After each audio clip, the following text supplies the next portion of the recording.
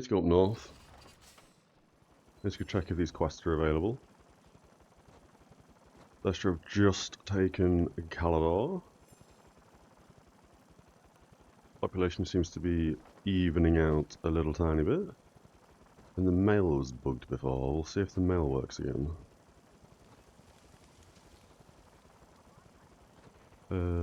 Here, yes. Ooh, it works. Lovely. We'll take that. Well, we'll take everything, obviously. Did we take that? We did take it, okay. 24 crests, lovely. 7 crests, lovely. We didn't win a bag in Calador either. Not just now, anyway. Oh, we got another gold.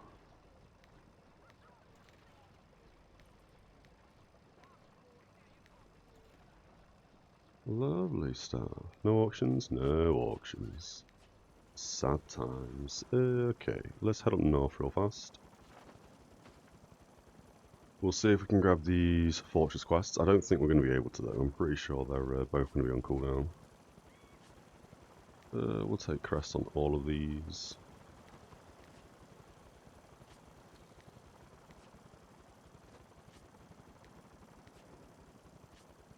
Damn.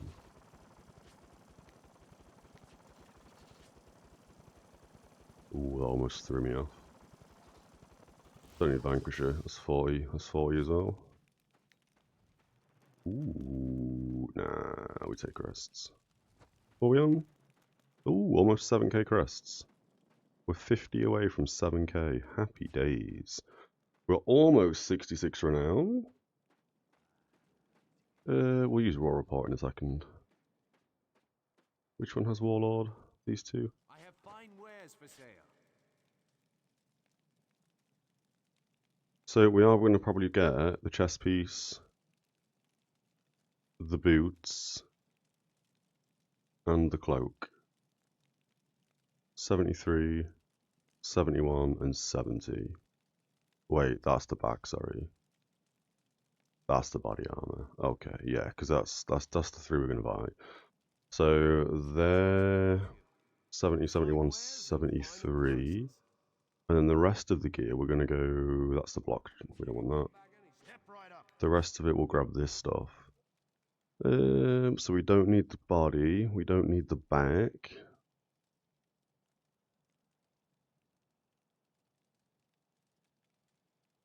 That's like 3.5.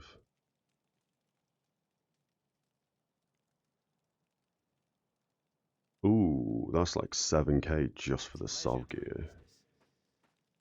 And how much was the Warlord stuff?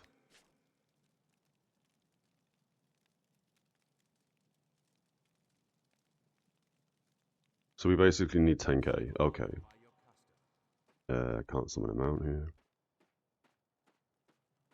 Damn. So yeah, we're still like 3k off getting the full set for when we ding. You don't look like you have the quest.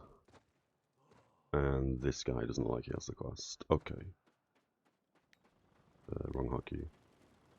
No, so they're both still on cooldown. We may be able to grab one of them in a bit. But at the moment, no chance. Let's go high pass. We could also do either Thunder Mountain or Dragonwake. Run around, do boxes, but we'll start with high pass. I don't think there's going to be a warband up though. We had one warband up trying to defend Calador. But in that warband there was like 6 people in the keep. Oh hell yeah. Let's oh, and everyone's right here as well. Fantastic. Praise the gods. Safe travels. Happy days. We'll grab that quest again. We'll grab all them quests to be fair.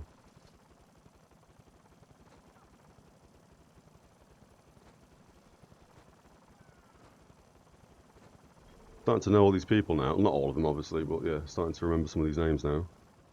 Which is quite nice. It seems to be the same group of people every day.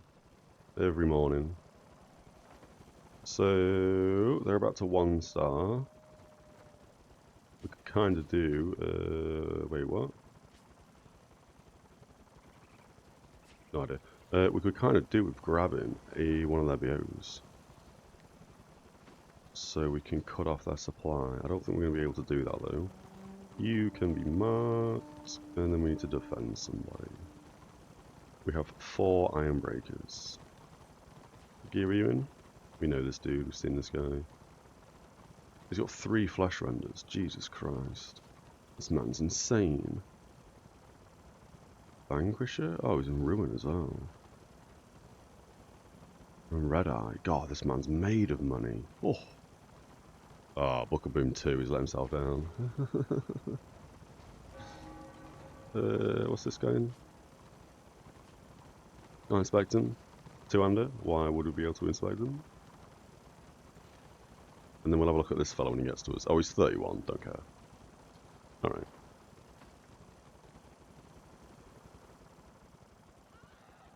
We see a singular fella. I don't think we all need to jump on that dude, so I'm going to grab a box. Actually, no I'm not, because then I'm going to be... my 6-minute timer is going to be shorter than everyone else's. Is he stuck? Maybe. Overcommitted. So yeah, we need 3k crests. Interesting. That shouldn't take us too long to get, I guess. I would have thought by the time we hit Renown 78 to grab that last piece of Sov gear, if it requires 78, it could even be that the chest is the last piece of the Sov gear, and we don't need that because we're going to go Warlord. So we might be able to get like full gear by 75, 76 or something. We'll see. I didn't actually pay attention to the Renown ranks of the Sov gear. But yeah, we might be able to have full gear, a couple of Renown ranks prior to 78.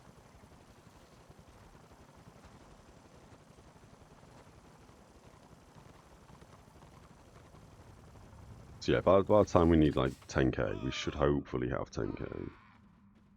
We could have also started buying the Warlord pieces already. That's also going to cost us a hell of a lot of gold for the Talisman as well.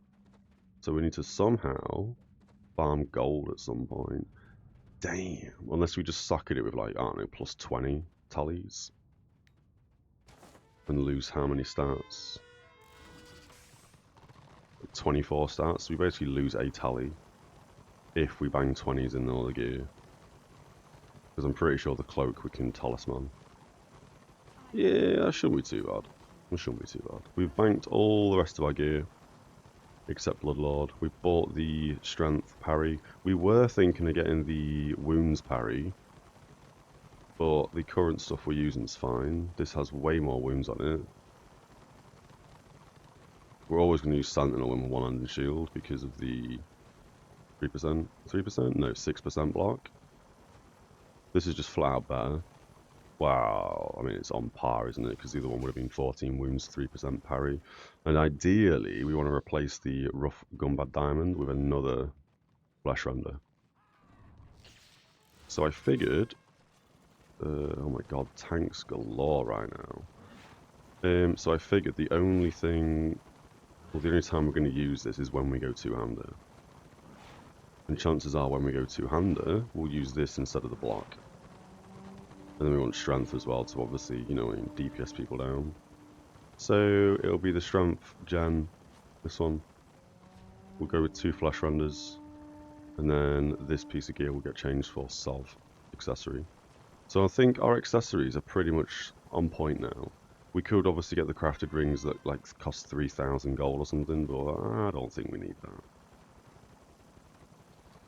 So the only thing we really want now is, as I said yesterday, around the 250 gold mark to grab a second one of these. Unless someone wants to sell me a cheaper lol. And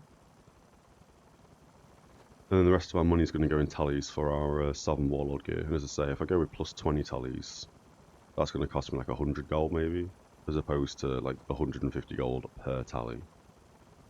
So we can do that to start with and then slowly increase stats.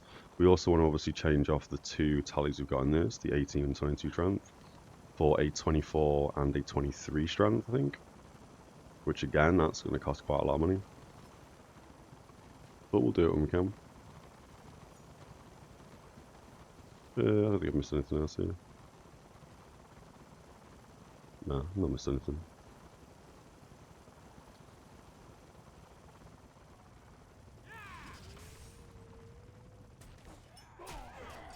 Is that the same chaos we ran into a minute ago? Probably.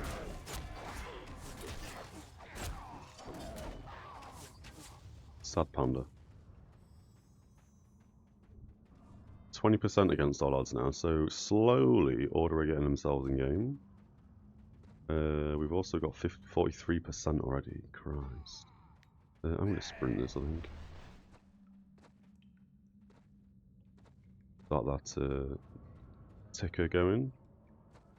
Maybe not. It normally pings by now, but that's fine.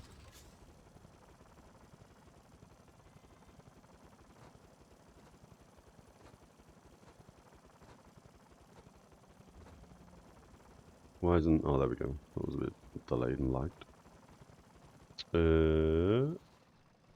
Oh, and we will have 2 BOs by the time this is taken. Cool, okay.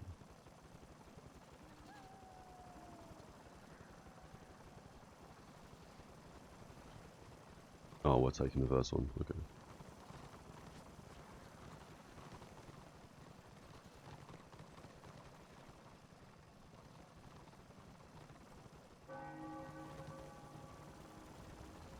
One warband.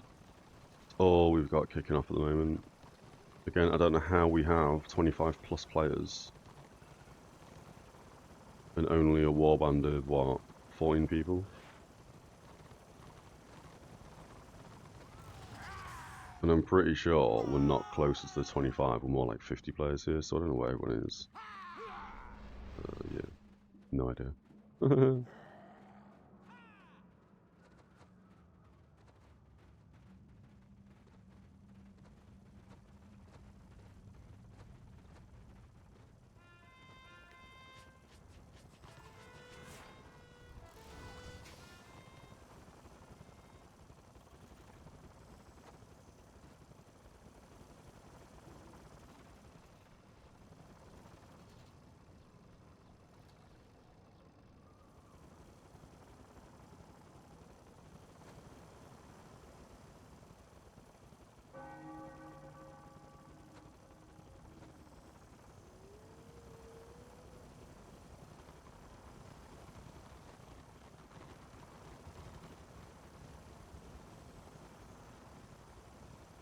Ooh, apparently they didn't see the Destro.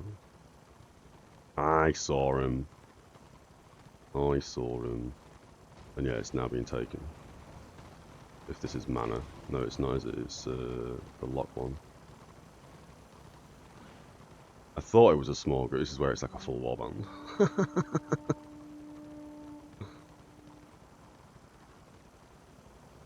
Oh, we see one. Oh.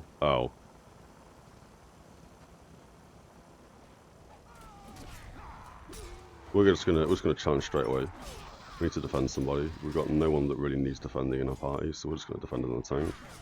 We're gonna oath him as well, just to give him some stats, and then we're gonna go on the shaman. Oh, he's only 25, bless him. We've lost a healer, that kind of sucks. We need to go back to our defensive target.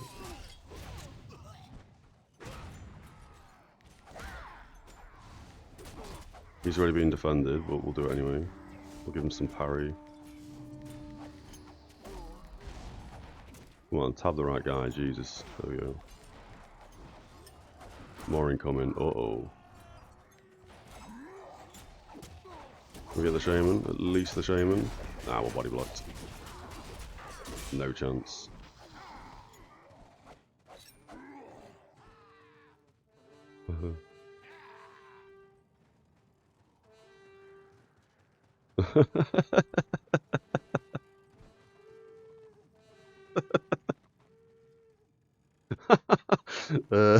Dear. Oh, dear.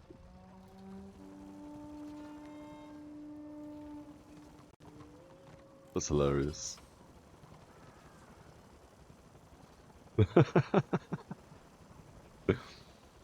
I could have swore that was a small group of like 4.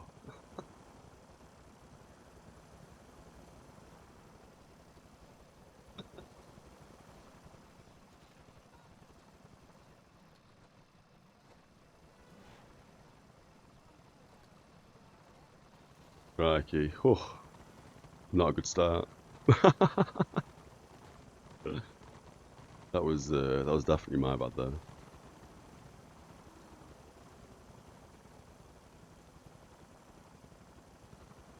We don't all need to jump on that one dude, do we?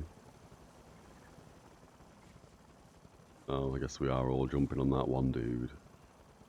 That's the exact play I would have made, just to run them further, everyone away, further away from somewhere. Which party are we in now? This one? We'll give you a defense. We'll give you a thingamajiggy as well. Oh, you're only 34, but that's fine. We'll buff him. We'll give him some crit and stuff. And stay with him as well, best we can. Keep him up.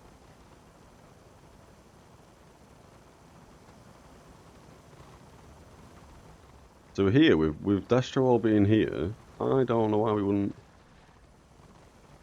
kind of like, I don't know, grab this BO or the tower and then just leave.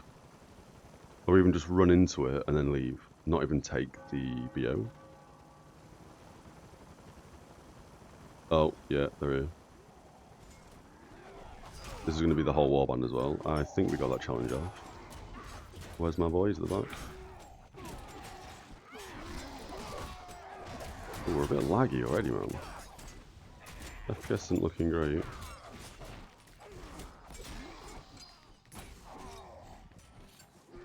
We can't boot this guy, can we? No.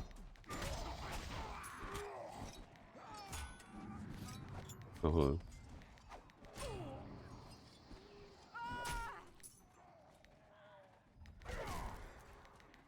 We kind of ran away from our team here, but I want to kill this guy at least. Hey! He's getting healed. We're gonna have to head back.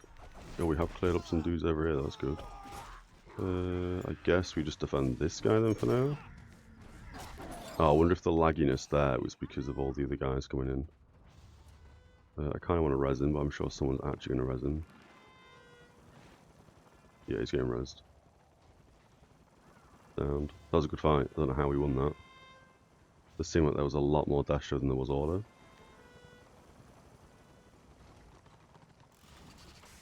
Unless Order split up into 2 packs, but even then, yeah, we seem to have a lot less players than Destro did.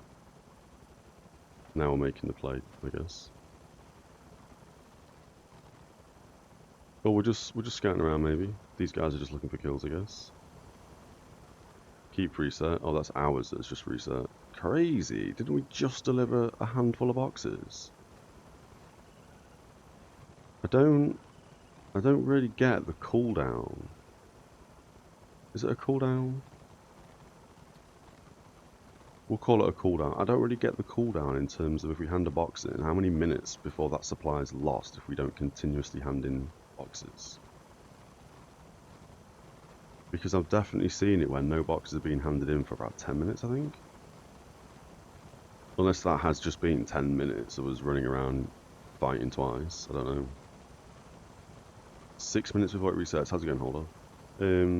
Yeah, okay. I'll keep my eyes peeled for that. 6 minutes isn't a lot of time. After last supplies turned in. Oh Christ, yeah, that's not a lot of time at all. Might be wrong. That's no dramas. It gives us a bit of an understanding though. As I say, we'll try and it's hard to time, isn't it? Because obviously at the end of the day, you've got what, like a bunch of people in the zone, all delivering boxes. We'll call out incoming. They're pushing us. We are group 3, so we don't need to do much here in terms of challenging first. Where's our... Oh, we've moved groups again?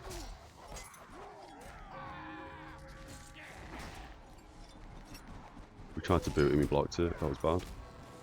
We're basically just trying to stay. I know I want to be on the healers and the front line, but we are trying to keep this guy up. Although at this point, I kind of feel like we switch to this guy instead. We're going to challenge now. I feel like that's probably been the amount of time we needed. We did. We didn't do a lot there. We didn't even buff or anything. I mean, they say clearly a Destro blob. It's not really. Well, it kind of is a blob, I guess. We'll get rid of that over there. Interesting. People think it's about holding BOs, but from what I understand, is keeping the supply coming in, which can come from BOs, but also if dropped from excuse me, from enemies. Yeah, I would have thought it would mainly revolve around the actual turning in of a box, either at the war camp or the keep.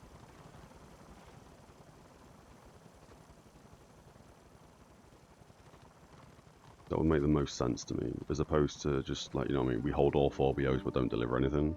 I mean, it's that again is hard to test, you know what I mean? You can't exactly tell everyone in the zone, hey, you know, we drop boxes off. I wanna see what happens if we do this. You'll get one dude running around handing in boxes. But that seemed to be like 1.5 warbands, maybe 2 warbands. And at the end of the day, with Destro knowing there's other leaders, Destro knowing that we were only like, you know, in a small group here taking this BO, it makes sense that they just bomb rush us with both warbands. It's going to be hard to cut off their supply. I mean, at this point, I think we kind of ignore our supply and we just basically make sure we have 3 BOs or they don't have 2 BOs to try and cut their supply off. Ooh, they're also doing Dragonwake. Better yet, we should probably bang out and go Dragonwake. If we go Dragonwake, they're going to leave a small group here running supplies. Oh no, is Hacker about to bang out? He's got a problem. Let's have some coffee real quick.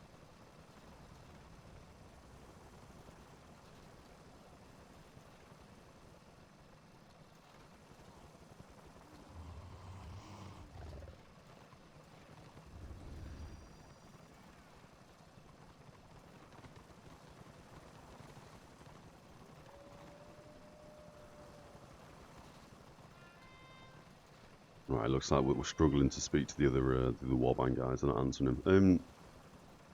We've made a connection to the BOs because bows is needed to have boxes spawned. Yeah, that makes sense. Well, it doesn't really, does it? It makes more sense that because you're turning in, you're seeing the plus appear on the keep, and that is keeping the supplies. Yeah, I don't know. It makes way more sense to me that it's box turning. And 6 minutes does make sense because obviously when you pick up a supply box, you've got 6 minutes, haven't you? So it'd be a bit strange if you had 6 minutes on a box, but 10 minutes on the supplies.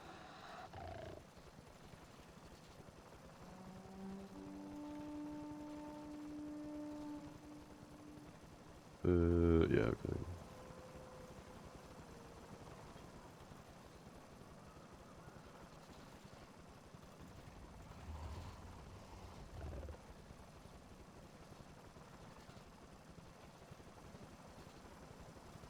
Now, if I was on Destro, I'd be sieging this the second at 2 stars.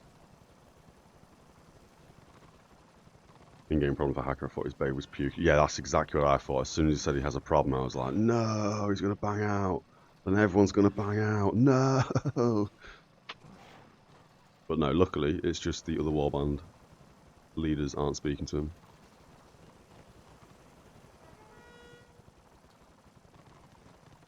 I mean, even here, they only have 2 BOs, and they've only just grabbed the second one, right?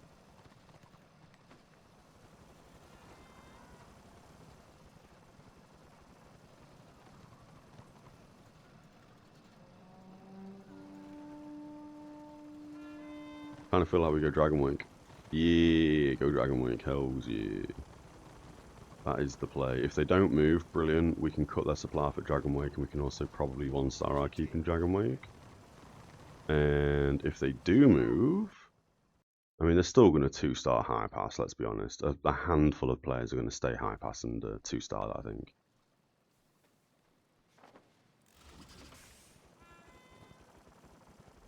Will you grant me aid? Is that the take a keep? Here is the problem. No, that's take a keep. Now do your duty. I'm pretty sure we've done all the PvP quests here, haven't we? Yeah, it looks that way. Yeah, we're looking good, we're looking good. What's that smell? Alright.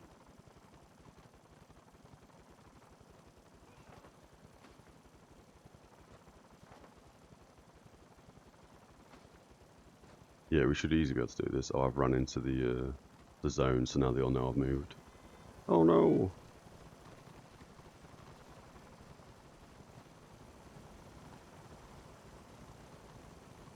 Just like to say they're not going to ram. It's Destro.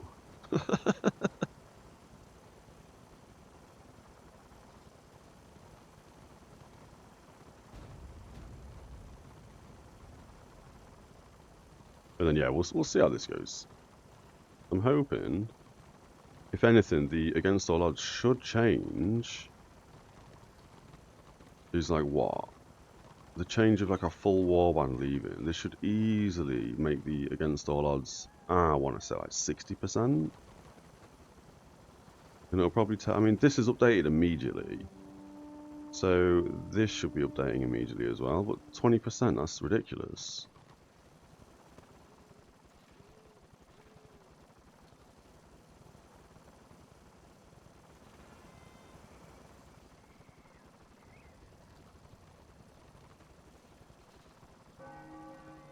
I would have thought a full warband leaving the zone would be like, I mean, it's not quite full, but you get what I'm saying. Would be probably something like 20% when it's low pop. So, and yeah, I'm shocked this hasn't gone immediately up to like 60% against all odds. Again, I don't quite know I guess the criteria in this. People also logging in. That's very true, yeah. People do like high pass, you're not wrong. They love them war crests.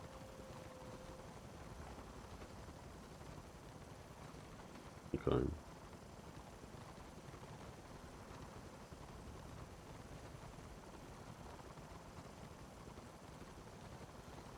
Alflon's the worst. I think the man has a point.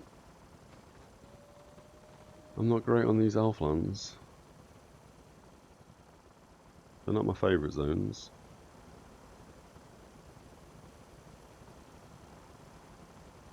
Greenskins are pretty bad as well, to be fair.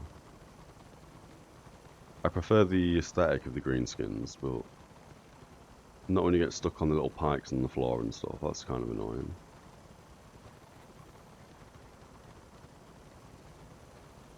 And then I would not be surprised if, or I guess the play here would be, oh, I don't know, with our keep being here. I guess we're probably going to maintain these 3 BOs around their keep, ignoring this one. What are we in? Group 3.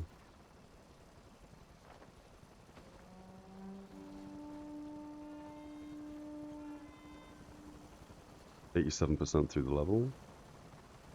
If we see a Bastion Stair run today, we may jump in. May. I don't really want to. I can't really be bothered to run a dungeon. I said yesterday, I kind of want to wait until this event's done. What are we, Group 3? Group 3 and Group 4 go... Oh, we're staying here.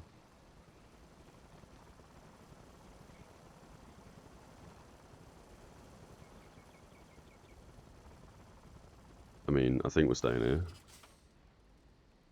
What? Did no one listen to that? Am I the only... Okay, I guess we're all taking that BO and then we're splitting up. Oh, just made it.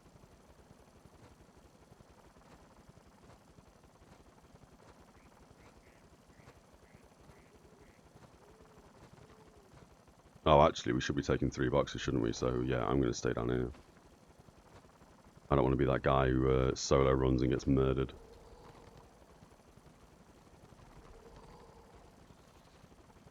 Oh, wait a bit. I wonder if you can just run over that without... Yeah, it looks like you can. Okay.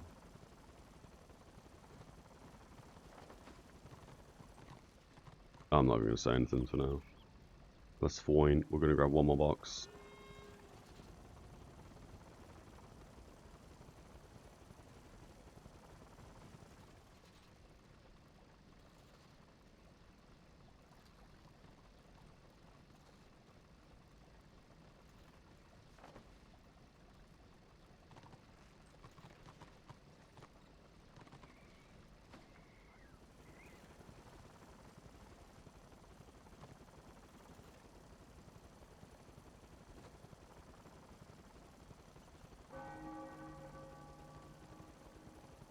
We got 3, we'll wait for him to mount, and then we're moving,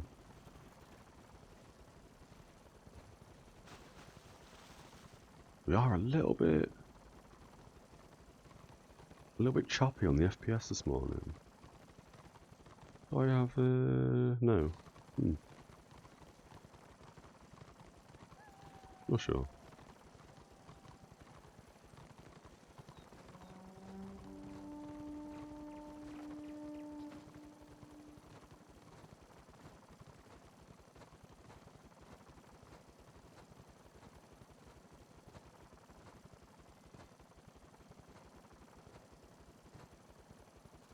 We're going straight to that keep. Oh, and Dragonwake's lost their supply, so that worked. They've just 2-starred their keep, so Destro incoming, I guess. 400% against all odds, and now 60% against all odds. So now this, wow. Unless a bunch of Destro have just banged out to come here, they're just currently getting set up in the war camp. These against all odds make sense.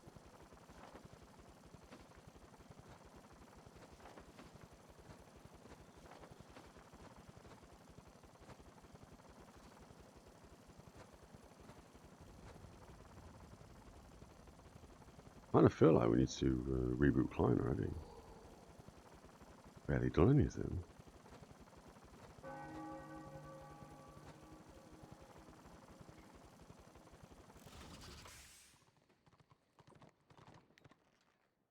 $29 RP. Oh, that is absolutely delicious. There goes our 1k renown for handing in a, like, normal AO with the event going on. You're not in our party, but care about you. Keep moving, guys. Zooming in they ram? I highly doubt that, surely. Although 60% against all odds, maybe they will. No, no, they're not going to ram. It's Destro, what are we talking about?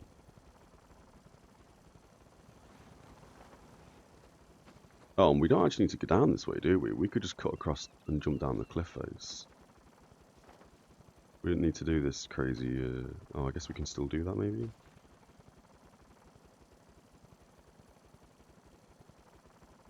State of Realm says no ram. I don't think State of Realm tells me that they've got a ram, does it? Not when it's Destro, unless I've turned that setting off or something.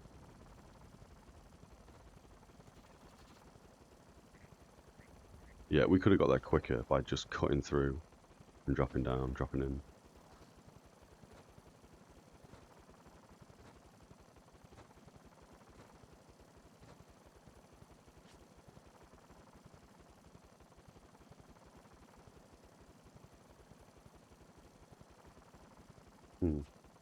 Not sure. We should probably guard this guy as soon as he's near us. 340% against all odds? Oh, hello. Why has no one called that out?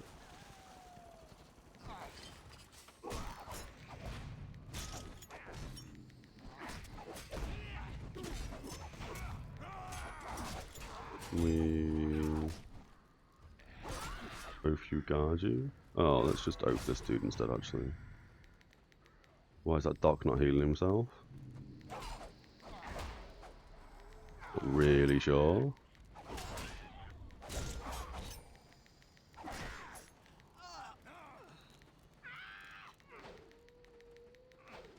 Get him, get him, get him! We're not really bothered about that. We're on boxes.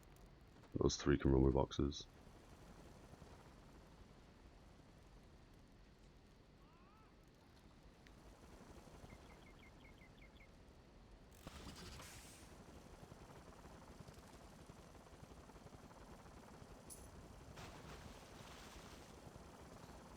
I'm gonna head up with these 2 guys that aren't.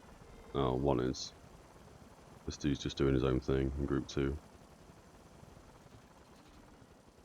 You know what? We'll just wait with our actual group and get more boxes.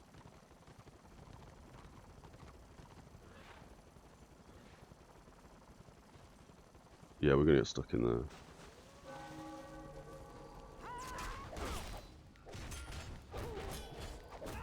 We should be taunting that. That was a misplay. Massive misplay. Go. I'll wait for 2 more here. We'll wait for 3 and then we'll move.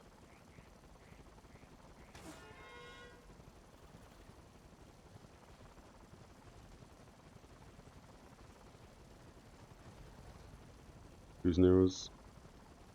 I guess this guy. Again, we can change our defensive target on the fly, that's fine. We can change our oath as well. But for now, we'll keep oath on this dude to buff him. Seeing as he is our only like DPS class. Do we have 2 BOs? Yeah, there's a box. We got it. We'll move after this one. Oh. That guy just disappeared? Did people just get kicked? Am I lagging? What just happened?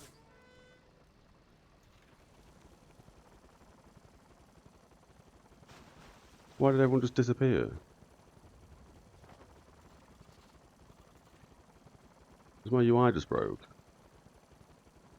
I don't even see half the group anymore. Oh, everyone's gone high pass. Oh, that's why. I didn't read that. I guess I've got a siege or something. Yeah, move to high pass, use war report. I mean, I'll hand boxes in real quick. That went right over me. I was really confused then. Why has everyone just disappeared? Oh, it's because I'm not reading chat as always. God damn it. I guess that means they've... oh, 92%. Yeah, we should be able to 1-star this anyway. Massive blob in the road. Oh, so getting to high pass is going to be a pain. I'm guessing we can PvE to get there though. High pass is Empire. Oh, it's this one. Yeah, we'll go PvE, that's fine. That shouldn't be a problem. I think for a second there I forgot people could war report and teleport. It's so confusing. Don't know why.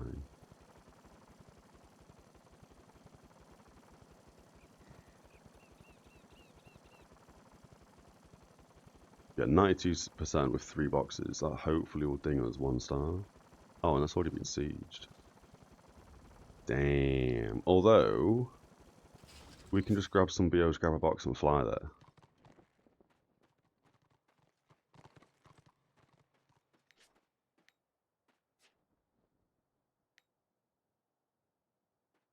One star, happy days.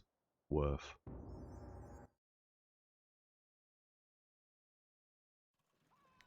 Alright. Yeah, with this guy taking that, I kind of feel like we just wait for a box. Oh, maybe he's not taking it. Oh, that's being taken as well. Alright, we go PvE. We go PvE.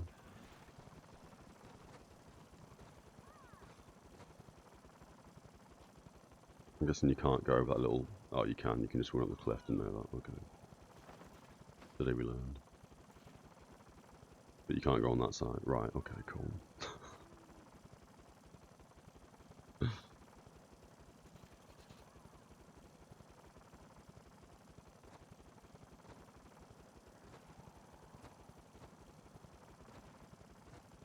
That's a lot of Destro. I mean, 40% against all odds. I'm guessing they're close to 99 and we're close to 25 at this point.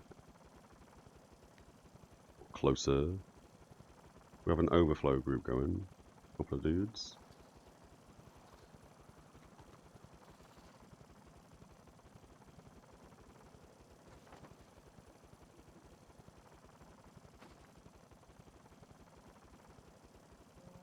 I mean, if I can be defensive, rush in and die, that's fine, because if there's someone in the keep, I might be able to get a cheeky res. Obviously, we don't want to die, but let's see.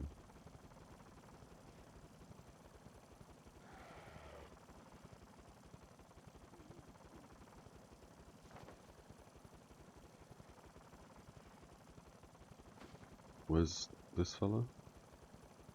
Dragonwake. Ugh. You're in the wrong zone, bro. Wonder if he's trying to find the PvE in Dragonwake. Oh no, he's probably just waiting for a teleporter. Where did that guy? Oh, there he is. Oh, it lost then. I thought he'd run up there or something. Alright.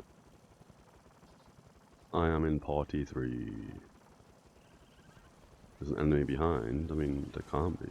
There's a wall camp behind us. What a nice choke point. That's a pretty good choke point. We are just going to get stuck in here, I think. Party 2's challenging. With a little speed buff. Where we aren't guarding anyone. We are going to run in challenge here. I hit a few people, not as many as I wanted to.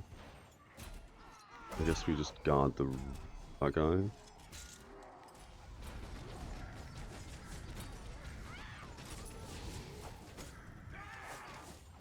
Alright. God, brain, not thinking properly.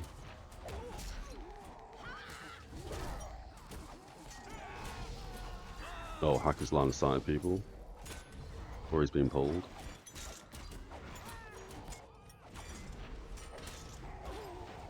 I mean, we're guarding a tank, we don't need to really guard a tank. It is what it is. Oh, and the posting door's around the corner here, isn't it? That's right.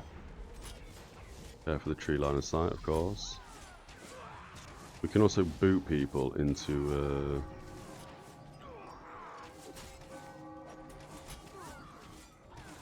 I don't like not having a melee target with us. I mean, we've only got 3 healers with us.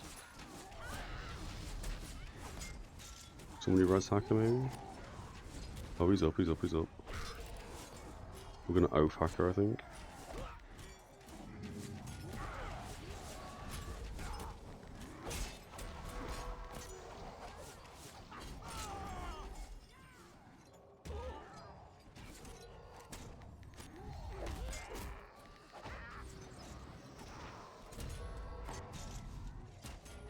An okay punt, I guess. Not the best.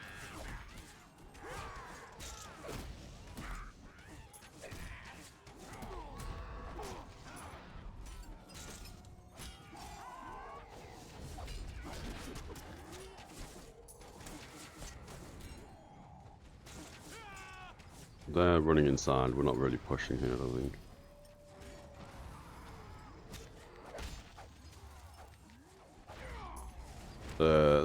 Don't know if that saved him or not. Probably saved him. I messed that up. But I had a good angle on that. I guess not. That Marauder's dead. I don't need to do anything with him, I don't think. Nice. Didn't need to kick him. Oh, that's a bad place to get rezzed. We want the healers. We want them healers. They're still going to have a decent amount of players inside. They took the ram in with them as well. He's just potted, I think. We're about to morale him. That was really a waste. Alright, we didn't listen to the chat again. We didn't follow the leader. We didn't run in. Have we just cleared them up? No, of course we haven't. Are we stuck? We are stuck. There we go. I'm going to challenge you. Big challenge. Go back to holding the line. Healers are upstairs. I think we go up and knock them off.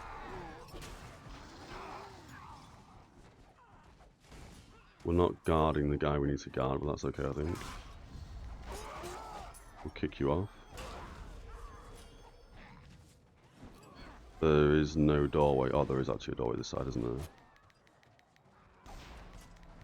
We want to line of sight this. We're actually going to M1 this. Trying to body block best we can. A good knockback. We probably should be with the group. We just want to kill the healers.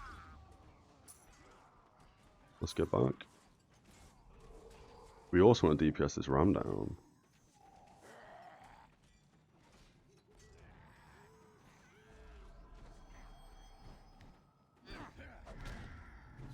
Let's give you crit.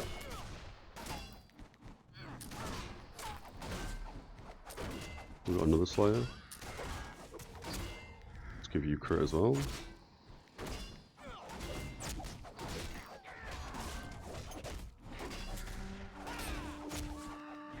Oh, I've got no grudges. That's fair, that's fair.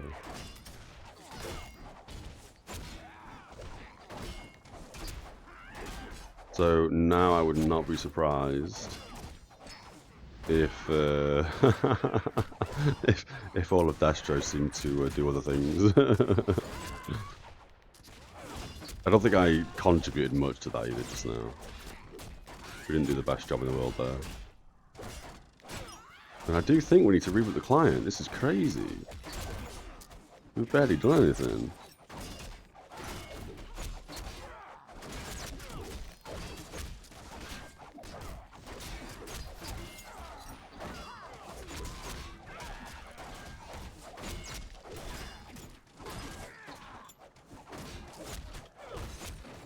Nice. Smashed it. 1,100%. We now just need to grab a box and deliver a box, I guess.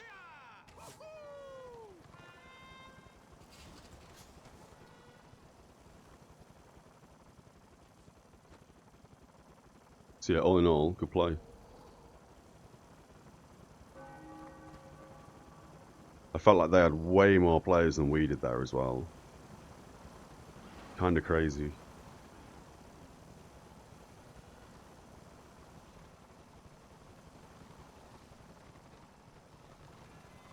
I guess the play there for Destro went wrong when they allowed us access to that door. Not that many people took that door, but I guess when they lost this choke point here, that's when they lost that fight.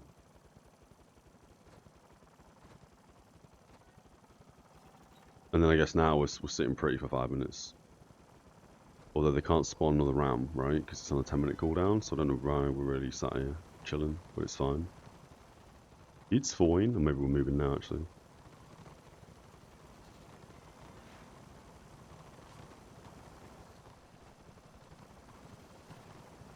We've got 57 minutes on our... No, we don't. We have 60-something minutes. 61 minutes left on our Renown Potion.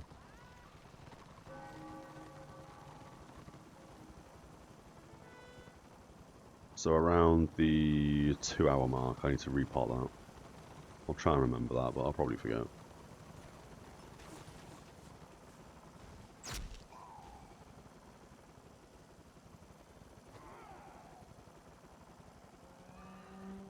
We've got a small group kicking around. I see Neepy everywhere, this dude. Yeah, we're not going to push this, although we're getting kills apparently. Oh, maybe we are pushing it.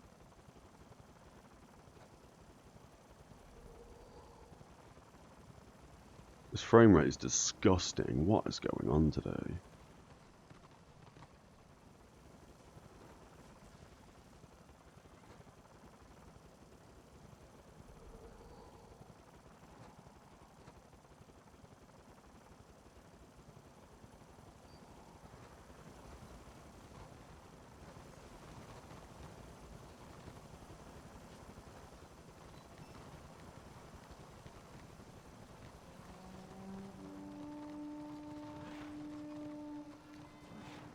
Alright. Have some coffee real quick.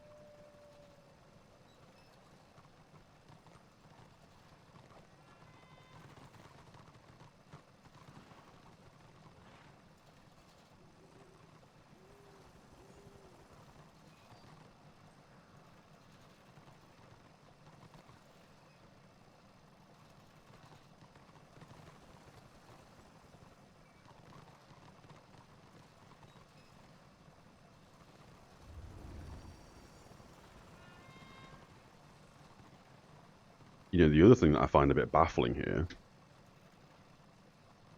is they've attempted to siege.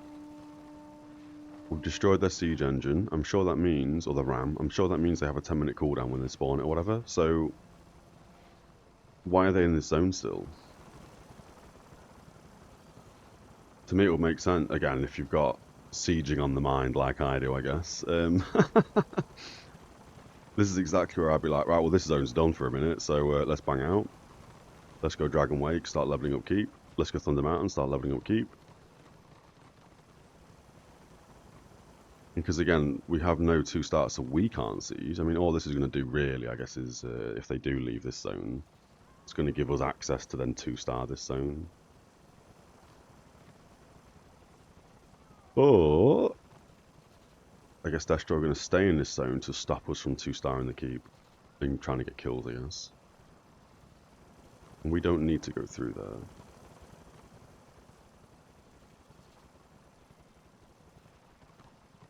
We just need to sit pretty and do nothing. Do we have another warband? We don't. That kind of sucks. Again, they've got 2 minutes. They haven't got another ram. They're all just meeting up to try and push nothing, I guess, because they don't have a ram. They just want kills. I guess that's the only thing that's going on here.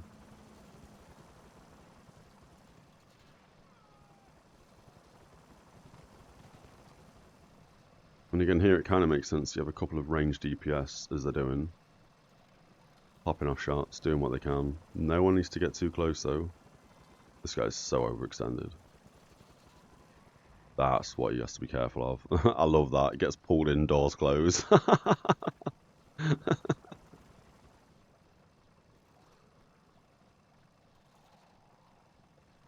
that pull is OP. Oh, Holdor's joined. Oh, you getting yourself in game.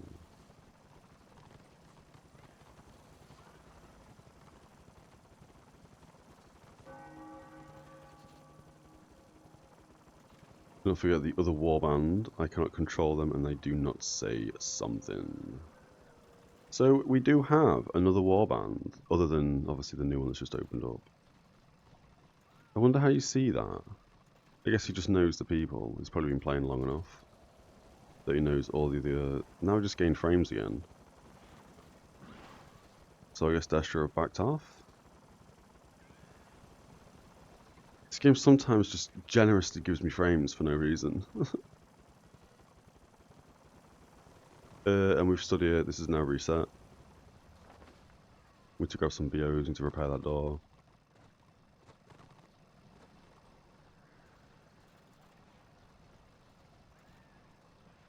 Oh, I guess these guys. These must be part of the other warband he's on about. Oh, they're pushing in. Are we pushing in? We're pushing in. Again, they don't have a full warband here. We're going to go straight for the cellar. We don't have... There we go. Oh, we booted him into a tree. That's the worst thing we could have done. Well, maybe not the worst. He got away. I don't like it when I get stunned or rooted.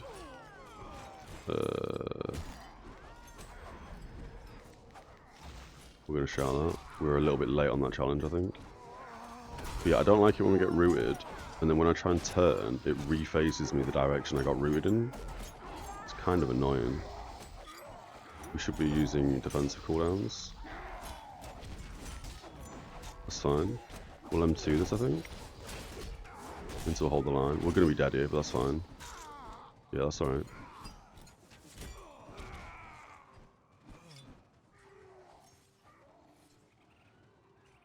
I messed up with my guard and my oath during that fight. And yeah, this now looks like they've got 2 big warbands. Whereas we do not. I'll hang around if I can get a res. A lot of us died there though.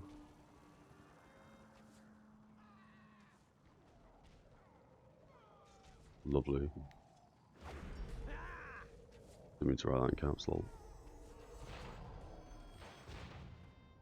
We can also res people. Although the healers are going to have much more range than I am, obviously.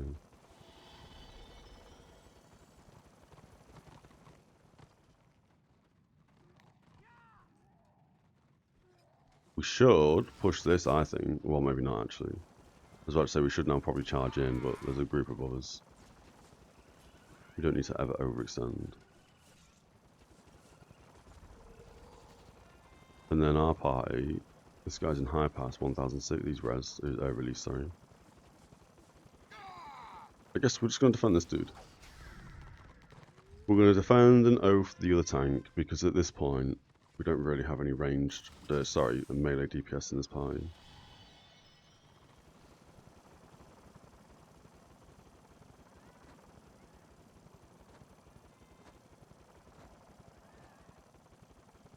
Everyone rose up, I guess so.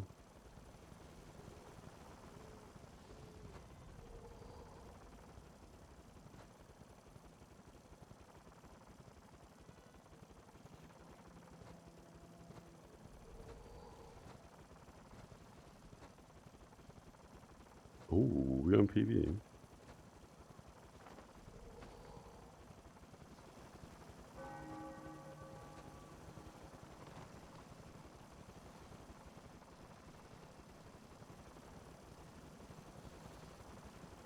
Oh, I see the play here. Oh, there's a Flight Master.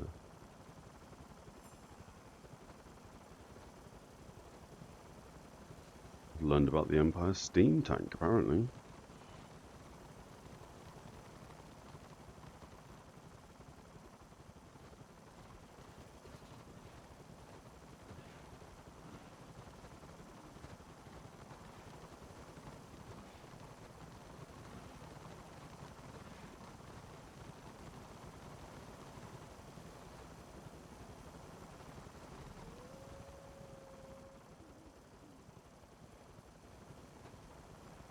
Oh, a sneaky tunnel.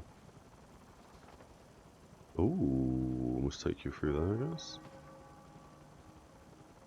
There's a big Zerg Tav, cool.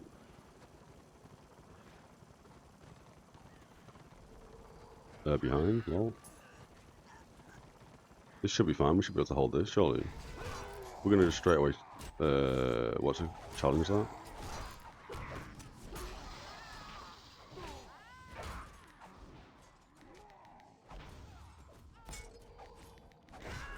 But knock him. Where's our defensive target? There he is. We want to buff him up.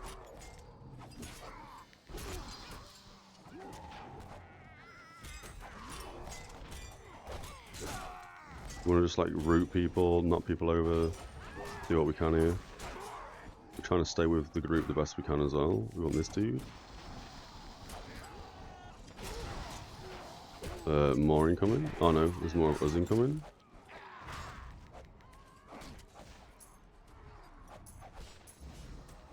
Oh, that guy's died, that sucks. Let's boot him into the party. Oh. Did he die mid-air? Oh, there he is, he's just floating down gracefully. More Destro incoming. He called it. We're gonna run straight in and just challenge everyone there. We want that shaman.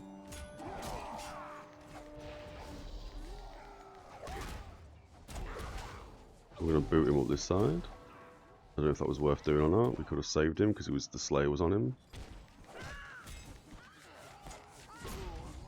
For some reason we couldn't do that. I don't know why.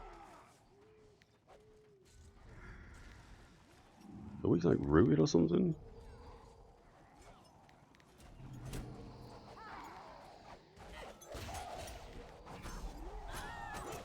And we are still backpedaling, aren't we? Move it, yeah, okay.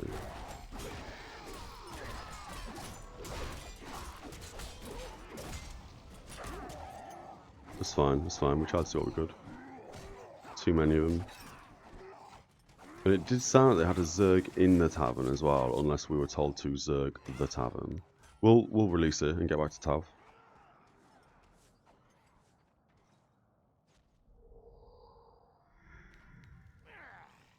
I'm trying to be quick about it. Yep.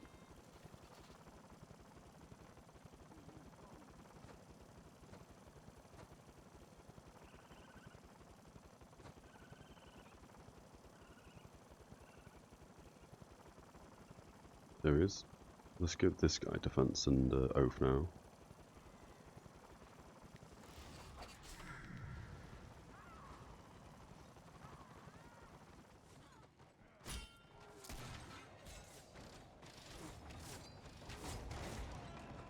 And yeah, they do have a bunch of people inside the tavern. I don't know if the rest of them have all got there.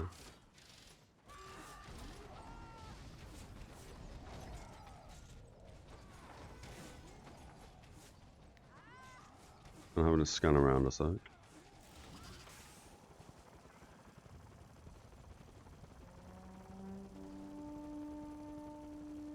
He's run away because one person's here, which is me, lol. Two of them wanted me, and he started to he started to run away.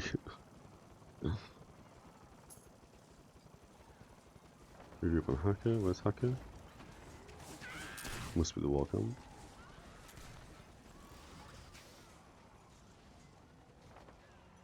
We'll head back. Yeah, we'll head back to the Warhammer for now. Ooh, 98%. Chances are we'll go to Tavern anyway. That's fine.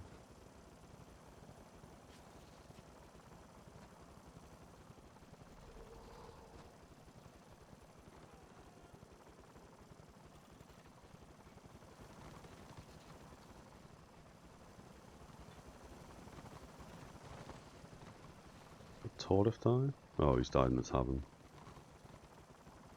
We have been moved to this group, so we're going to go grab Tordif. We've got 3 tanks in this one now. Oh no, that's fine.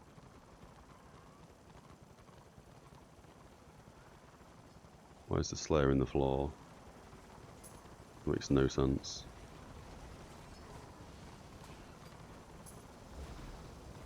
He must be inside. We're running in, I guess.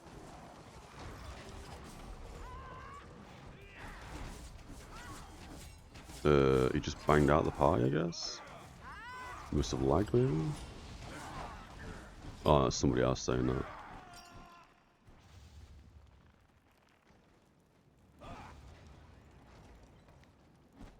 So I guess we go back to defending a Shadow Warrior.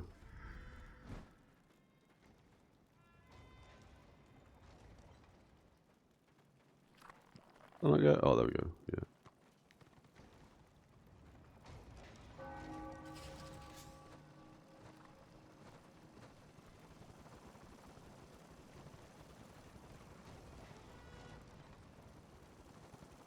You grabbing box? Yeah, we got a box. We'll take 2 boxes here.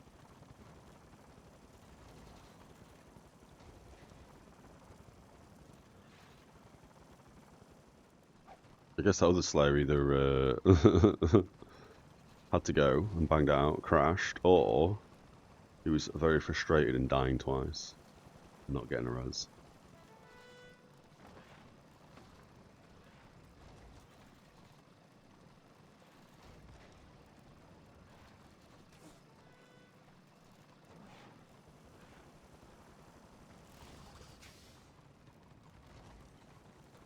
Oh, we good?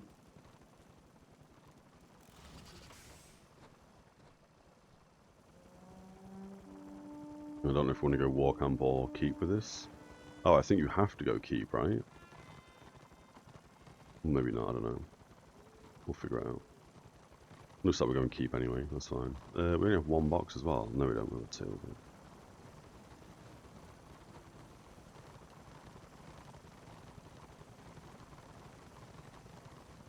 I want to lag a little tiny bit because of the blue beam that gives off where we are. I don't think it really matters that much though.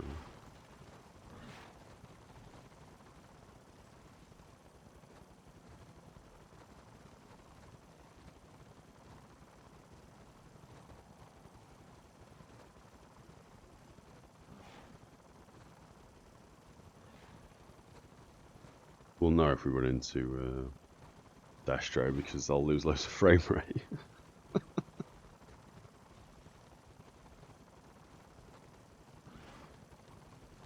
Ooh, saw a couple running off. Get a box from here as well? Nope.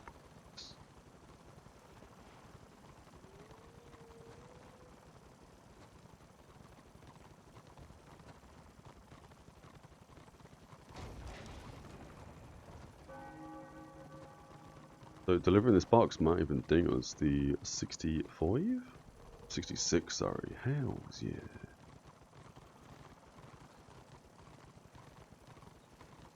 Maybe not actually 1,000.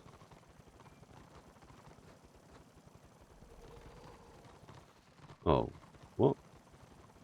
Can't open a damaged cube door? Of course you can't. What am I thinking? That was really weird then. I was like, hang on a minute, what? Oh yeah, it's because we've already built the outer door back up. Ah, yeah, okay. What are all these fellas? with their fiery weapons. Why is this dude like eyeballing me?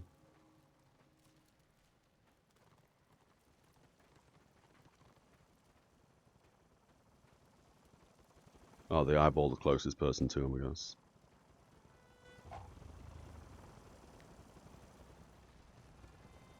$500, okay. My welcome.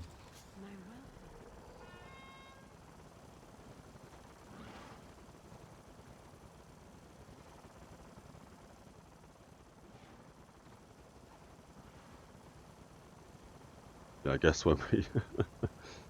I kind of thought this was the outer door, to be honest. As we come back through.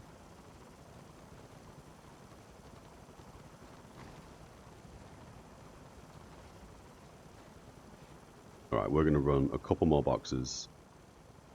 And then I'm going to get myself a coffee.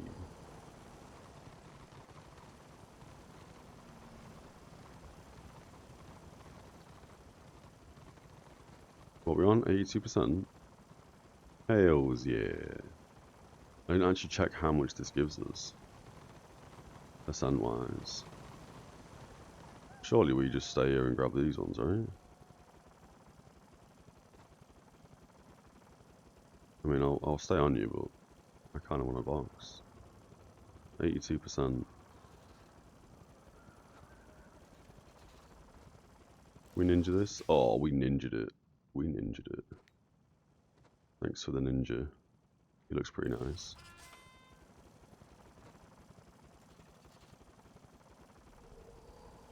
Oh, we're on 94 with that one box. Jesus. So this box should ding it 100%. Should. Hopefully hacker's not moving just yet. Oh yeah, we late. We late to the party again. Lol.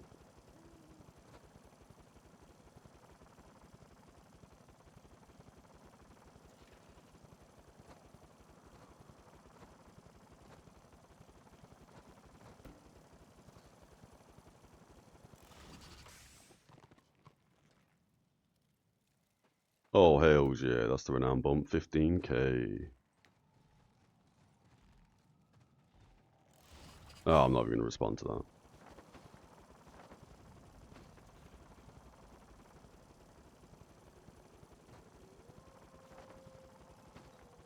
Sure, hacker knows at this point. I normally do follow the group, follow the warband.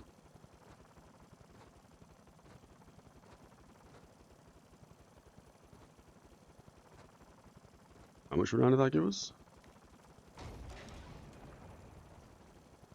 15k, damn.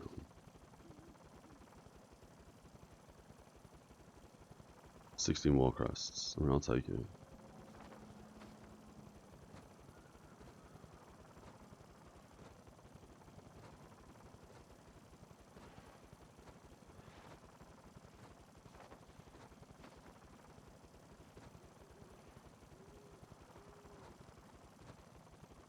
Right, let's get ourselves back to the tavern, I guess.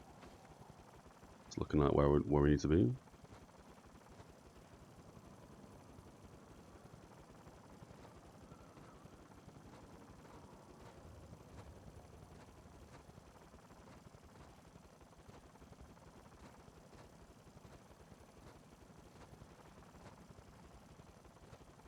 Ooh, and now we've got fair numbers.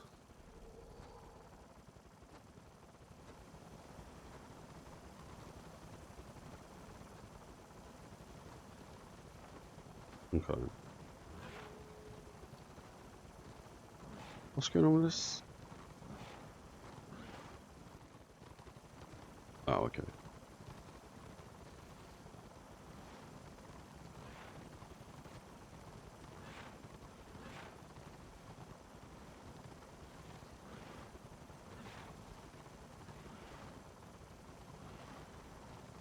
He's been guarded already, so we're guarding this guy still, that's fine.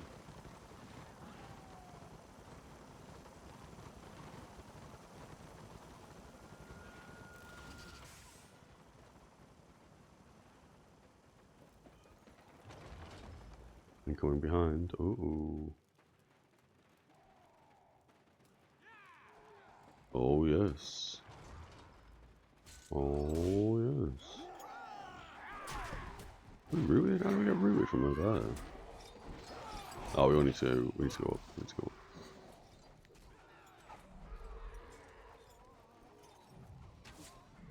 I mean, yeah, this is a rip. We're just gonna challenge this now.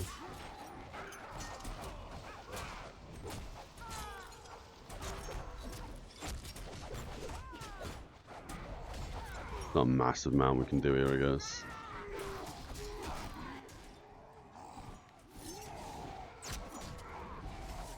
Other than just soak up as much damage as possible.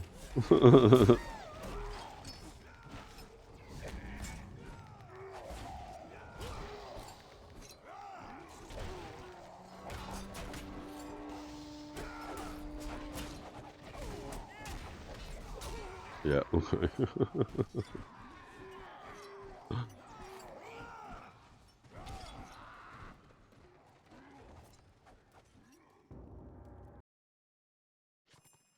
Okay, client rebooted. Let's see if we can get back in. We might not be able to. We'll see.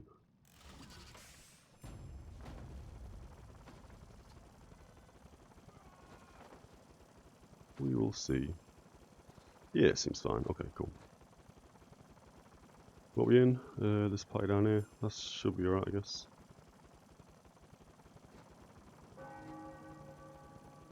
How far are we on the current event? I can't believe we still haven't done this. That's crazy. Too far from the leader. I've just joined, bro. I know that's auto, but yeah. We should be fine. Just to sprint through it. 270 seconds. Oh.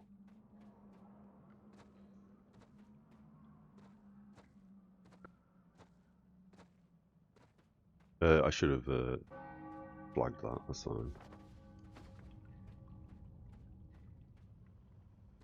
Oh, and now, for some reason, we can see this guy's been guarded. The enemy unit frames always break. I don't know why. We'll guard this guy. We'll also open him, why not?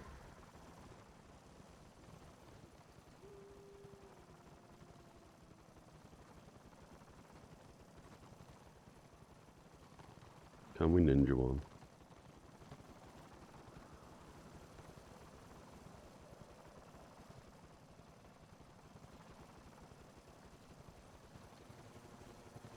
We scanning, we scanning. Oh, we got it.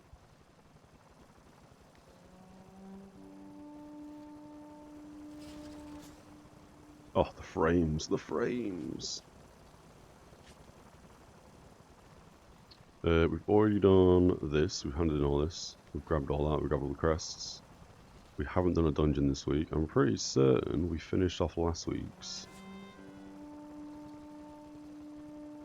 Dungeon week 21? Yeah, I'm sure we've grabbed all that. Am I running full screen? I am running full screen. Does it not look full screen?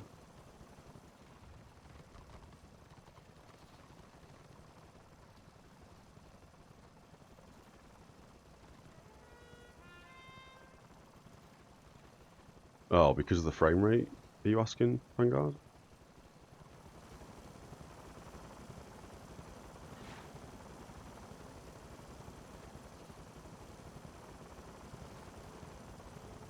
Windowed look the same as full screen. Oh, sorry, no. Yeah, sorry, we are running windowed, yeah, because we alt-tab a lot.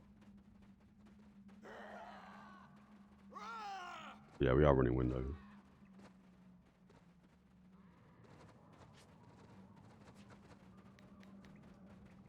Yeah, running windowed, 1080p. Aisha's blessings.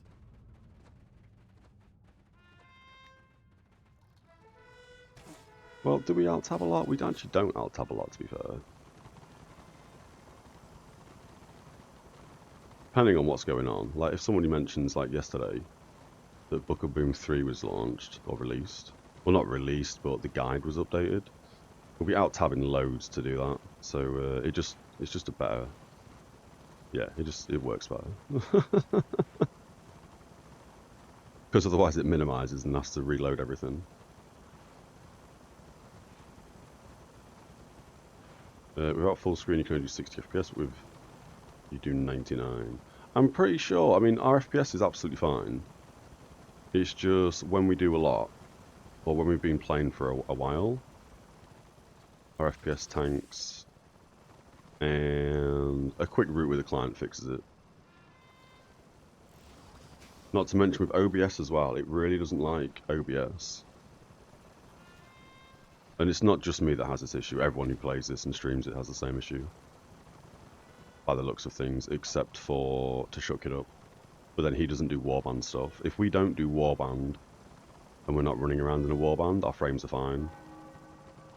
If we've been on for like, I don't know, say a couple of keeps and a couple of fortresses, and we start getting really bad FPS, as soon as I close OBS and stop streaming at the end of a stream, frames just instantly return. And it's as if, you know what I mean, hundreds of FPS. Hundreds!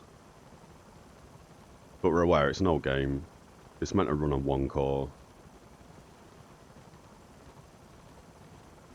Good old War engine from 1997. That's it, yeah. Because it's such an old engine, it just, yeah, we get some tankiness to the frames eventually. But as I say, a quick reboot with the client, absolutely fine. And if we don't do warband stuff, we're kind of alright for a while. Like an additional like 2 hours before we have to reboot client. But eventually, even if we're not streaming, we do eventually run into FPS issues. I would not be surprised, ignoring the old tech, if there's a minor memory leak issue within the client. But as I say, yeah, a quick reboot of the client seems to fix it quite nicely. And not to mention, normally after we've done, say, I don't know, a fortress fight, and then we're waiting to do the next zone, normally, you know, everyone has sort of 5 minutes to do what they need to do, to bang out, to grab a coffee, and that's normally an ideal moment to reboot the client.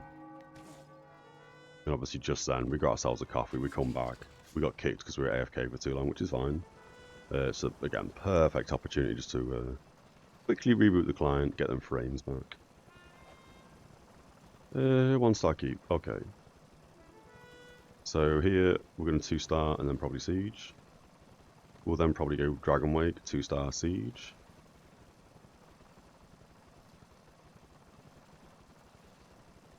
We shouldn't get kicked from parties if we have to Alt F4 to reboot. Yeah, it should at least keep you in the. Well, should it? I'm used to games where you stay in the party for like 5 minutes before the game kicks you. You have that sort of 5-minute grace period. It would be nice.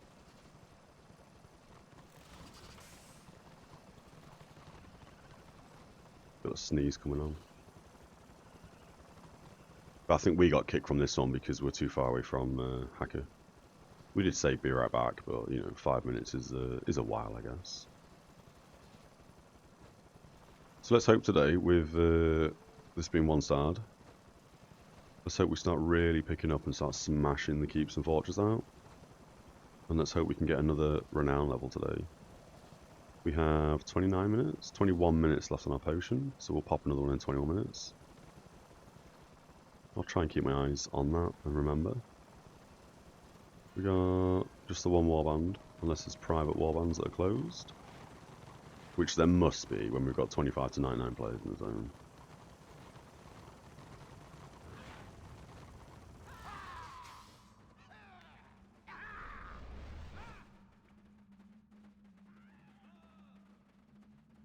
Oh, not to mention, yeah, he rotates between kicking people that are too far away to make sure everyone's on top of him, like this fella.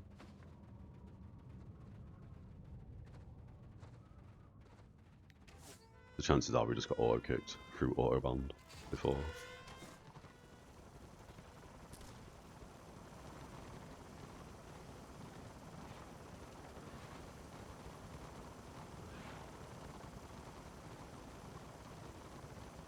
Slowly leveling up, keep up. At least doing this and running boxes as well gives us a bunch of contribution for the zone, which is nice. Which I guess in turn is going to give us more renown and more war crests for when we do siege. If we win, obviously.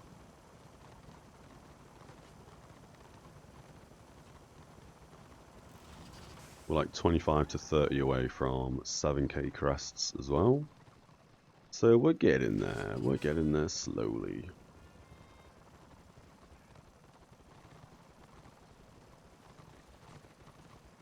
We've just joined. We're going to continue to guard this low level, I think, and buff him. Now, I don't know if our unit frames have bugged again and we can't see who this guy is guarding. Unless he's not guarding anyone. He might not be guarding anyone at the moment.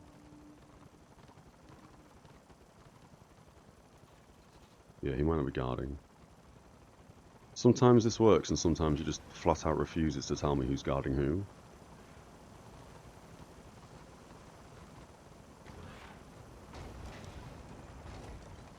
It should always tell me which party members are guarding which party members. With a little like white grey shield to the right of the name, similar to how mine's red. Should also put a shield on the left of my character to show that I am guarding somebody. We've been moved groups again.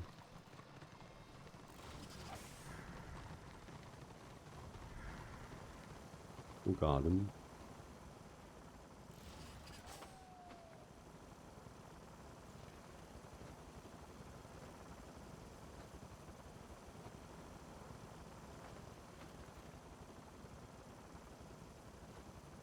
And we are group 3.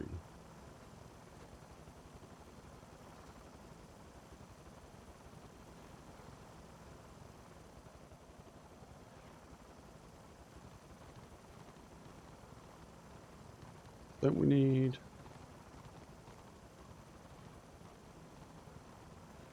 Oh, I don't know. I'm not the warband leader, it doesn't bother me. You can get whatever group he wants.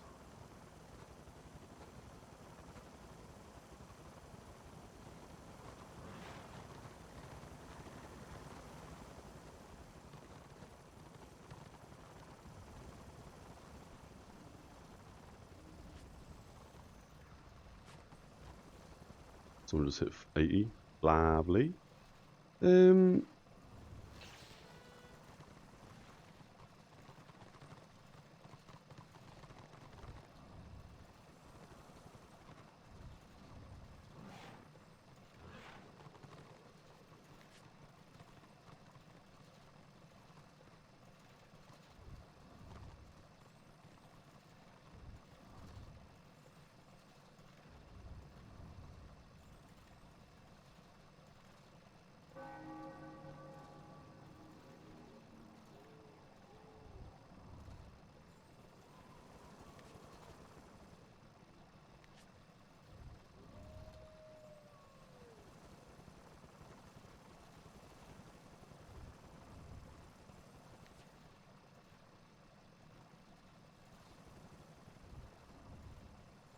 Oh, wait. Maybe I don't want that.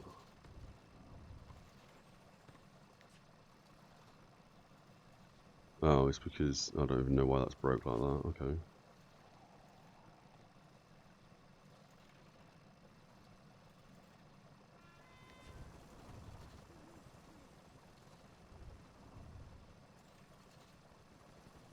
Missed that. Party has guard, it must be.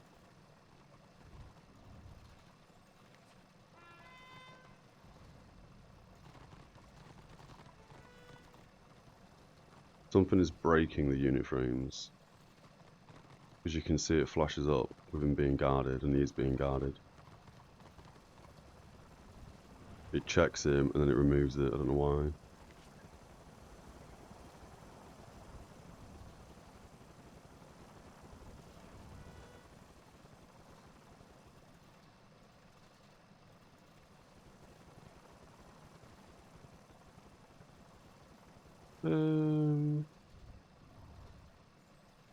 What do I have to do for these ones?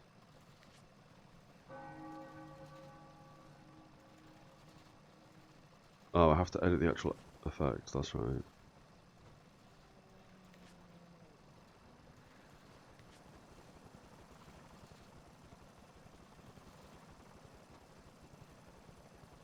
Oh, it's because he's not gonna...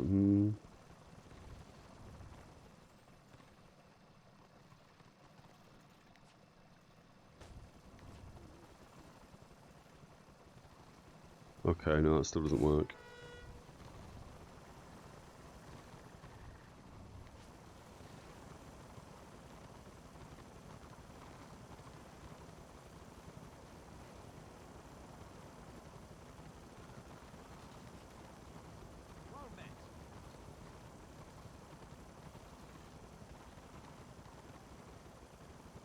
And then tank is guarding. That doesn't seem to work.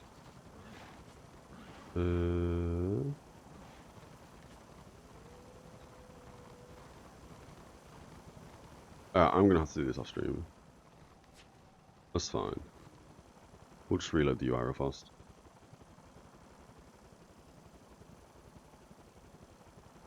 Ideally, I'd like it so I can see that tanks are guarding and that it's showing me who they are guarding. Not specifically like, this guy is guarding this guy, but would like to be able to see on the fly who has the little shield icon so we know who's being guarded in case we overlap guards. Because I think I do overlap my guard quite often. Just when, like on a fly, I'm not really sure what the guard icons look like all the time. When you're seeing all these buffs and they're moving around, and it's sometimes kind of difficult to see. As I say, I should be able to see that I am guarding somebody, although it's not going to show on me, I don't think. Goth Sensei, how's it going? What's good, what's good? We're just chilling at the moment. We're slowly leveling up our 2-star keep. Or our 1-star keep to a 2-star keep. I got double guards. Has he got double guards?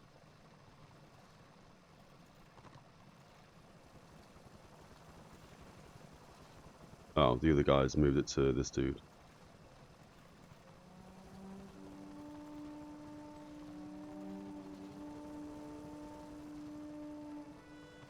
We're kind of happy to stay guarding this guy.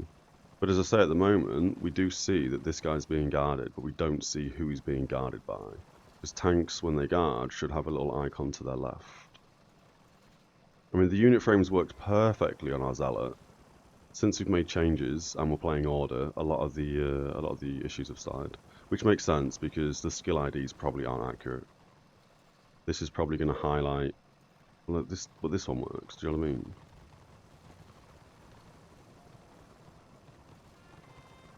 So I don't know. Not to mention, I'm pretty sure on the Zealot, I don't think it showed us the guards for the rest of the team either. We'll have to have a play later if we have time, and make sure we can sort of fix these unit frames.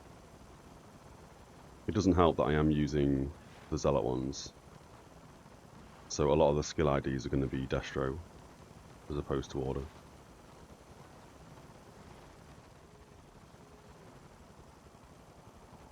Are we the only people who are doing boxes? We might be.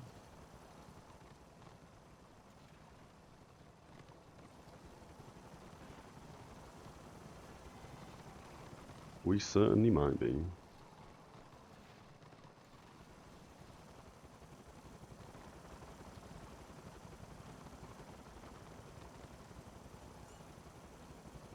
Oh, we do have a group in Dragonwake.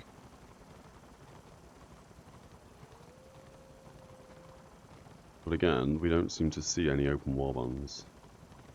So there must all be closed parties or closed warbands.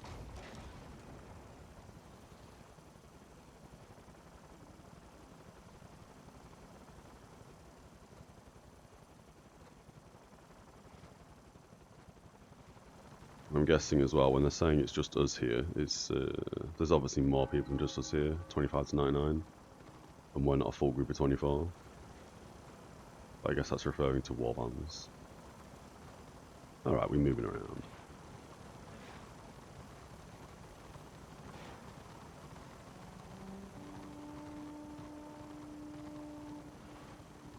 Hey Darrison, how's it going, man?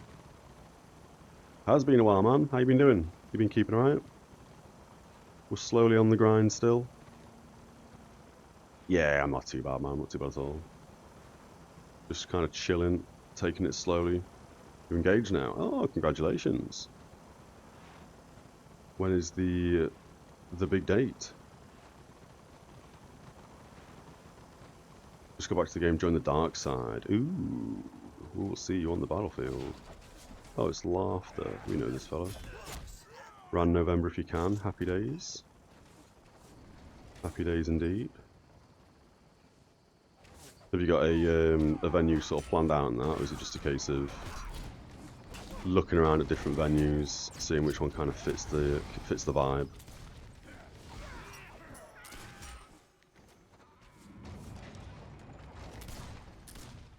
Not yet. Engagement's very recent. Hells yeah.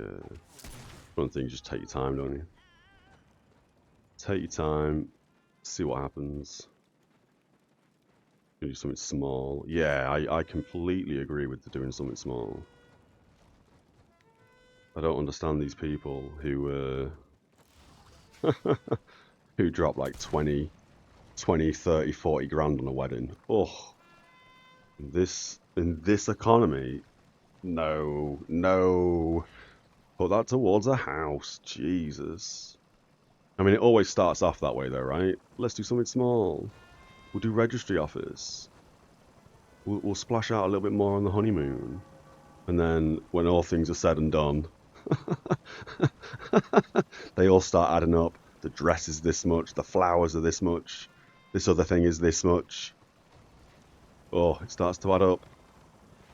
That $1 grand dream soon turns into an 8 grand nightmare. Your family is only your mother, bro, niece, and bro's family. Yeah, that's it. Close friends and obviously, you know, blood family.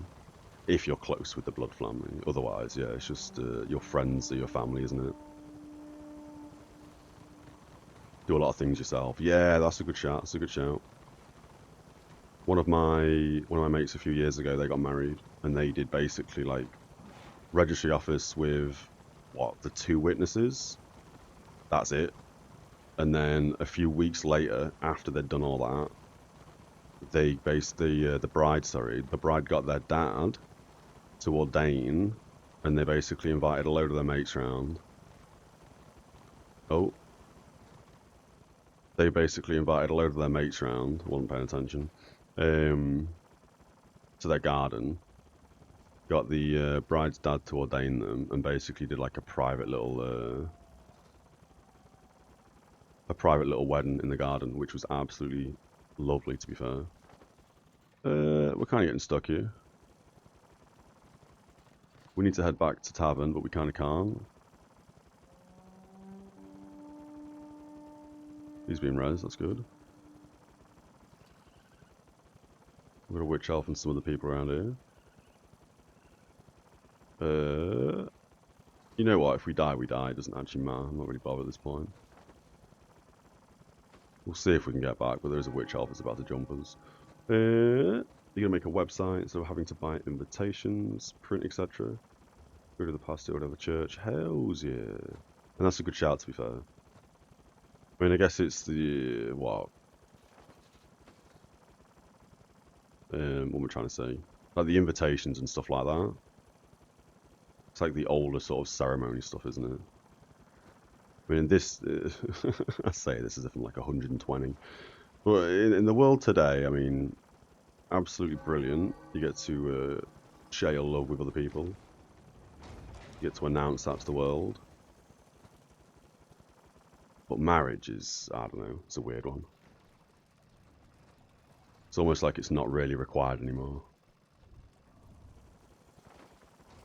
Not that it was ever required, but yeah, not to be a naysayer.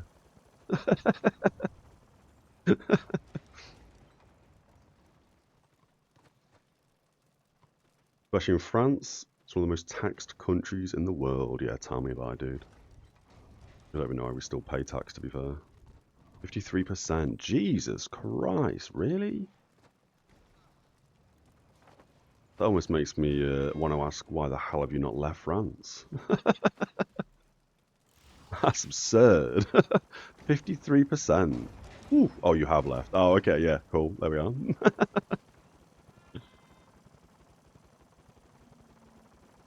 Lost job to COVID. Oh, you did. You had left. I see. Lost job during COVID or to COVID. Had to come back. That is a shame. I did read. It's probably propaganda, so please don't worry. But I did see a few days ago that in a couple of the Asian countries, COVID's spiking again. We won't go down that path though. Goody W now. Oh, it's because of being siege. Is that not a fake siege?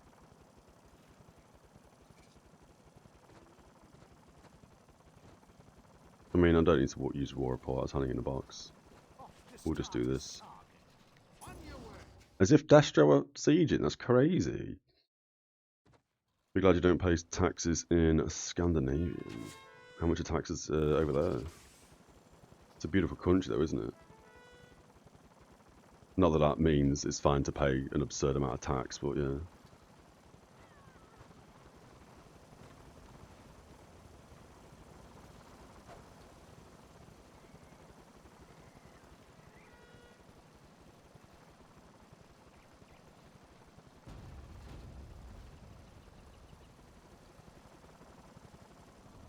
Country's economy is low. Oh, sorry, economy. I don't know where I was trying to read there. Economy is low, yet the Gov wasted 600 billions in 5 years. Jesus. I mean, I think all Govs kind of waste money, don't they? They're doing things for the people, yet they kind of run the people. Which again baffles me, do you know what I mean? Obviously under and over exaggerating, but there's like, what, 100 people in government running the world. Or sorry, running the country. And then you've got like 1 billion people in the country. And yeah, we just, do you know what I mean? There's no resistance. It's absurd. Can't we go back to having like little city halls and little mayors? And we have little town meetings. It would have been, it's so much easier, do you know what I mean? I mean, the UK, for example, where I am, the amount of potholes and the state of some of our roads, and they just don't get touched. Yeah, we'll do something absolutely ridiculous with money. I mean, I guess that's the same anywhere in the world. It's all people wasting money. But someone must have thought whatever they've done with that money was a good idea at the time, right? And then it's like, yeah, but the town you live in is just an absolute shithole, do you know what I mean? Because... excuse my French, lol. Yeah, because of the potholes, because of the state of like some of the shops or something. It's like, well, could you not, do you know what I mean?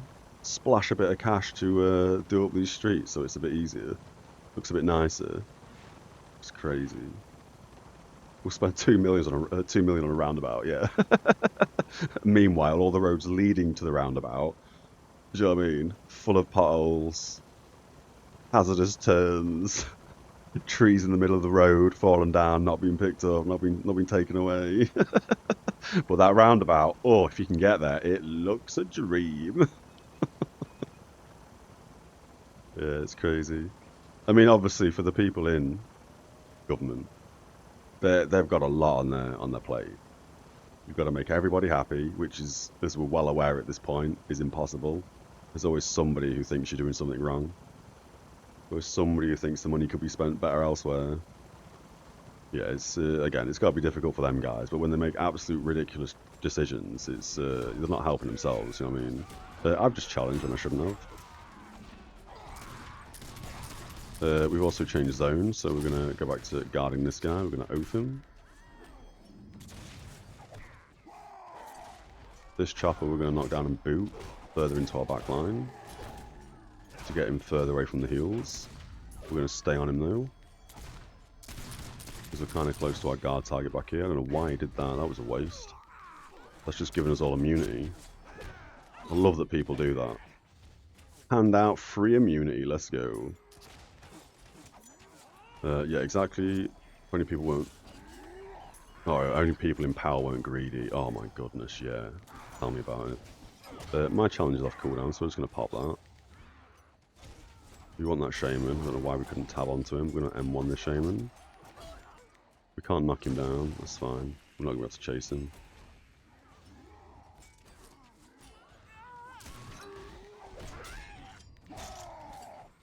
We're going to read chat in a second. We're going to knock you down before you get out of there. We're going to kick you to the back again. Again, to further him not get heals. And then we're going to stay on him.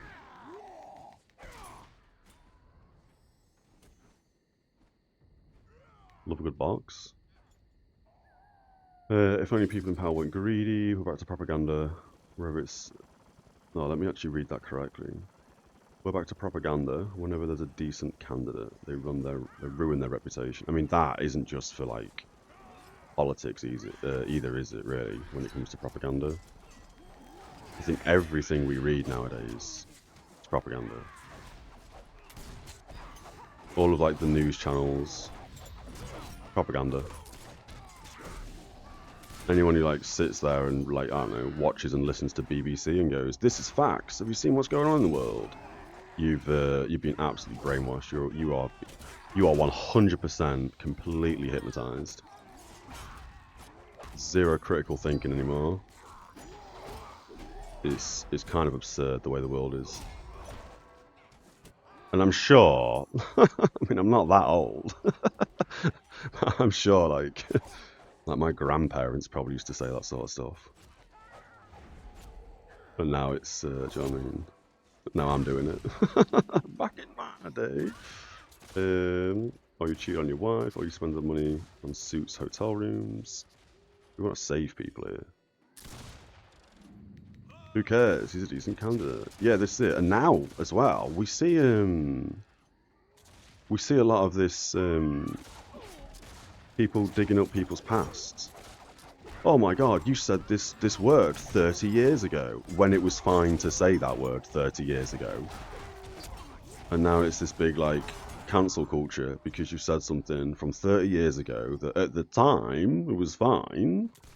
Are people not aware that, like, times change? People not aware that, like, years ago it was, you know, cultures change, things change.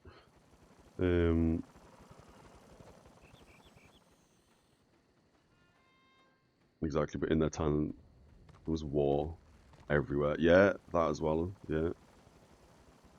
Yeah, when you were a kid you did something stupid, but now that's like, it's the same. How can I'll just use a stupid example, I guess. It's the same as, like, I don't know, let's say smoking in a pub. It used to be legal. People used to go to the pub and smoke indoors, and it was fine.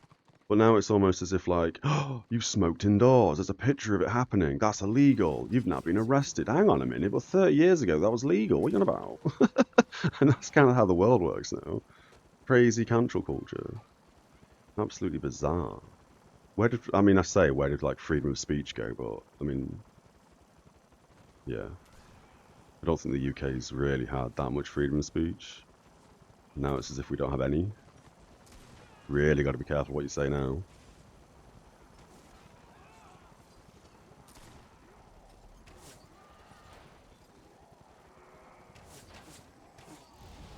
We've kind of just done our own thing for a little bit. Oh, Hacker's on his way. He's died. I guess we're just sort of chilling at the moment. Chilling, having a chat. Did I miss anything else there? No, other than, like, I guess I could ramble about the whole tax thing. I don't know why we still pay tax. I get why we pay some tax, like road tax. If you're driving on a road, you should probably be putting money towards maintaining that road. But when you put money towards maintaining that road, or sorry, when you just pay taxes and then some fat cat distributes that to everyone, well, hang on a minute. What happens if you don't drive? Why's your taxpayers' money going on the road if you don't drive? Yeah, the tax in general is just, I don't know. It makes so much more sense if we weren't so overpopulated. And I say that, I mean, we're not really, like, massively overpopulated. I don't think, personally. It's just, we have places in the world where, like, I don't know, there's like 1 million people living in such a small, like, squared meter or whatever, that people are basically living in each other's pockets, living on top of each other. That's when we have issues. There should be more, like, little villages and stuff dotted around everywhere. more of a tribal thing, as opposed to just one massive town where everything happens. And not to mention, I think human beings, I don't think we should be in like a concrete jungle. I think that's absolutely bonkers. I think we're all meant to be out in nature. And I don't know about like you, I don't know about everybody in the world. But like during COVID, for example, I'll read that in just a second, Darrison. But like COVID, for example, I know obviously everywhere in the world handled it a little bit different than others, but overall, we had the global sort of lockdown. Leave the house once a day to go here, to go shopping or something, but don't, you know what I mean, don't keep leaving the house, whatever. Especially where I am in the UK, nature just returned. It was fantastic to see, because obviously no one's driving anywhere. There wasn't a lot of traffic, there wasn't a lot of foot traffic. Started to see like deers running down the streets and stuff like that. It was absolutely beautiful to see. And I think as well, human beings, do you know what I mean, if you find yourself getting a bit angst up, a bit down, a bit depressed, a bit in the dumps, just getting out and going for a walk in nature, you'll feel 1,000 times better. But yeah, I went on a little random tangent there. You had a president.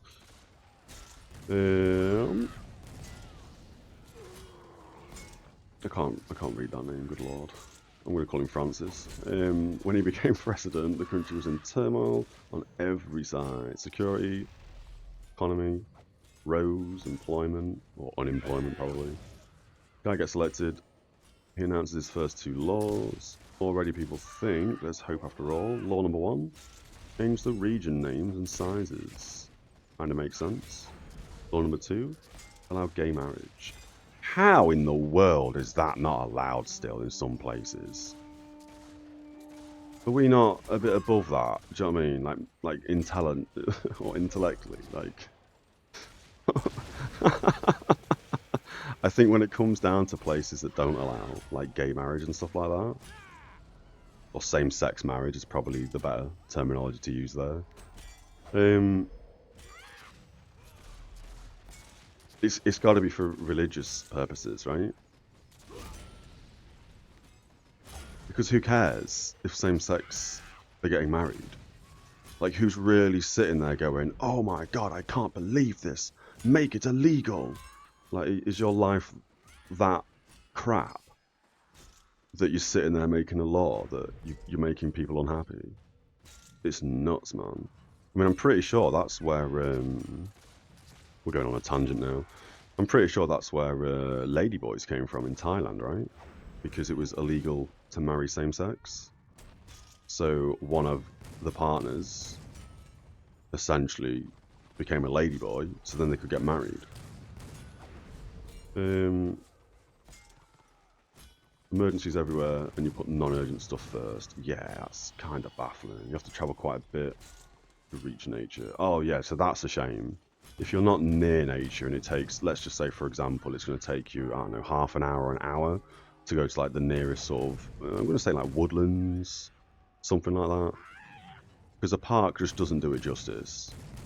You kind of want to be, not in the woods, but do you know what I mean? At least in like a field or a common ground, something, do you know what I mean? It's not that. It's the country's a dump. And that's the first 2 laws he creates. Yeah, it's almost as if you've got your priorities just not in check, right? Oh my god, this guy. Bottom or third, he's definitely Destro. We're going bottom, obviously.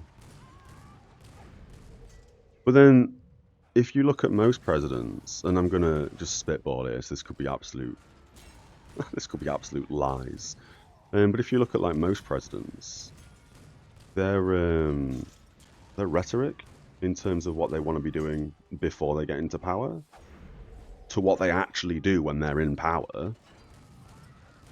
I mean, Christ, they should be in jail for lying, should they not? And I would say nine times out of 10, people get into power and it's like, I'm going to reduce tax, I'm going to do this, I'm going to make it free for this, I'm going to give everyone food packages. I mean, I'm just randomly saying things. Then they get into power and like tax goes up and you have to pay like 50 quid extra for the same food you bought last week. That's fine. He's making changes. He's doing good, man. He's doing good, or she's doing good. I guess it's mainly a he, isn't it? In fact, yeah, looking at the states at least. I mean, they should be held responsible.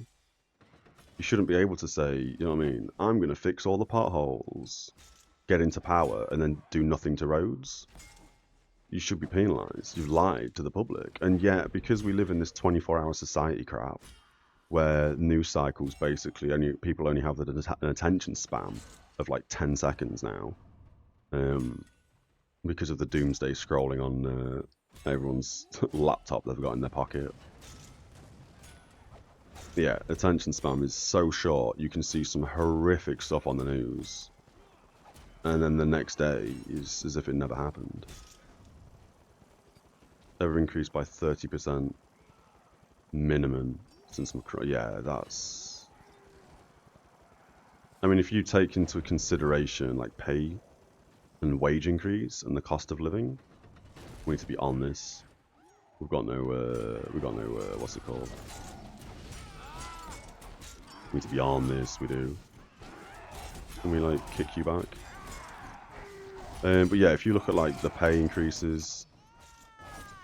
If you look at, oh, I'm so glad somebody knocked all them back, or I'll be dead. I mean, I'm probably dead anyway. If you look at pay increases, you look at the cost of living, then you look at everything else. Technically, I mean, at least in the UK, technically we've not had a pay rise since like the late 70s, early 80s. Because every time we get pay rises for minimum wage and stuff like that, because the cost of living, because the economy and everything else that fluctuates, we're basically getting paid the same that we did 40 years ago. Yeah, everything's gone up. It's crazy. I mean, again, could be absolute propaganda. It could be just people lying, saying things they want to say, scaring people, and all that goodness. But people who are like, I don't know, people who are born after the year 2000 will never own a home. I mean, obviously there's rules to the exception. Obviously some people will get crazy good jobs. They'll be able to do what they need to do, etc. But generally speaking, yeah, people born after the year 2000, good luck buying a home. Good luck not renting your entire life and just being rinsed of all your money on something that is just so expensive for what you actually get.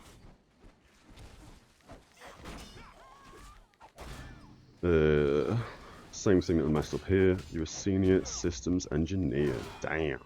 I have over 2 decades of experience. If I choose employment over freelancing, I'm only ever going to get paid minimum wage. That is absurd. You're born in 1984. You haven't owned a home yet. Yeah, I mean, again, I don't want to be like a naysayer and negative. Well, not negative, but like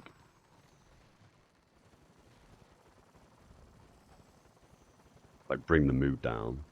But I think for a lot of people born after the year 2000, the only way they're ever going to own a home is when somebody in their family passes and they inherit money, which should not be the case. Again, I'm not trying to sound old here, but yeah, speaking to some of my older family who are in their 60s and stuff, I mean, Christ. I appreciate money was different back then. Money's different now. I'm in my 30s, to be fair, like mid-30s. But yeah, speaking to some of our grandparents, and they were saying like, we bought our first home, cost us $7.5 grand. I'm just sitting there going, what? 7.5 grand? What? Again, I understand that back then, that would have been years of saving, like maybe 2, maybe 3 years of saving that much money, maybe even more. And I get that, like, a week you'd get paid like £1.10, or even a month, sorry, and that was everything you needed because, again, everything was so cheap. So I understand that times have changed. I understand fluctuation. I understand inflation, pay rises. I get it, but yeah, when I listen to some of these conversations to old people and stuff, our first home cost us 7 and we sold it for 52. I'm sorry, what? What kind of a markup is that, man? 3 years of savings. Never have enough to buy a house. Yeah, I mean, I think now as well. I mean, I don't really know this because I've not really been paying attention to like mortgage rates and stuff like that. But I know pre-COVID, I think it was pre-COVID at least, mortgage rates weren't the worst. So even if you've got like, I don't know, like a 10% deposit on a house, you'd do alright. You'd pay probably half the amount on your mortgage per month that you would if you were renting. So like, let's say you're paying, I don't know, £800 a month to rent somewhere, or actually let's just even it off and let's say £1,000 a month to rent a property. Let's say it's a 2-bed house. And then if you're able to get a 10% deposit down, you then buy a house and your mortgage payments, I don't know, probably like 250, 300 quid a month. So you're essentially saving £700 a month. That's back pocket. That would normally be wasted on somebody's rent. And again, not depending on where you live as well. If you're in like a student-heavy area near a university, for example, a lot of the houses now are like, I don't know, I'm going to say like a 2-3 bed house that's basically being turned into a 6-bed house, and that's being rented out by 6 people, all paying 500 quid a month. Maybe more than 500 quid a month, to be fair. That's just, again, rounding and just example. Where they've turned like their kitchen into a bedroom and another room into their bedroom, and they've split a bedroom in half with an MDF board.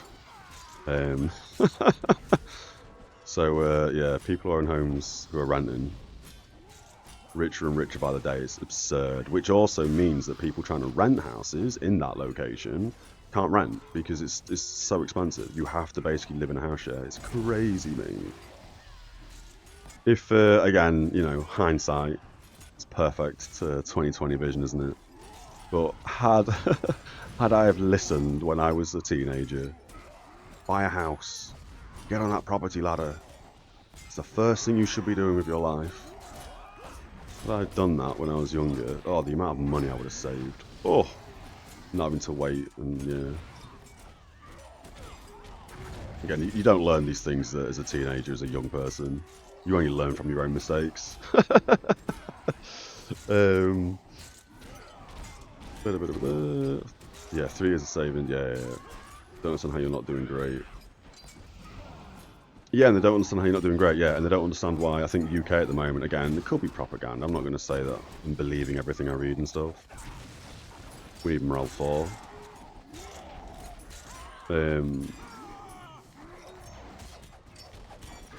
But yeah, I am reading occasional articles and stuff like that where the younger population in the UK are like the most demoralised they've ever been, apparently. I mean, I don't even know how you'd measure that personally, so it kind of feels like a bit propaganda-y, bit of the old baiting. But it's like, are you not surprised? Again, if I think back to the older generation, be it old parents, be it grandparents, whatever, I really want Morale 4. You listen to them. I mean, don't get me wrong, there's obviously grandparents around the world that got screwed over on their pensions. They've been at a company for like 60 years or 50 years or something. Screwed over on their pension, etc. But where's the loyalty in companies now? Do you know what I mean? There is no loyalty in companies. It's crazy. We did not need to M4 that, to be fair. I mean, it's just me and Hacker left alive. And again, you dedicate most of your life to making some other dude rich.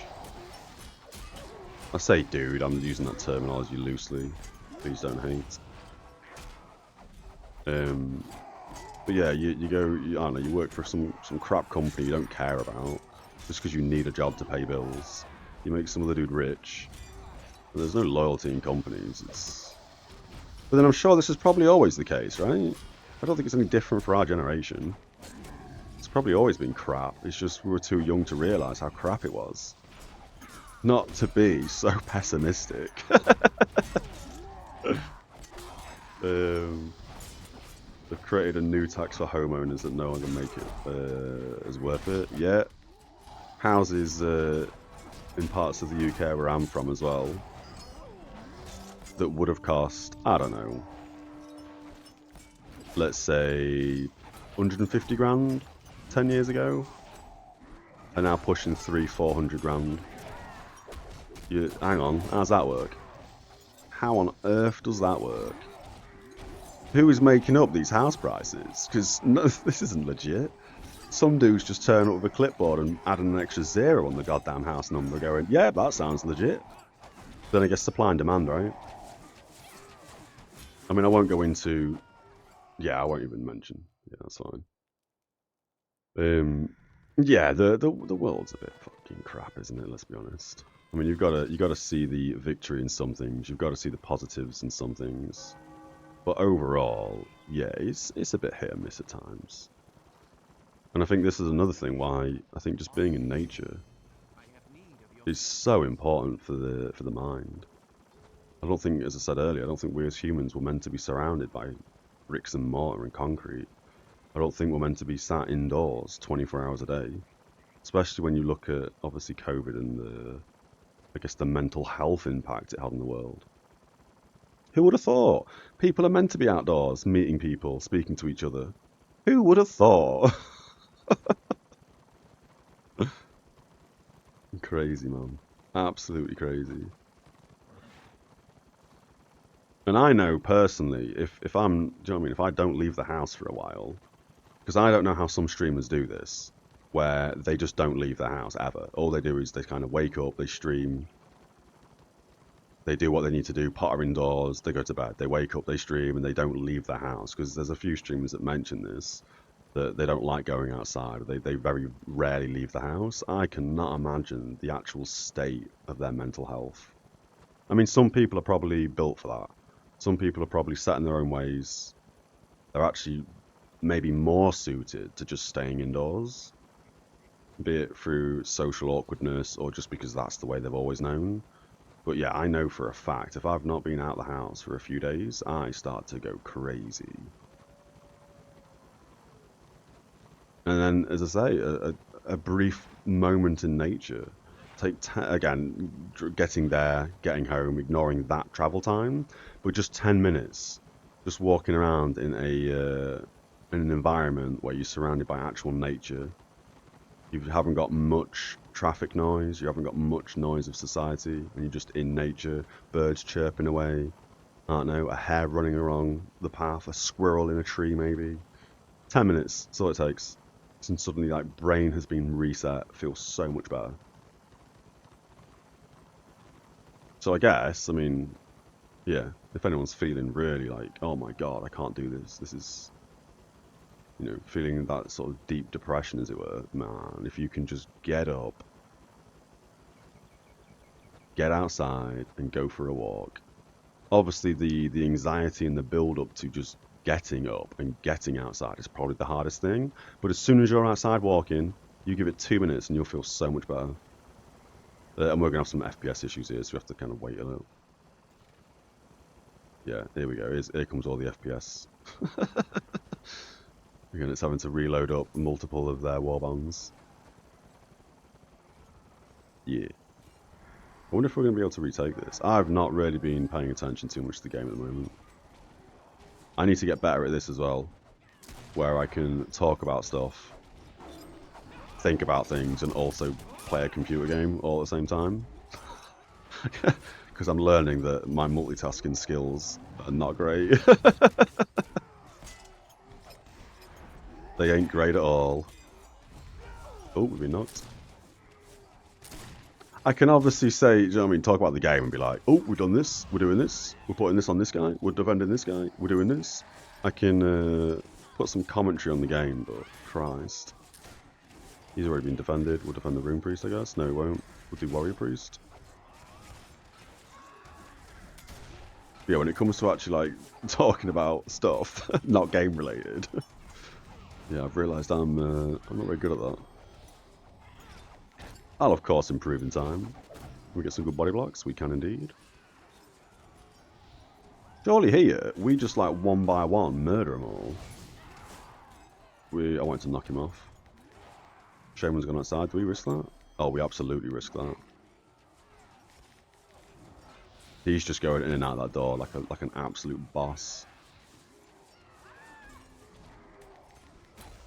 But yeah, as as much of a downer conversation as some of that was, it's got to get better, right? It's got to get better. Only a matter of time. I just hope it doesn't get worse before it gets better. Which it very well could. Right, we're building some morale. We're going to try and go as far left here as possible on this little bridge. So if and when we get pulled, we should hit like the ceiling or something and not kind of get pulled, although they are pushing us.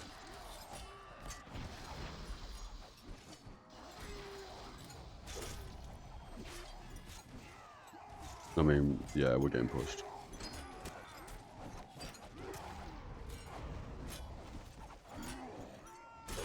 That's a really good pull. I don't know, or a push. I don't know why someone just kicked me out of the keep. We'll take it.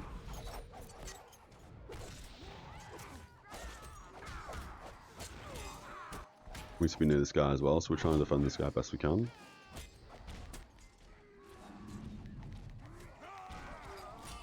Nice.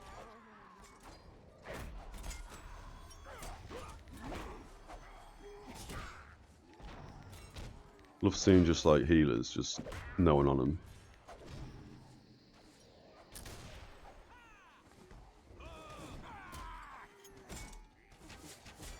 Can we get some reses?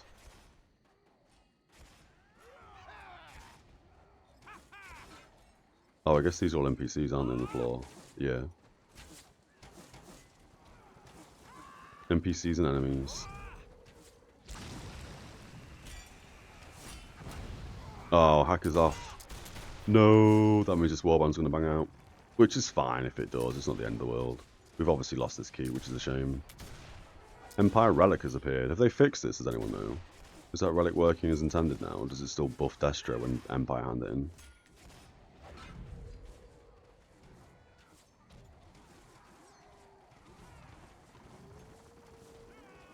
You know what, I think we just bang out of this.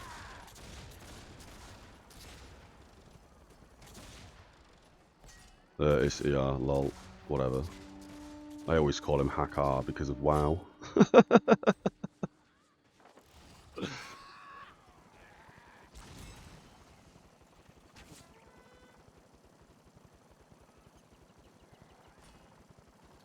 Right, well yeah, that keeps lost. I mean, this is a change of pace for me as Order. Normally Destro is, they don't do anything. Although saying that, they still need 3 BOs. I wonder if we can take this back. Look, the frame rate's returning because I've ran away from Destro. Well, it's kind of returned. Yeah, I wonder if we I mean, the whole warband's leaving because Hacker's left, which is a shame because we still can probably take this. I mean, we can't take it off them when they're all inside, but if they leave one warband in, I think we could have taken that. It's a shame that Hacker's left. Because yeah, if Hacker was still leading this, I think we could take this. Alright.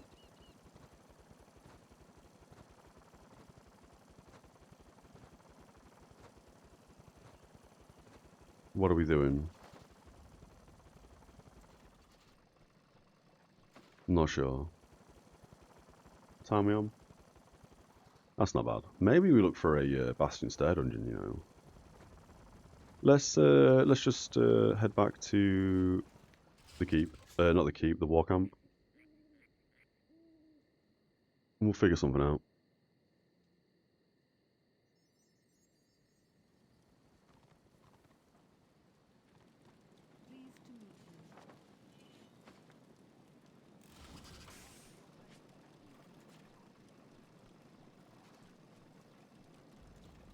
We'll see if we can get a Bastion Stair dungeon. I would rather be doing RvR, especially when we've got the no, we actually currently don't have a skulls buff, so that's fine. But yeah, I'd rather be doing RvR during this event because we're going to get more RvR, obviously. I would kind of like to have dinged the next tier, or the next level today, 67. Oh, it is pretty slow going at the moment.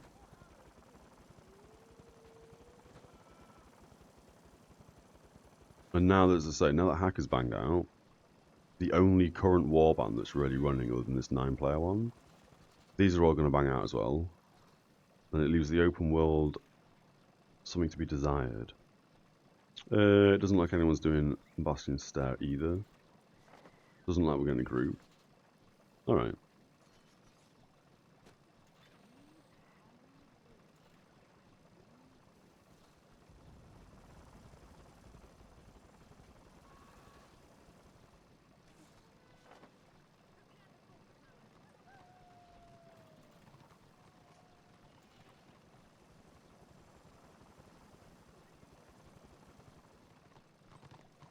Shulu, it's worth a take it back. Yeah, no, I completely agree here.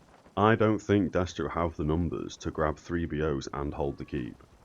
But it's a shame because Hacker banged out, who was the war. I mean, I should have probably just taken over that warband, to be fair. I mean, they've only just killed the Lord's on 1% still. Oh, maybe they do have the numbers for this then. Maybe they do have numbers. I wasn't aware that the warband leader, not the warband leader, good lord. I wasn't aware that the Lord was still alive. I thought they killed him ages ago. Start when a leader leave, everyone gives up. Yeah, we've discussed this quite a lot, to be fair. Oh, orders escorting the Relic. I guess we go do the Relic, even though it don't work, I don't think. I'm sure it's still bugged. Going somewhere? We need to go to probably Prague.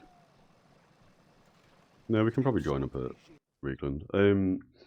Yeah, we discussed this before. Unfortunately, in this game, if you run a warband and you're the warband leader and you don't do very well, people don't like that. People don't react very kindly to new people running warbands. I mean, they have to me, to be fair. It's not been too bad. We've only run into a handful of people who have who have like badmouthed me for running a warband. Destro tier 3 is so dead at the moment, and scenarios. Oh, scenarios. We haven't done scenarios in ages. But yeah, as a warband leader, it's kind of it's almost off-putting to want to run a warband. So when the warband leader, who's obviously been doing it for ages, bangs out, nobody wants the warband responsibility.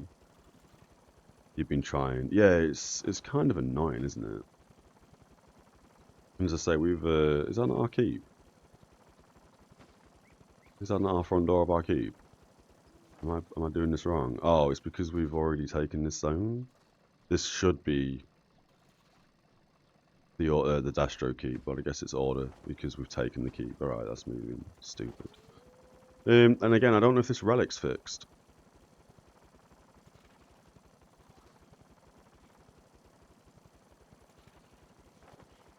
I'm in a coffin fit, hang on.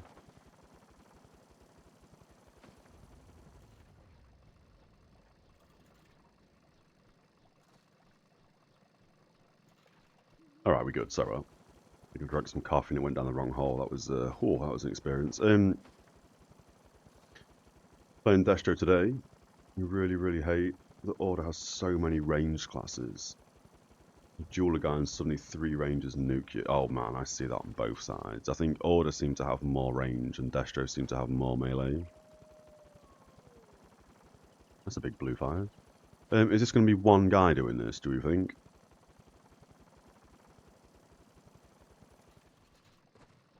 It is. We'll run with this one dude and then we'll give Destro a buff because I'm sure this hasn't been fixed yet.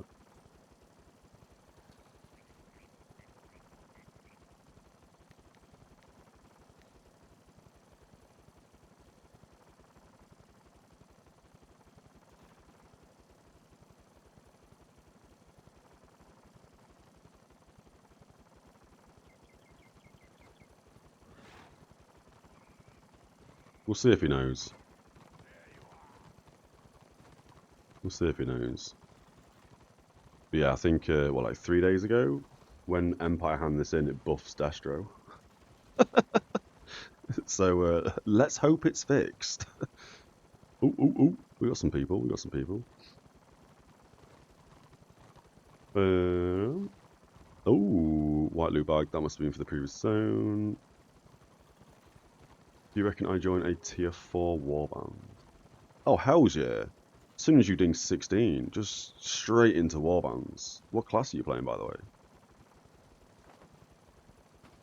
And as you mentioned with the dueling and people joining in and stuff, I've never seen that not happen in this game.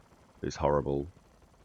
People see one enemy, and even if you're like in a group of 5, 6, 7, 30, one enemy and everyone piles in. Whereas other MMOs I've played, if I run up to like these two having a fight, obviously one will be Destro, one will be Order, I'd watch. I'd sit there and watch for a little bit. And then I guess if my friend's getting smashed, I might jump in. Probably wouldn't though. I'd probably wait till he dies and then I'd just get one hit on the other guy and kill him. Lol, I win. But in this game, oh my god, people are so bloodthirsty, it's crazy. It's like they've never seen the enemy faction before. Is his mount really slow?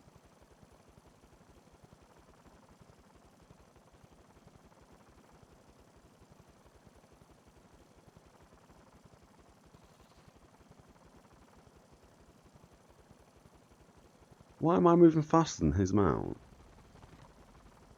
It's meant to be a 60% buff.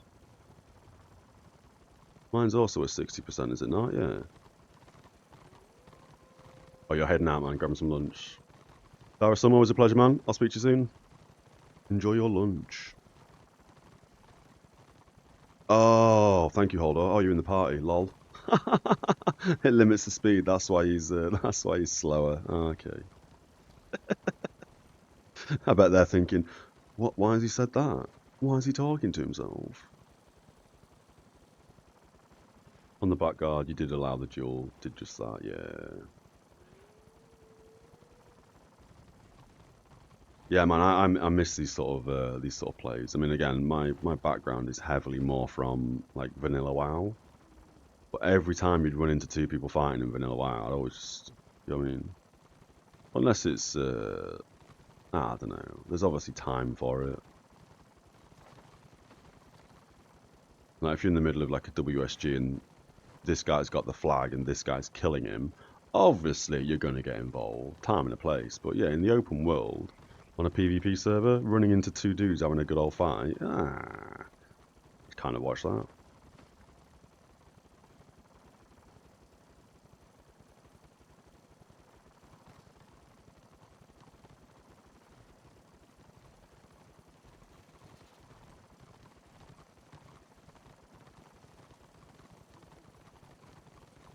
So I guess no one cares about this event then, unless unless Destro have got like a massive pile of people in the moor. I mean, they clearly don't, but yeah, that'd be quite funny. Get to the moor and it's just every single Destro character just sat there waiting for us.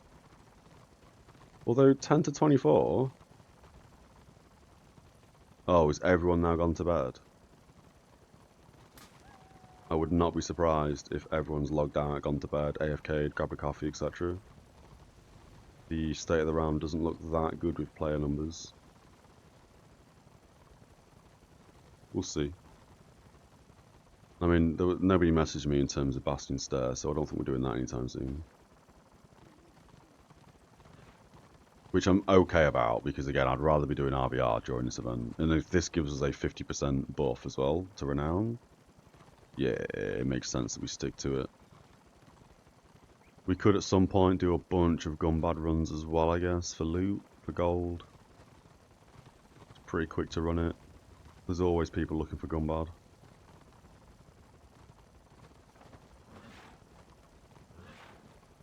But we'll turn this in first. We'll turn this in and see what the state of the realm says. See if we can get stuck in somewhere. You make a group, people will message. Yeah, we banged it in looking for group. We only said it once in looking for group though. We were looking to make a group for that. I mean, I guess me saying tank looking for group BS is different to saying looking for healers DPS for BS. Then people think the group's already up, don't they? But I'm not, yeah, as I say, I'd rather not do a dungeon today, just with the renown. The renown buffs we're getting. Oh, and I didn't use another potion. I need to use another renown potion. We'll do that in a minute.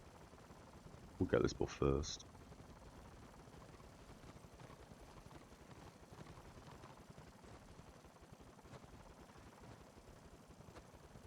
Oh, we see someone. Is that one of us? It is one of us. I can kind of do with rebooting the client again, you know. Maybe delete the cache folder this time.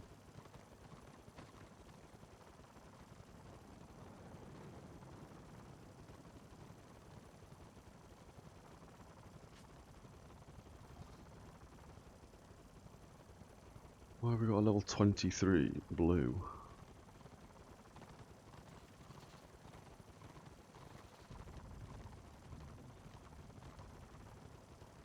That's all getting vended.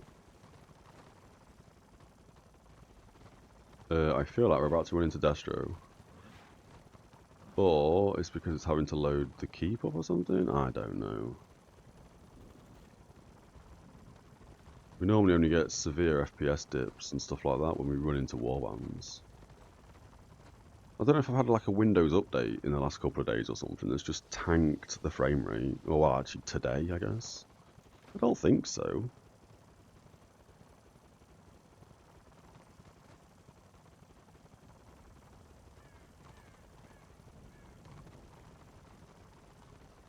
Seems to lag the FPS when someone joins the party as well, which is kind of bonkers. Unless those changes to the enemy UI I did have made it worse. So it's now scanning every single person for guards. I'm sure reloading the UI reverted that back though. I don't know. Could be a reap.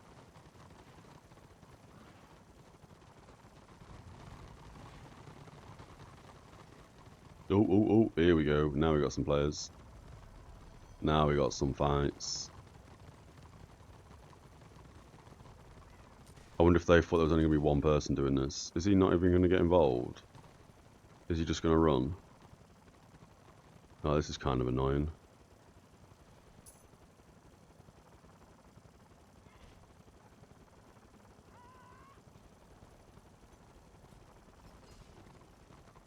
Is he just like auto-running?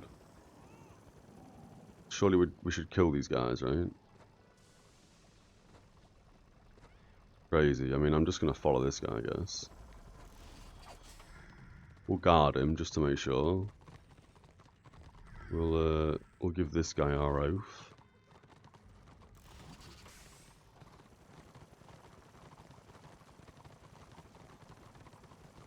I mean, I'd get stuck in with your holder, but I'm only one hand and shield. And slap people with a wet noodle.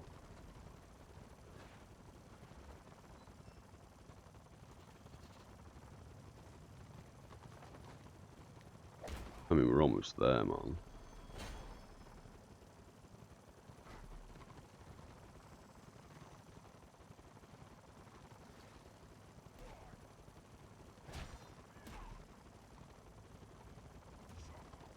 Squeaky's not even chasing us.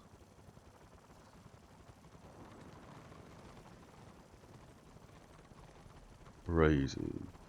Is gold bags only giving loot now? What do you mean, sorry? You're still getting, we're still getting mail for the loot bags. We're still getting loot in the bags. But gold is the only one that gives us actual, like, armor pieces. That room cruise is very far back, and there's way more than them than there is us. We've probably lost it here. I'm gonna challenge this.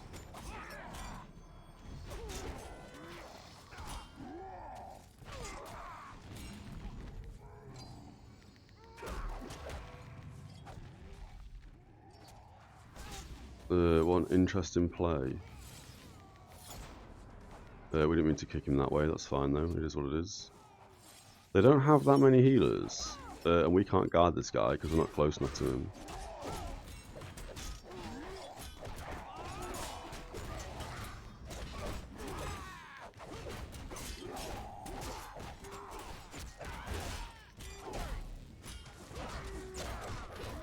We're trying to slow everyone down. Well, that's kind of stupid play.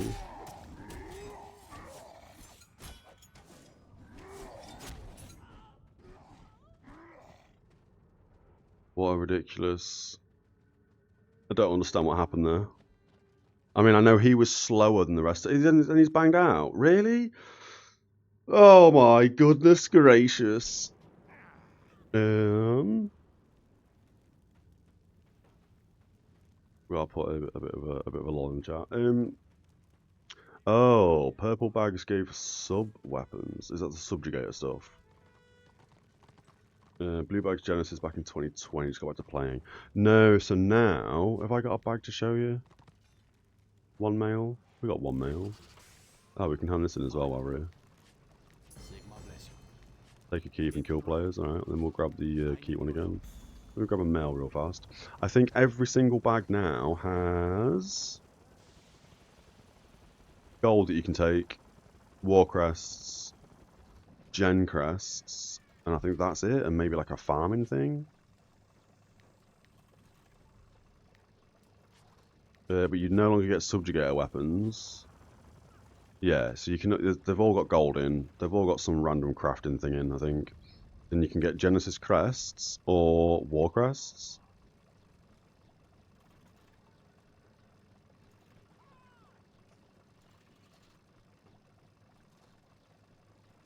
It looks like it despawned or they've looted it. And now with the Genesis crests, you need 10 for each piece of jewelry, so 40 if you want to buy like a piece of jewelry on this side. You need 5 for the cloak. Oh. Oh yeah. Let me hit back there. You need 5 for the cloak, but at 36 you get a quest to go buy the cloak and it gives you 5 Genesis crests. And then the subjugator main hand and offhand cost 30? Wait. Yeah, I think they cost 30 each. They might cost 15 each. I think it's 30 each though. It's been a while since I've had to buy Genesis stuff. So you no longer get Genesis in purple bags or blue bags. You no longer get the weapons in purple bags. You just basically get war crests, gen crests. 15 for one hand, 30 for two hand. Thank you, Malmar. Yeah, I couldn't remember off the top of my head. Oh yeah, so 30 would be in total with both the one-handers. That's more like it. And then gold bags, they give armor. So if you are, I mean, I don't know what level I'm talking about here, but if you're, say, level 20 and you get a gold bag from a keep, it will give you the equivalent RvR set of gear in that gold bag. So, Mayhem gear. And then when you get to a certain rank, you'll start seeing, I don't know what the next tier of gear is. But yeah, you'll start seeing each tier of gear basically, like one set of the PvP stuff. So you'll see Annihilator stuff instead of, you know what I mean, the other sets in gold bags. You'll get a random piece. Sometimes you can get duplicates. So if that's the case, you just obviously pick the crests. Then you'll get Conqueror stuff maybe in bags. All the way up to, you don't get any of them in bags. Wait, or do you? Hang on. I'll get there. Yeah, so at the moment we're seeing Vanquisher stuff in gold bags. And then I guess the is it Inquisitor? Invader stuff maybe? We only get them from Fortress gold bags, I think. We've been told this a few times, apologies if I'm wrong. We've never got a gold bag from a fort, so I don't know. Thank is max from normal bags, Invader from fort. There we go, thank you Mama. Yeah, I thought that was the case. And they've got a good, I don't know, 10 people? And we've got like 6 people. There's like 1.5 warbands there. Is there?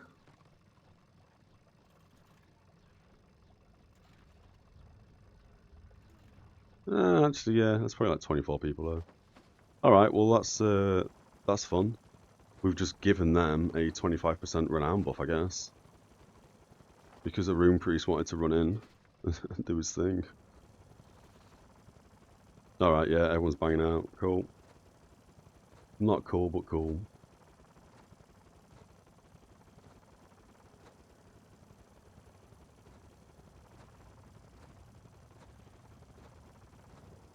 It's on cooldown. Failed to be delivered. Oh no. We will go to High Pass, I think.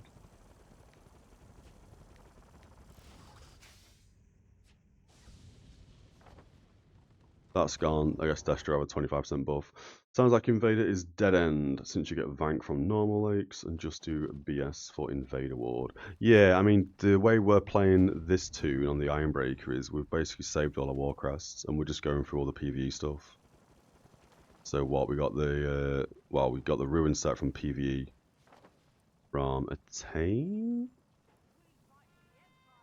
From this public quest. Any hard public quest works, but this was the easiest and stuff. We got carried through that. Thank you to the people carrying me. Conqueror Ward, we got Red Eye from obviously doing Gunbard. Sentinel from doing Crips. And then we're doing Bloodlord, we're doing Bastion Stair for Bloodlord, but we don't have any of the pieces yet, we just have the gloves. And then once we get Bloodlord, then we save all of our crests, which we've just hit 7,000. Whoops. Yeah, 7,044 crests now. And then we'll buy Warlord and Solve gear because we'll be able to equip it all at that point, which saves us buying any of the PvP sets.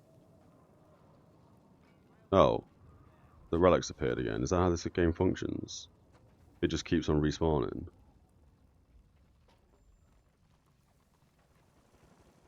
Oh. Interesting. Invader is bad for most classes. People just skip it and save crests. Yeah, I mean, the only... Was it Oppressor? Might be Vanquisher, actually. Oh, no. I think it might have been Victorious. I think we may have bought some Victorious pieces on our Zealot to try and go DPS-y, but yeah, that didn't really work out as planned. Okay. Here. We'll just take a few minutes. We'll grab a quick coffee. We'll figure out what's going on in the world, and then we'll go from there. If I don't think that relic's ever going to happen. Looking for more bastions. If this party still requires me to help with 2 bosses left alive, I could probably do that. To be fair, jump in and do 2 bosses. We haven't actually done a full run there. I'm on the wrong bit. We've already done like a part dungeon. I mean, I don't know. Anyway, I'll be right back. Cheers, everyone. I'm pretty sure the full Solve gear is roughly 10k with the whole set. So, I mean... No, it's Red Eye. Yeah, so we're basically in Vanquisher Ward. So we're 2 from max, I guess, in Sentinel, which I guess would be the equivalent of Vanquisher. Vanquisher is probably slightly better, but Sentinel does just fine. And then not to mention, once we get Bloodlord stuff, if we're able to just do PvE dungeons and grab Bloodlord and we're renown rank like 50, for example, not 66, kind of feel like we'd do alright. I think we'd do alright. We don't have a single warband up. I mean, I'm kind of happy just to run around solo here and do boxes from tavern to warcamp, just to slowly level high pass up.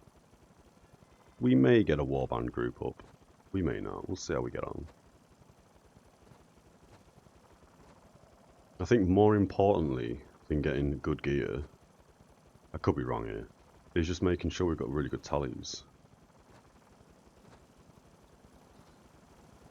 If we had like best in slot tallies, so to speak, I mean, we've got what, plus 18s? Which does the job. We could be better for gear.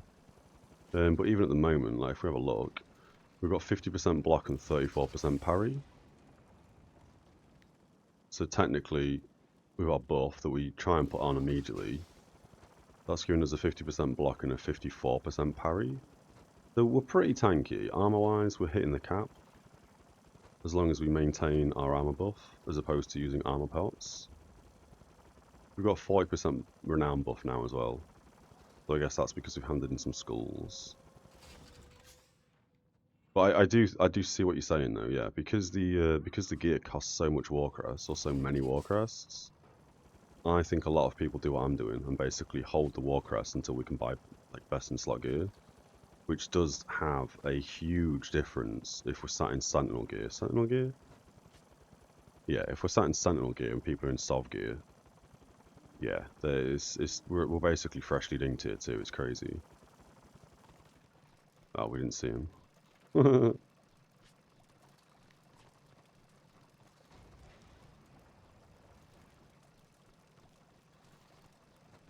Yeah, on our Zealot, every time we go on the gold bag in doing keeps and stuff like that, we would pull gear from the bags.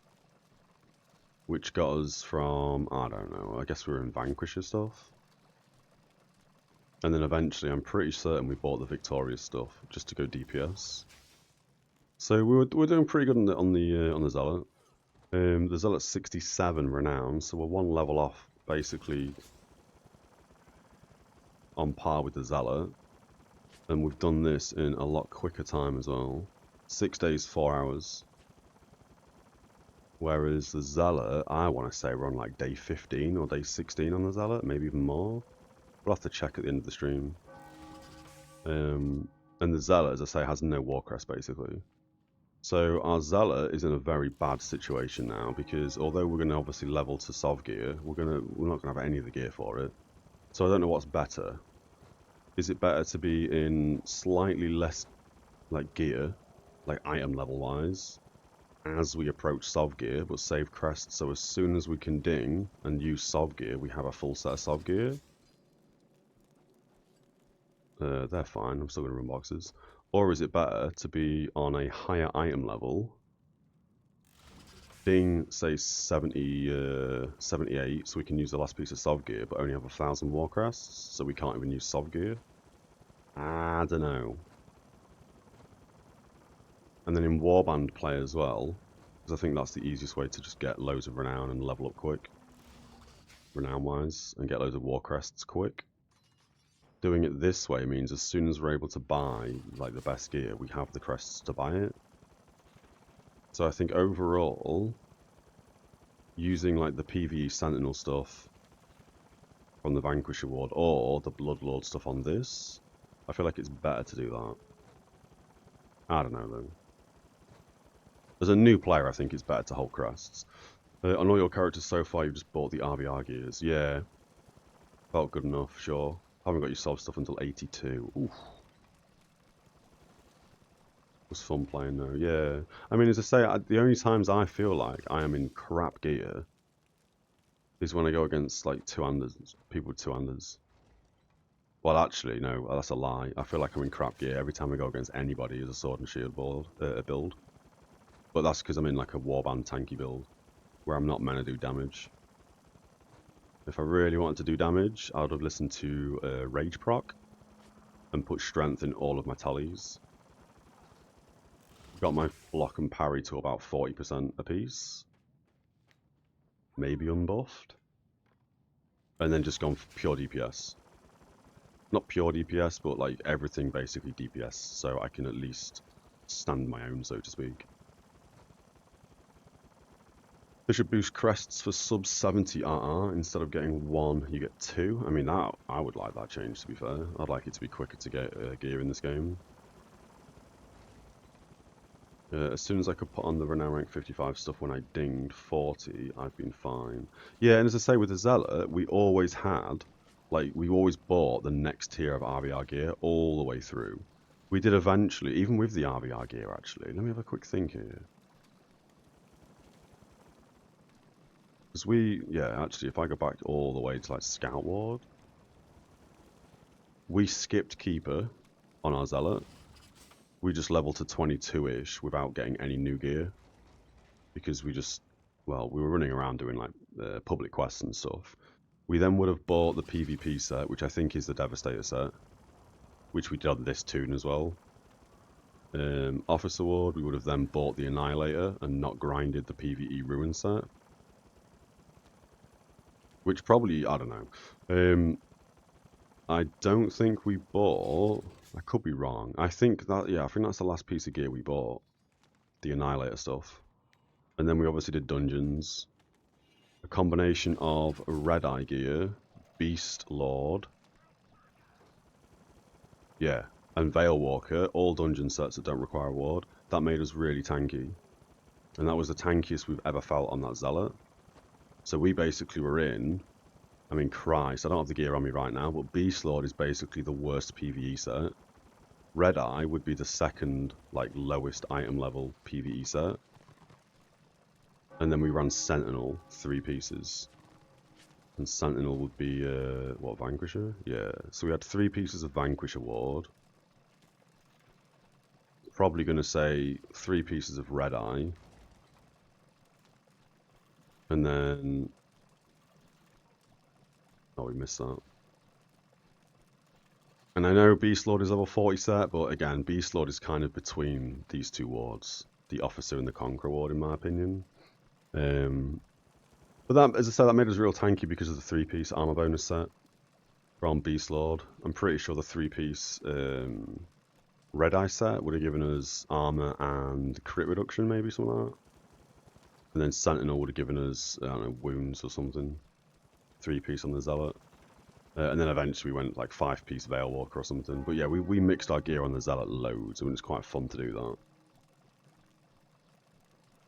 Oh, Destro of 140%. Is that 140? Yeah, against all odds. There's no Destro online. That's kind of weird.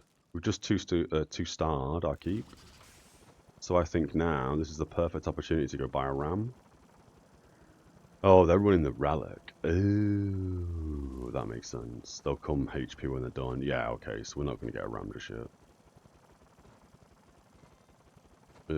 Boost crests. As soon as you can put on, that's fine. Server is so old now. They're like 60% run around in best in slot. Yeah, as a new player, I mean, fair enough. You're like a returning player, aren't you, Vanguard?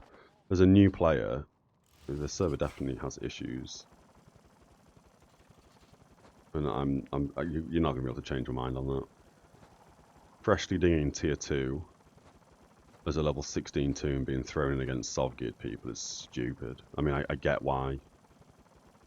It's not lost on me that the server population is where it is, so they need to do that. It's not lost on me, please don't think it is. I understand. But it's stupid. And I also, as somebody said to me ages ago, I don't know who it was now. It might have even been Doom. I could be wrong. But someone was saying to us how long it's going to take to grind for like best in slot gear. Oh, you know, for the 2 hours a day, probably take you 6 months. And back then, as a new player on the Zealot, I was thinking, yeah, that sounds fine. 2 hours a day, every day for 6 months, and that's going to get me best in slot. I don't think that's too much of an ask. But now as I'm leveling a second toon up and we're getting up there, I don't know why they gate Sovgear so hard. The only reason why they would gate Sovgear to take that long is A, like to stay true to retail, if you will, or stay true to like the old live servers or something. I guess also to extend the longevity of the server. If people are spending 6 months grinding and they're actually going to spend 6 months to grind, it means the player count's going to obviously be higher for longer, unless people bang out. The same reason why in like vanilla WoW, flight paths take so long to get you from A to B is to keep you in the game for as long as possible. But on a private server, I don't know why it doesn't take you a month, or I don't know why they wouldn't they wouldn't allow it. So it takes 1 month to get best in slot gear. I mean, is that going to be a case of it's going to get too boring too quickly? You get best in slot on one guy, you play for like, I don't know, 6 weeks. All right, I'm quit now. I've had my fill. Game's boring, done. Or is that going to make it so you level 1 toon to max, you get the full best in slot gear, you play for a couple of weeks and go, I'm now going to go to a different character and then start leveling up another character. Because if it's that quick to get not renown, if it's that quick to get your war crests, I mean, it's not a daunting task of, oh, but that's going to take me 6 months to level up a new toon. For people who don't play alts, it doesn't matter. They'll play what they play and then they'll quit. But my honest opinion in terms of the delay in grabbing the amount of war crests is so the veterans have people to farm for longer and keep the veterans. Because it's the same thing of like bracketing it. Again, I understand why it's bracketed the way it is, but I would not be surprised if one of the main reasons why they've bracketed it this way, I mean, obviously it's population, is so higher level vets can just farm noobs because it's fun. If everyone was in best in slot in a month and a half, a lot of the vets would probably quit because they don't feel as powerful anymore, and they're not able to like carry as hard as they can currently carry. You think so? Grinders need to keep players, and again, yeah, player retention is huge. If you spend 6 months grinding for War Crests and you've got 100 people doing it, you've got 100 people grinding for it, right? But if you make it so it lasts a month, that number of player base, that's going to fluctuate so hard. I think it's more nuanced. All would quit. It would just be a battleground, just a big arena. Yeah, yeah. You gain some people by having a longer grind, but you lose a lot because people are on the same level. Yeah, I mean, a lot of people, and I'm gonna say this, it's not factual, I guess, but I kind of feel like it's laced in facts. Is a lot of people love Tier 1 as new players, not vets playing Tier 1, not people returning to the game after years, but brand new players to this game enjoy Tier 1, they turn into a chicken at 16, they get demolished by a few people over the course of a few days. Well, they get demolished by everyone over the course of a few days. And then they either post on the forums saying the new player experience sucks. They post on the forums saying, how do I get better? How do I, you know what I mean? How do I improve my gear? Or they just flat out quit. You've been on Insta 50 servers. They've popped for a month, then dead. Yeah, there's a lot of instant gratification games. There needs to be some grind games for old folks. Yeah, I completely agree because, again, mid-30s myself. On the higher end of that, mid-30s, lol, mid-30s. For me, I'm under the impression that games should take ages to grind. Again, I always go back to like vanilla WoW. And I mean, nowadays, when people have learned the whole game and know everything about that game, it doesn't take you that long to max level. But back when it was like first launched and stuff, it would easily take you like 2 months to grind, or not even grind, but it would easily take like 2 months to get to max level. We did root him, that's fine. We can't get rid of that root. We'll flee here. I think that's a fine play. We'll go back in. We've lost the box. Oh, can we not use that in combat? Oh, I didn't know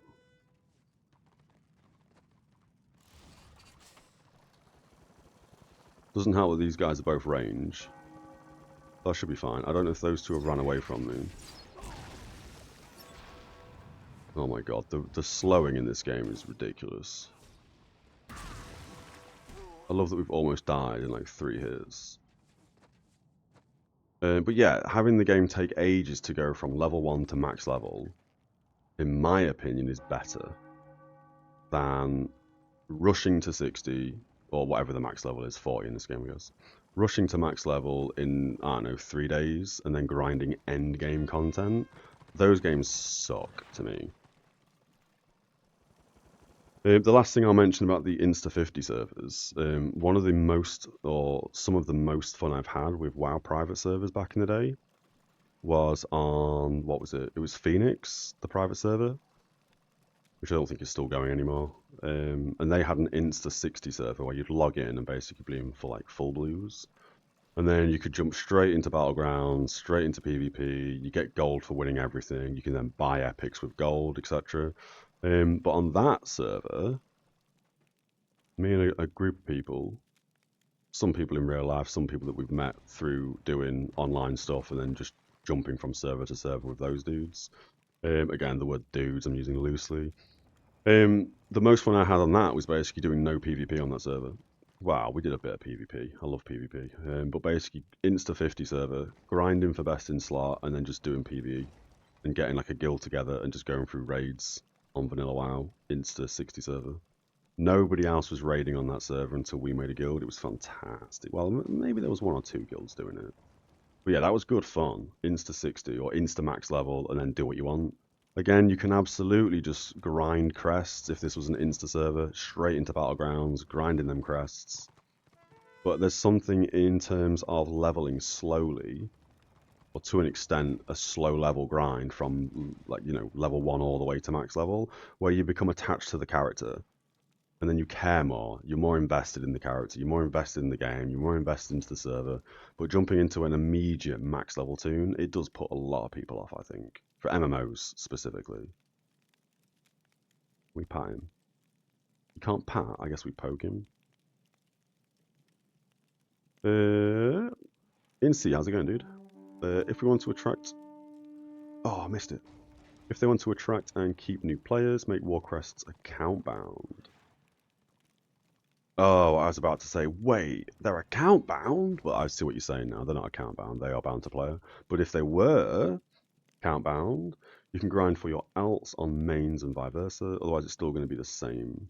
Let's have 10 stacks of 9,999 Warcrest with nothing to do with it. Yeah, because I'm pretty sure on our Zealot, when we were looking at buying some when we were looking at getting some DPS gear, Stink was in chat, and he basically just bought me like 3 items that are bind on equip.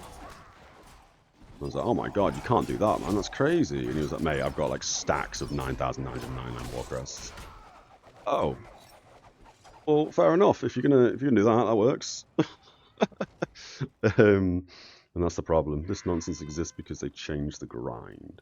Managed to get 6 people to play Warhammer, all quit when they hit 16 plus because of soft players farming them and no matchmaking in scenarios. The matchmaking in scenarios is a complete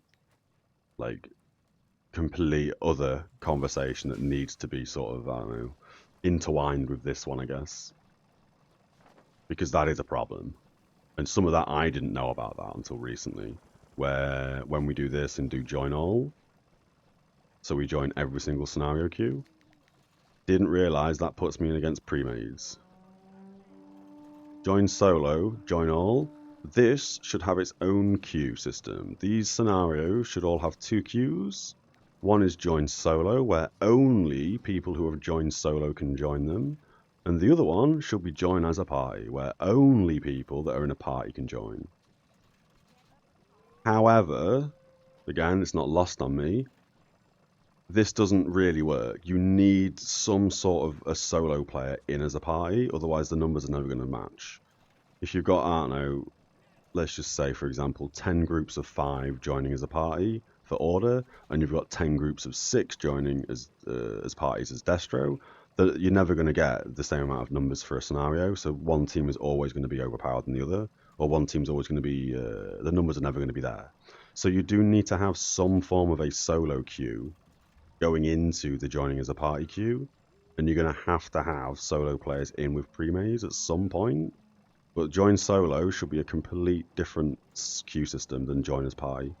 These shouldn't be like this. This should be, I don't know, join pug scenario, join pre-made scenario. You can join solo as a pre-made, you can join as a party as a pre-made, you just join all or whatever, but these should be 2 different queues. One should be for solo players, one should be for pre-mades, in my opinion. Or, better yet, introduce a hidden MMR rating, or MMR matchmaking system. It's not difficult, it's not rocket science. You win a match, you gain a point, you lose a match, you lose a point. Brilliant. Simple as that. I mean, it probably needs a bit more work than that, but that should be how they've done it. Essentially, after their guilds and GMs are in, have got the best gear, they changed how the grind works. Oh, I wonder if that's true, Rajan. Get all their boys kitted up and then completely change the game so no one else can get kitted up. And Vanguard, as you say there, with the you managed to get 6 people to play. I think I say we a lot, but I think I started to play this as a group, and every single person I played with, I was the only one to continue after like 22. In the end, it was just 2 of us from 16 onwards, and all we did from 16 onwards was, where are we looking, from Norska? There's a quest right at the start that you can pick up, and it's basically like the elite or the epic chaos quest, because again we played as Zealot, that takes you through every single public quest, and eventually we ended up in Troll Country, up here, on a public quest up here somewhere. And it wasn't until, I don't know, it's like 2022, maybe even 24, we had 2 people playing, or I was down to 2 people in the group playing. And then, as I say, my Zealot continued after 22, 23, 24, but they quit, and everybody else quit. And I think the only reason why I continued to play it, if I'm being honest, is because I'm streaming it. If I wasn't streaming this game, or if I wasn't streaming at all, I probably would have quit around 24, 25.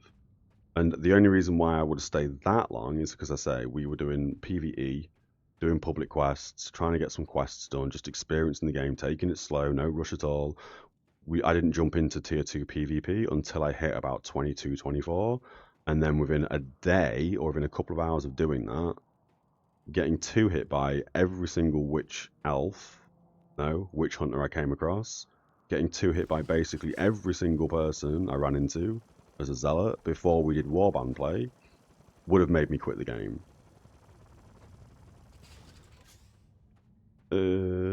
Yeah, it's dog poo, yeah. We used to have duo, not sure why they removed it. And they've had that, I'm guessing you're referring to the MMR making. Solo ranked, no one is queuing. You can queue now with MMR and everything. Oh, I was under the impression the rank stuff just wasn't in the game.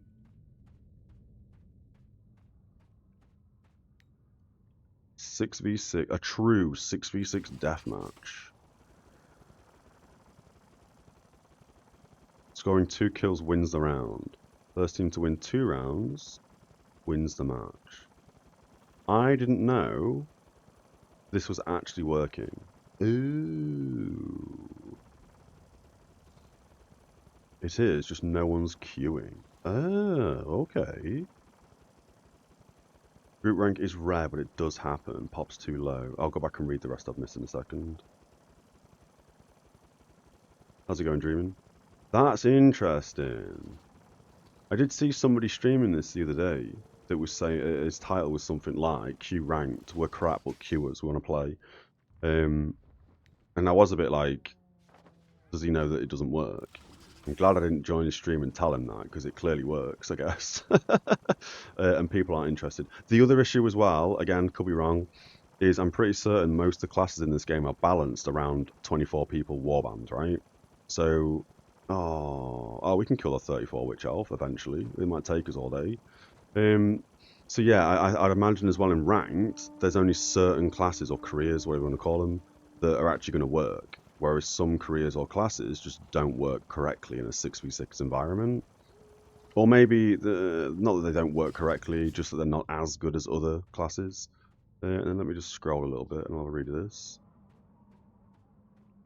Racken, he played on the server when they added Salve. They really did change it right after people in GM's guild got it. Lots of people complained about it, but dev team claimed it's just a coincidence. I'd be shocked if they didn't hand out free gear to people as well. You often see that on private servers.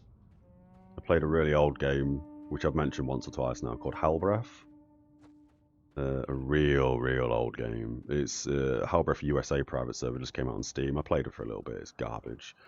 Not a good private server. If anyone cares about Hellbreath Olympia is the best private server, I think. But anyway. Oh, we got a Magus. Oh no, let me kill this guy. We're gonna have to line aside that Magus. We're gonna take damage if we move, I think. This guy's almost regaining more health than I can deal damage. Can he hit me through a wall? Oh, I didn't realise you could shoot through a wall. Alright, well we did what, 12% damage to him?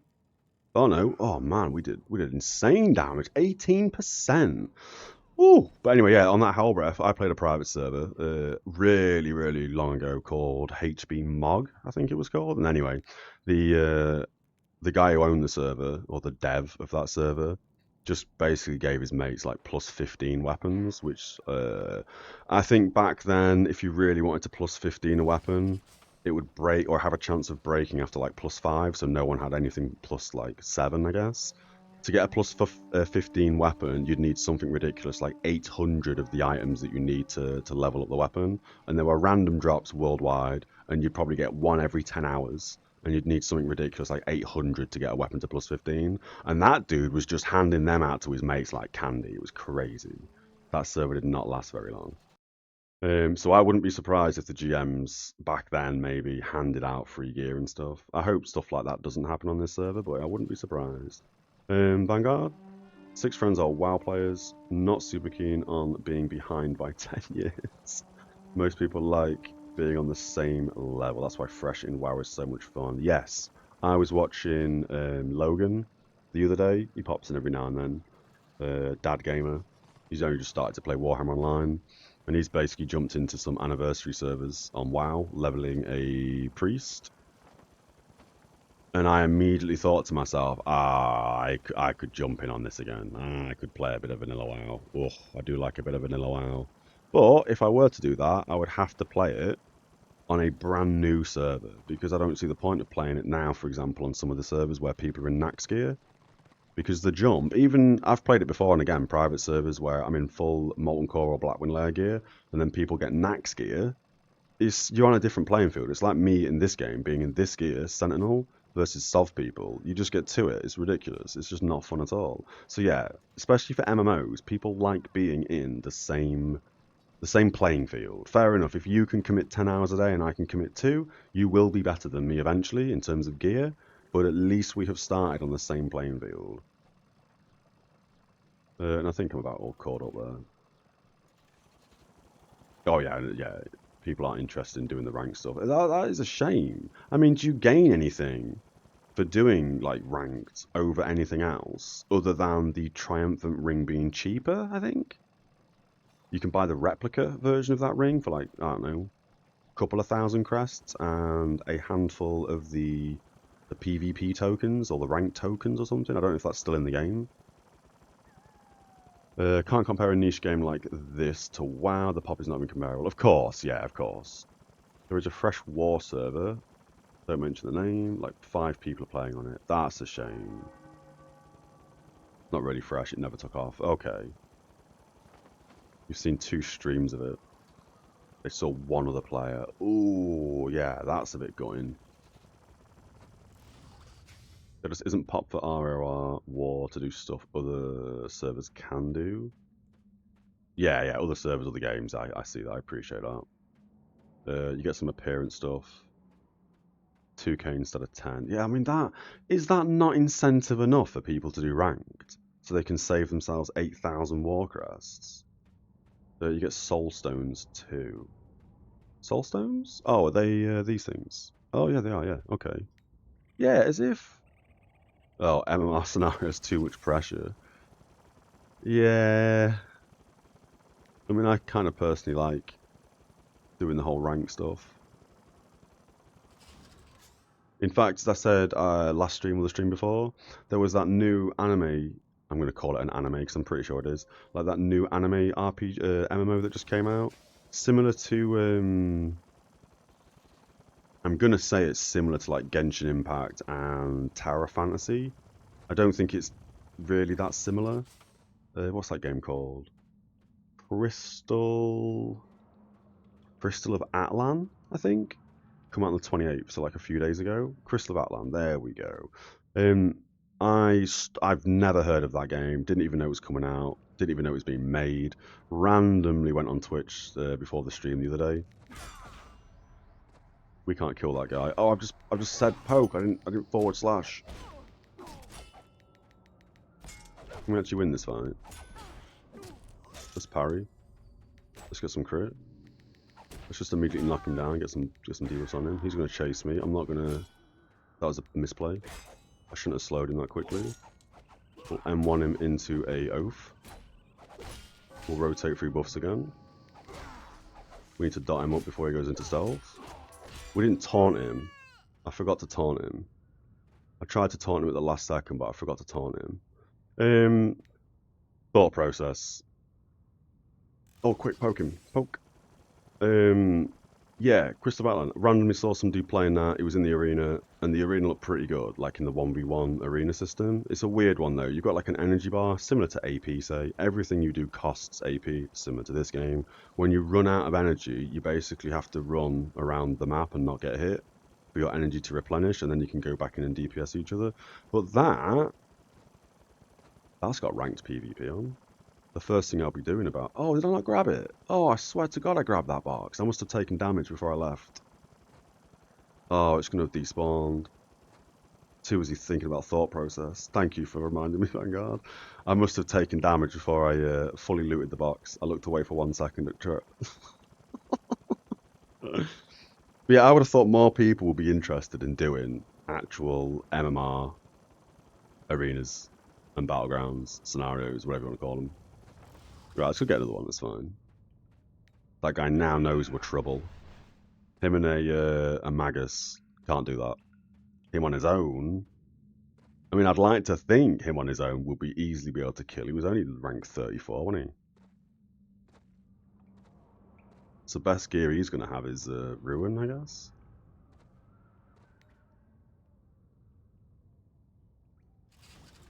Yeah, any rank stuff is fun, for me at least, until there's a really sweaty composition that you just can't beat.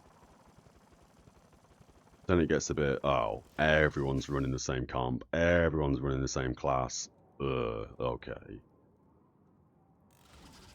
Then it gets a bit laxum, I guess. Also, not to mention, I guess the open world RvR is probably more fun for a lot of people as opposed to scenarios. If you're in a nice big warband, you don't have to do as much. I mean, you do, there's a lot going on, but you can kind of slack a little bit because you've got so many more people around you that are going to pick up your slack. Oh, they're ramming, and you'll often see me slacking, so, I mean, that's just my thought process. I guess we deliver this. Oh, I guess we just go straight to the keep. We just hand this in and fly to the keep. I think people get their PvP fix, sorry, from other games like FPS where you don't really have gear. Yeah. Because again, the grind, even in this game, like if I was in Sov gear, I think my thought process would be a little bit different. I'd still have the same thought process in terms of this needs to get better for new players because it sucks as a new player. But there has to be some sort of like you have to feel stronger than other people when you're investing in slot gear. Otherwise, what's the point in investing in slot gear? We don't have to do that. We need to speak to the other guy. Just said that. I'm going to hand it into this guy and fly to the keep.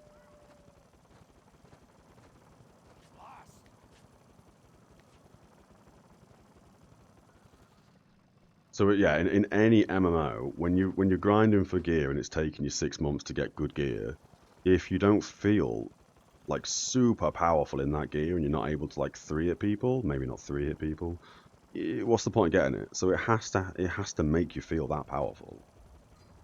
Well, there's that one warband here, maybe 2. All right. We don't even have any cannons on the wall. Oh no. I guess we just sit here and watch for a little bit. And then yeah, as you say, if you really want to have that player versus player experience or that competitiveness, yeah, I'd imagine a lot of people play FPSs or other games where they can get that. Really? Oh, you're not going to wait for a 1v1, of course. Why would you wait for a 1v1? You see that guy rush at me because he knew there was a witch elf next to me. That's exactly what I was saying earlier. Nobody wants to 1v1 in this game. Oh, the fact you might lose. Oh my goodness gracious. Don't dare get into 1v1s. Hilarious. In RvR, you have a hierarchy. 2 of classes, but most are viable. Oh yeah, I absolutely think that is the case in this game. Again, it's an old MMO, isn't it? There's definitely balance issues between all the classes. I think this server's done a very good job, though. I mean, I've got no other server to base it on, so, you know, I could be wrong. But yeah, there's definitely classes that perform better than others. Not sure how the devs are doing, but we used to get updates every 2 weeks and a ton of GMs playing. I mean, again, this is like a passion project, isn't it? Any updates we get on this server, I think are great. Even if they're not good updates, I still think it's fantastic that people in their spare time, making no money off it, are just updating this as like a hobby project. And 1v1ing a shield IB is miserable. Yeah, but it's not just the... I appreciate right now we're playing playing an IB with a shield and sword. Or, you know what I mean? Shield, I guess. But on any class, I very rarely see people allowing for a 1v1. It's always just, as I said earlier, people are so bloodthirsty in this game. It's as if you've never seen an enemy before. As soon as you see an enemy, it's just everyone piles on them. Gotta get that Warcrest fix! Just one more Warcrest! But I do agree, yeah, you don't really want to 1v1 a shield guy. I mean, I'm not exactly in great gear, so anyone, that Marauder would have slaughtered me, and same with the Witch Elf, I guess, wherever the Witch Elf's gone.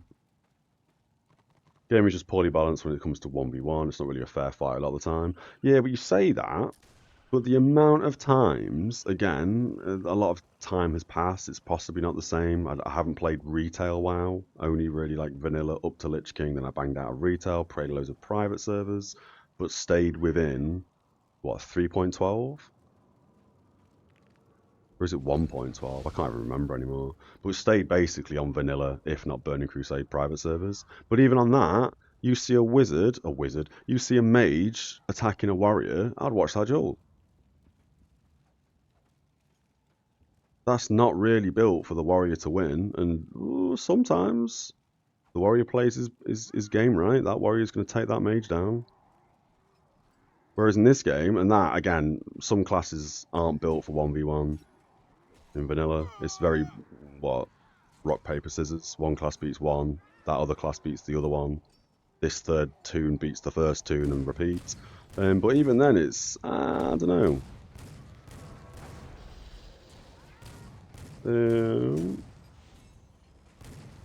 Being a tank fighting a DPS sham or AM is an auto loss. Oh yeah, dude, fighting a healer on any class is just an auto loss, for me at least. I've never been able to beat a healer. The difference is classic WoW has tools to address that fight, NG, bombs, etc. Yeah, you're not wrong. Whereas this, I mean, technically, I guess I could beat some of these classes that I'm against if I were using actual potions, but for some reason I never use potions in this game. I'm always playing at a loss. I don't have the shield potions, I don't have the health potions. It's not very often I have potions, I don't know why I don't do that. I've got a bunch of these, what, 348? Yeah, 348. I could be buying a lot of potions with these war tokens. Don't know why I don't. For some reason, I don't know. It's not something I've done. We even got a POC to 200 on our Zealot, and even then we haven't made any potions. don't know why. Don't know why. But no, yeah, as I say, and as you guys have said, I can obviously compare this game to a lot of other games, but at the end of the day, they all are functioning differently.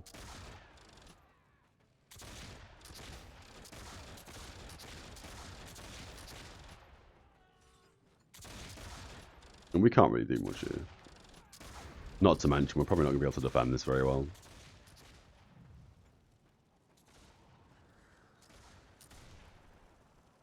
Some classes in War need less gear to come online though, like a Witch Elf Witch Hunter can function pretty well in Fresh 40, or as a Fresh 40. I mean, yeah, and I feel like most healers as well, in Warband play specifically, they can probably come online a lot easier as well.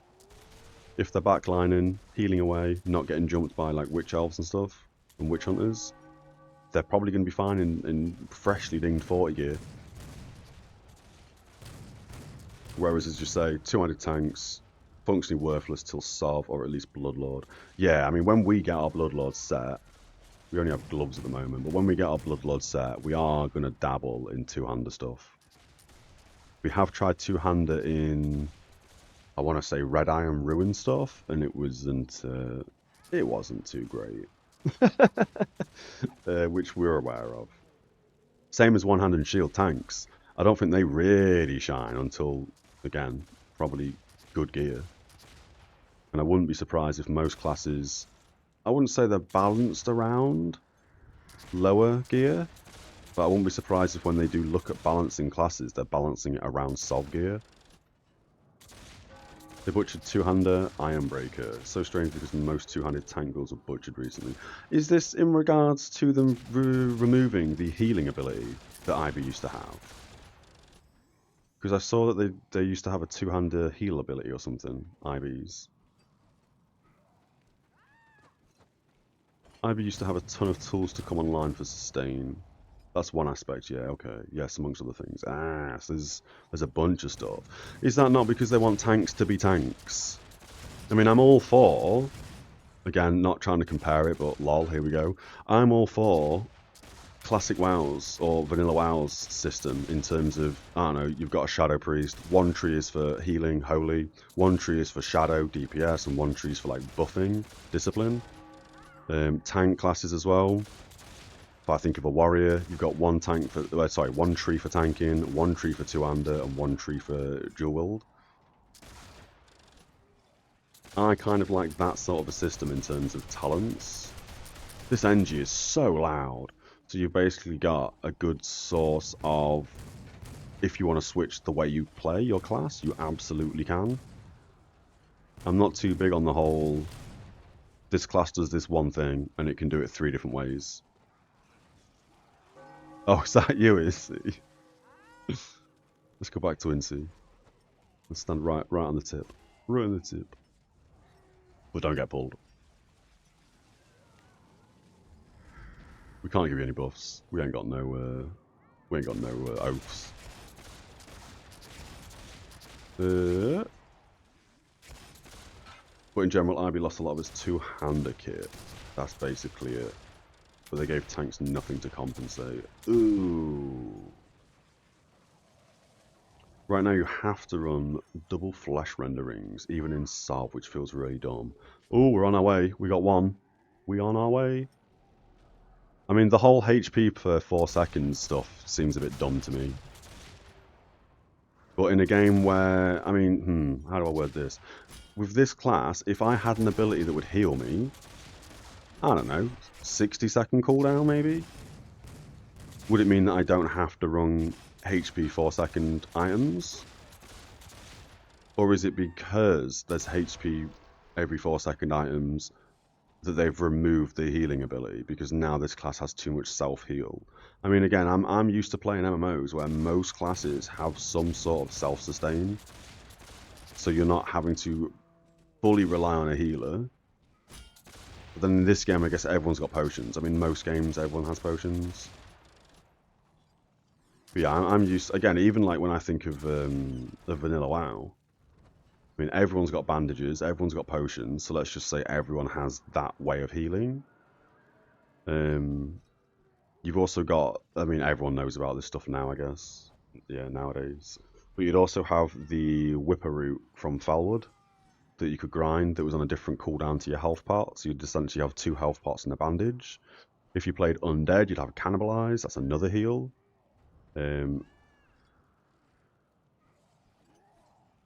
Yeah, you could switch weapons in combat, so if you start to get heavily DPS, you'd have an ability, Shield Block, similar to Oathstone, but on a much shorter cooldown. You'd be able to generate rage from just hitting somebody, switching one-handed shield, using Shield Block or something like that. To, you know what I mean? There's a lot of sustainability. Whereas on this, if you're not playing a healer, you have like no healing. In fact, the only other class that I'm aware of that can heal is a Marauder, and their mirror class, I guess. But Marauders obviously have the Monstrosity stance, I think, that does a bit of self-sustain, I guess. War is a lot less focused on the individual skill expression. Yeah, that's it. I mean, again, as I say, I feel like it's balanced around a full 24-man warband,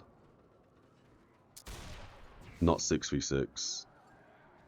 Not small scale, just a full 24 warband, and that's how they've scaled stuff. Which again, I understand and I appreciate, but it's almost as if they've put in items that give you HP regen because you have no self-sustained skills. So it is kind of like I'm just going to need to stack HP regen to be compatible, to be competitive. Sorry. Frankly, it's a dad gamer game. You love it, but it is objectively an autopilot game that works best if you just follow a blob. So many people running around in full stealth without any tallies inside. Oh my god, please tell me that's not real. I mean, the blobbing I know is real, but the actual no tallies in Sov gear, oh. Now they buff flesh render boss, so it's harder to get, so people already have it, have an advantage. Ah! On the contrary. So one thing I've seen since that got buffed is the price of the rings have decreased. which makes no sense. Because I think you used to be able to do it. I don't know. I've never done that dungeon or the open world boss, the layer, if you will. In where is it? KV? I'm sure it's in KV. I looked at this afterwards. Greenskin. KV. It's around here somewhere, I think.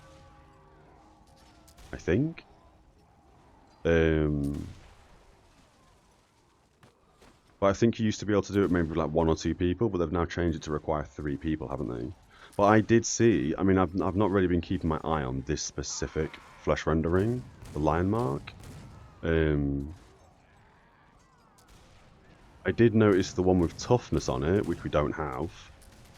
All these flesh render rings, at least for the Ironbreaker, I'm certain were 300 to 350 gold as like minimum. But ever since that patch dropped, we picked this up for 250. I don't know if we overpaid or not, but I've not seen a flesh render ring, go for 250 before. So I was quite happy to grab that. Again, for all I know, I overpaid. Am I seeing a pattern now? Certain guilds get self-flesh render. Later on, those things become harder to get. This fucks over new players who become fodder. New players are content for veteran players. It's why the population is so bad these days. Yeah, I mean, that's what I was saying earlier. In terms of it requiring so long to get Sov gear. In terms of it being a terrible new player experience in Tier 2 Plus, just as you doing 16. And as I say, one of the reasons why I think that is the case is because it allows the vets to happily just mop up noobs and then keep them playing to feel powerful. Just 2-hit a dude. Oh my god. Because again, that is kind of fun. But yeah, no, I do see what you're saying now, Rakan, yeah. I mean, does it make sense as well that they've realised that the flesh render rings are too easy to get, so they've made it a little bit harder? But then that does kind of, I mean, again, call that a coincidence. How many coincidences before it's not a coincidence? By the way, don't focus on toughness. I don't think we have.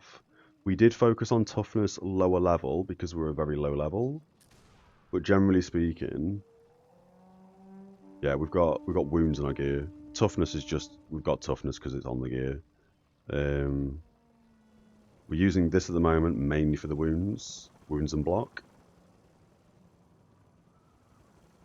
Sentinel because we get 6% block. This because it's got strength on, and we do need some strength to actually DPS people. And obviously this has got wounds on. When we go two-hander, we'll be using this Genesis piece with a 3% parry, 14 strength, replacing this one. We do want 2 flesh renders, so that's going to be strength, HP regen, and then we'll use the Sov accessory to replace this one. Two-hander, we've gone strength and strength, but yeah, we're not really focused on toughness.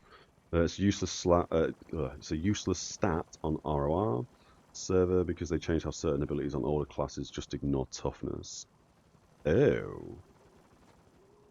I'm aware that some classes don't actually deal physical damage. Even as like melee, they deal like spiritual damage or whatever it's called. Is it spiritual? Yeah, spiritual damage. And this looks like it's a lost keep, so I guess we just run a few more boxes before that keep lord dies. We get a box from Tavern. Oh, and I'm also aware that the way they've calculated PvE enemies, toughness doesn't do anything in PvE. I think. Again, I don't know for certain. I've not tested it. Trying to get people to play it. Everyone who quits in Tier 2. Yeah, we said this earlier. It's not great. Especially people who are really good in other games. Multi-glad in WoW, for example. The skill expression isn't enough to close the gap that gear makes. Yeah, because, and I see this as well, when I feel like I've played perfectly, which doesn't happen very often, which you will see, that we very rarely remember to buff, we very rarely remember to taunt people. We don't play perfectly, but when we do, and we lose, and I sit here scratching my head going, I don't know how I could have played that differently, and the dude killed me on 80% health. That's when it's, oh, it's you again. Oh! We're gonna, oh, we taunted him immediately this time. We didn't need to use that ability. The other thing in this game that I find a bit strange, which I don't like in any game, is if I just stand still and press hotkeys, my character turns to the enemy to hit them. Again, this guy can just spam 1 over and over and over again, not pay attention to me on his back, and he could win. He could win. I don't think he's going to, though. We're going to also M1 him here, I think.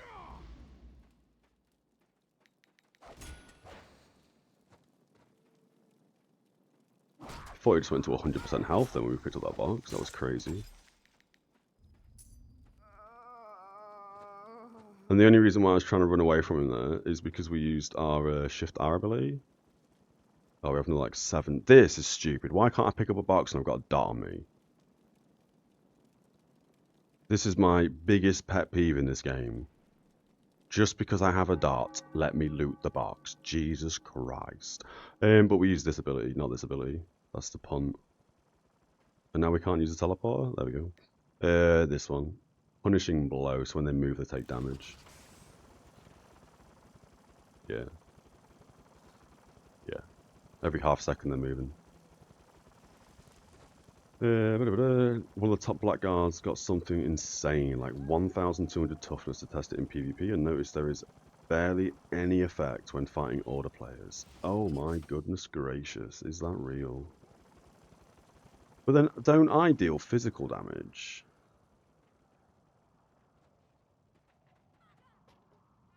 Nuts come, and we defended keep. Oh, we defended the keep. Oh Christ. Oh, we're now sieging. I need to learn how to play a game and talk at the same time. Jesus Christ.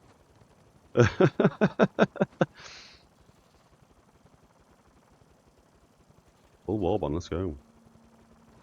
What are we doing? This?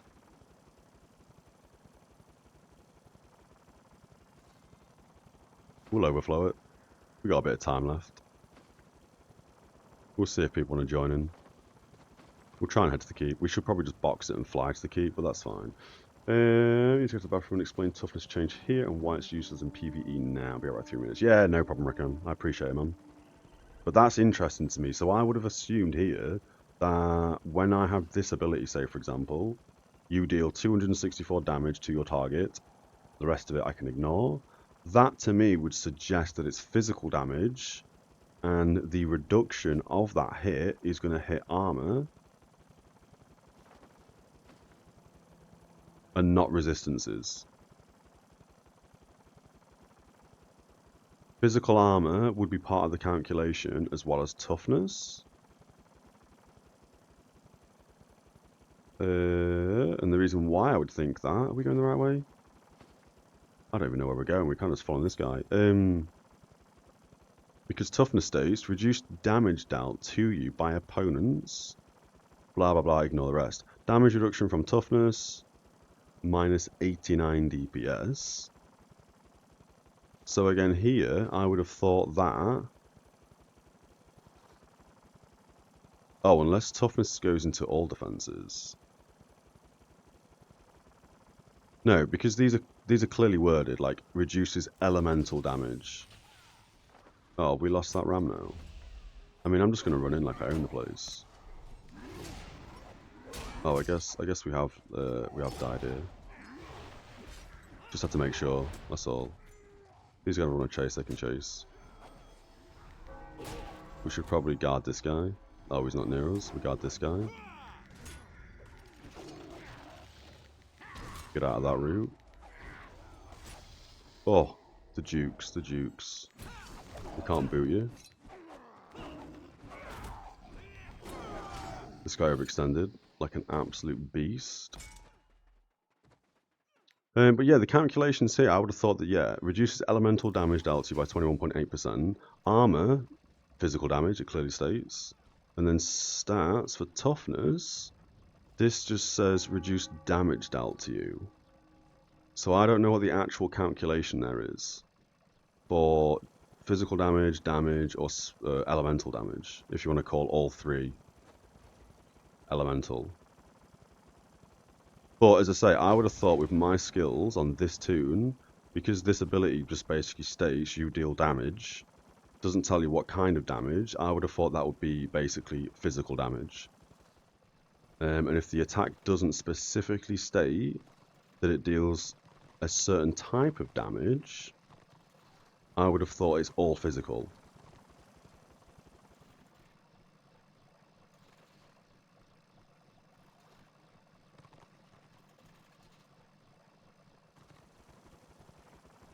Like this, damage 4, X damage over 10 seconds. Deals X damage over 3 seconds. So I would have thought anything that says damage and doesn't specifically state it's spiritual damage or corporeal damage or the other one. I don't even know what the other one's called. Oh yeah, elemental or spiritual. I would have thought that, yeah, it would just basically go against your toughness stat and your armor stat.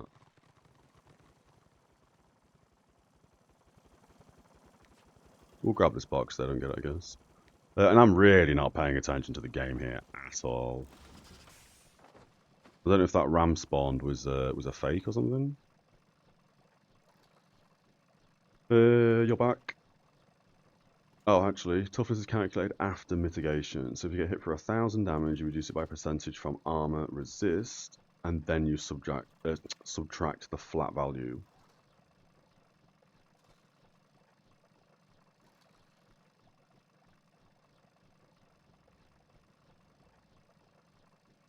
Oh, so I guess it uses the defensive stats first. We get hit. If it's magic damage, it's one of these three. If it's physical, it's armor. And then after that, it then does something with the toughness stat. Interesting. Originally, toughness worked like it did in the tabletop game, just flat value, so it was great against small hits and darts, but not that good versus big hits. Later on in RvR, they changed it to be a percentage based.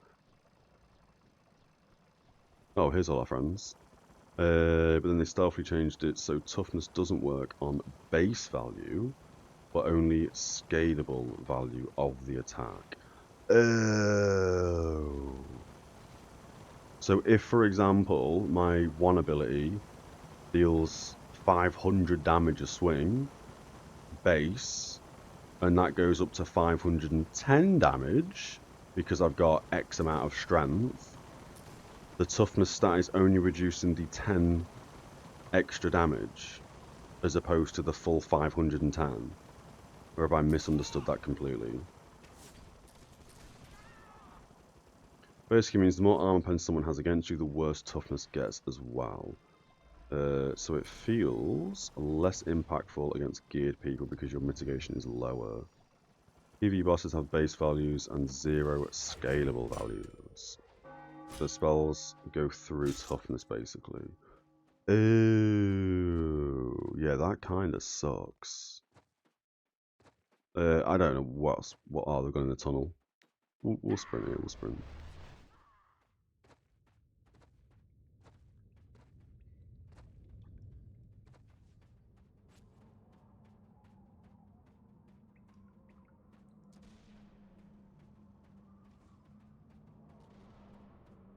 Half paying attention, overflow. This is where the scullery happened. Yeah, that's an interesting change. So I guess, correct me if I'm wrong, classes that have really big damaging abilities as base big damaging abilities, they got another ram.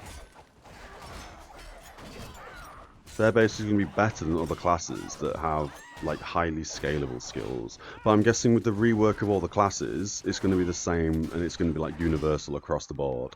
So hopefully every class has, you know what I mean, a base and then a scalable value similar to other classes. The same way they've just basically rebalanced how willpower works. So they've lowered the base rating or the base numbers of most heals, but they've increased the willpower value from 0.8 times to like 1.2 times, which would technically, if this was a damage patch, that would mean toughness would work better because there's a higher scalable value as opposed to base. Singularly changed spells for White Lion and Slayers have increased base value and slightly lower scalable value. That's why those classes were ripping through people in full Sov gear. Oh, and that's why Slayers used to be the best class in the game, and White Lions are now currently... Could be wrong with this. We talked about this yesterday, I think, and I've already forgot the outcome of that. There is a DPS change coming soon, though, right? Coming soon, trademark.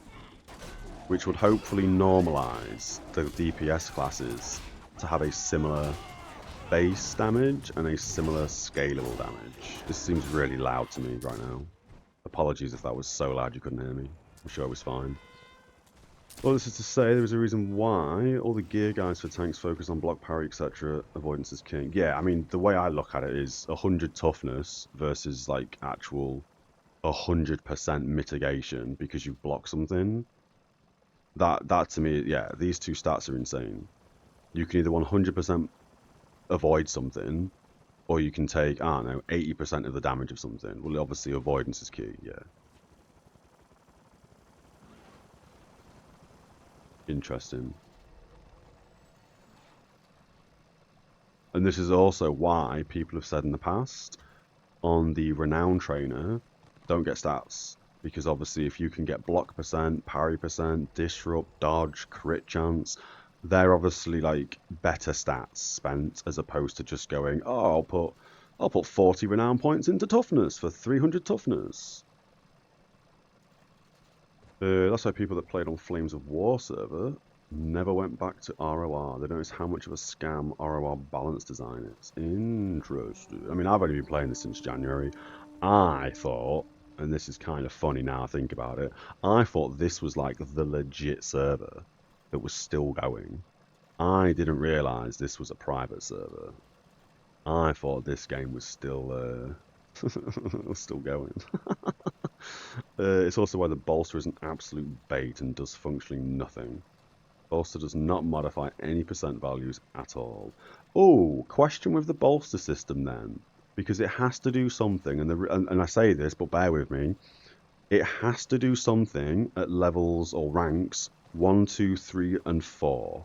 Because at ranks 1 to 4, as a naked person with a grey weapon, you 3-hit people at level who are ranks 15 in their best in slot tier 1 rank 15 gear. My auto attack on any class I've played in tier 1 as rank 1 to 4 is hitting for like 300-400 damage a swing. So the bolster system absolutely does something from ranks 1 to 4. After that, it's questionable. But ranks 1 to 4, if you've never experienced this, make a brand new character, rebind your war report, because sometimes this isn't here. Go straight into tier 1, be naked with a weapon, and you will 3-hit anybody you come across. Just caps your flat stats in tier 1. So like you're having maximum possible strength for it. Oh, and that's why you're going to want it, people, then, I guess. Because, like, for example, in tier 1, if your max strength is 1,000, regardless if you're rank 1 or rank 15, you're always going to have up to 1,000 strength. That's going to normalise the higher everybody goes in rank.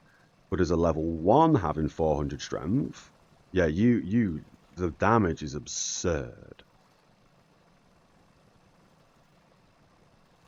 One of the reasons you see that is because of Smurfs. Most new players don't bother getting armor resistance to the melee, but no. So I've done this myself, right? I've played through a lot of the lower level classes, a lot of the tier 1 classes. We're gonna head to the keep, I guess. I don't even know what we're doing.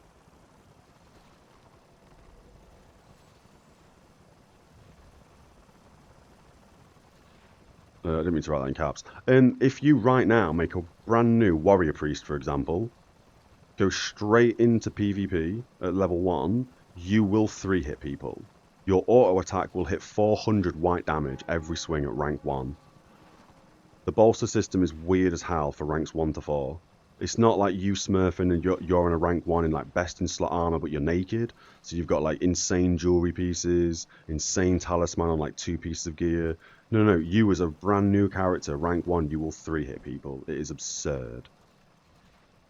But as Chromies has said, it's probably because at rank 1, the bolster system is just giving you max stats. But then I still don't get why everybody doesn't 3-hit people, if that's the case. Unless it's downgrading them because they're higher level or something. Because no one has any percent values that don't reduce it at all. Most new players don't bother getting armor or resistances, so they're not like butter. The more you level, the less stat bolster gives. Yeah, okay, so that makes sense as well then. At level 1, you're going to get like plus 10,000 in every stat, hence 1-hitting people or 3-hitting people. And then as you level, for every level you get, it's going to reduce it by, you know what I mean, a huge portion or a huge percent. That would be the reason why. But yeah, the most fun you can have in this game is getting a brand new character, rank 1, going straight to RvR and 3-hitting people in crazy good gear. It's hilarious. It's why normally, if anybody ever goes back and watches the VODs, as in playing level 1 tunes for the Zero to Zealot series I did, which is basically me just copy pasturing the stream onto YouTube and then cutting out the breaks. Yeah, whenever I see a low level under like a level 1, 2, 3, or 4, I don't want to go near them because I know that they're going to 3 at me. It's crazy. And as I say, I experienced that myself, which is why I had the most fun at that point. Jumping in as a level 1 and everyone rushes toward, oh, he's level 1, kill him quick! And you just 3-tap people. So ridiculous. It gives new players a very false sense of self as well. You seem to do insanely well those first 4 levels, and at 5 you completely normalise, and suddenly you can't win anything. Can't win 1v1s, can't win 2v1s. Okay.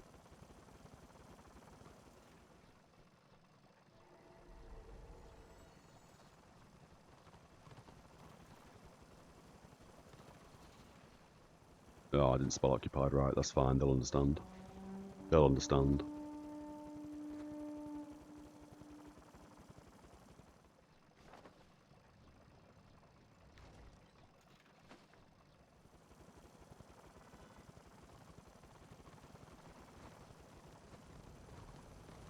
Yeah, okay, we're fine. We're just basically running boxes. We're repairing this keep. That's fine. Done. But yeah, the more you level, the less stat bolster gives. Yeah, that does make a lot of sense. I mean, if anything, the bolster system, as I said this on the Zealot, I said this ages ago, I kind of feel like the bolster system, again, is like a false sense of security for new players. Oh, I can just join tier 4 and be level 40. Oh, brilliant, I'm not going to get 3 hit.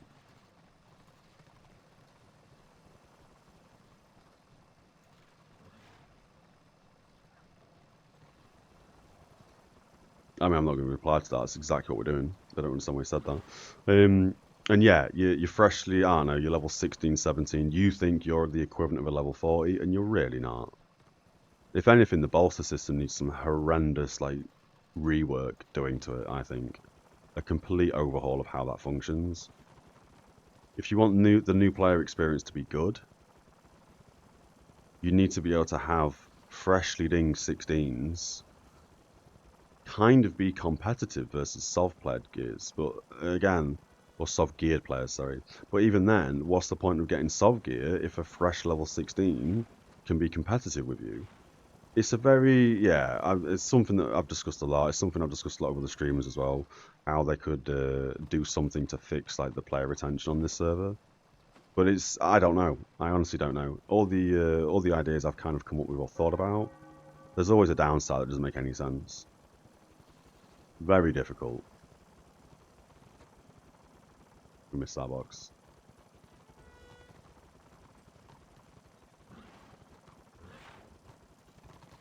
It's funny, if you add up all of the major overhaul is absolutely needed, there is so many parts of this game. Wonder how many hours of work that's needed. Yeah, and this is a big thing as well. Again, there's only a small amount, a handful of devs who work on the server. At the end of the day, I think it's better to have a server that may be hit or miss in places than not have a server, period. They're obviously working hard to make the server a more enjoyable experience, or I'd like to think they are. Fair enough, you can kind of say that, you know, when their mates have got gear, they've then made it harder to get the gear. Chances are, I mean, the way I look at that is, if they really want to have people have good gear, they'd just give them the gear. They would just create the gear on the spot, give it to that account. You've now got the full soft gear. Off you go, mate. Enjoy your game. I don't think it's a case of suddenly they've realised that all their mates have like this flesh rendering, and now they're going to make it more difficult to get. It's probably been a case of maybe a year ago, they didn't want this ring to be that easy obtainable, and you shouldn't be able to sew it, but it's taken them a year of what, 1, 2, 3 devs just to get the work done, so it is now, you know what I mean, generally how they actually wanted it to be. I know plenty of people who would quit if they actually had to try to kill lower levels. Really? For starters, they could re-instance tier 2 as its separate tier, so new players have more time to learn the mechanics, or reinstate. Yeah, see, this is something I've discussed as well in the past, in terms of having tier 2 its own thing. Tier 1 should be 1 to 15, tier 2 should be, I don't know, 1 to 20? Or 16 to 20? I don't know. Just so new players can learn the keep stuff. I mean, me and to shut it up, we discuss this a lot. That sometimes, like, I don't know, if you grab a box here, we've just done that, got 10k renown, happy days. If you grab a box from here and you take it into the war camp, I didn't realise, it tells you down here somewhere that you're gaining less rewards for doing that because you hand it into a war camp, but it doesn't tell you that you should go hand it in at the keep. So new players aren't really aware of that. All of the siege abilities that you get given, these 3, for me at least, for the Ironbreaker. On the Zealot, as soon as we got one of these abilities, we didn't even put it on our action bar. We didn't put a heal for the ram on our action bar until we were like high 30s, I think. And it's not like we didn't do warband stuff. It just, the game didn't explain it to me. Like 10 to 20 people that give a few hours a week. It'll basically be a full-time job at that point. To refix a bunch of the server issues, and I'm going to call them issues, but they're not really. I mean, the game functions well enough. It's just the new player experience could be better, and I mean they've got to find a way to stop like the ball of death and just people blobbing. If they can do that or not, that's another story though. And not to mention as well, reinstating tier 2, I completely understand why this is a thing. It's a population thing.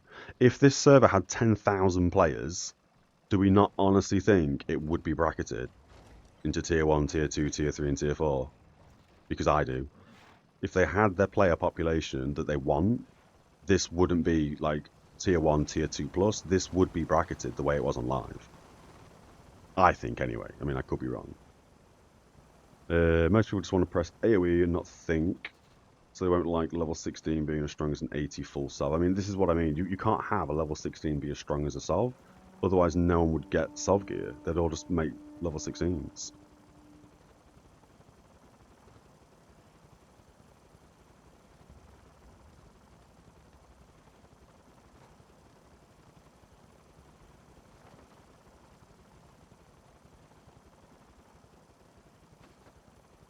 I'll bang out of this in a second as well, I think.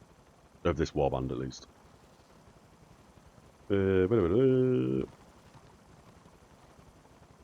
Settings design as well. Let's not next finish them all good. Of course not.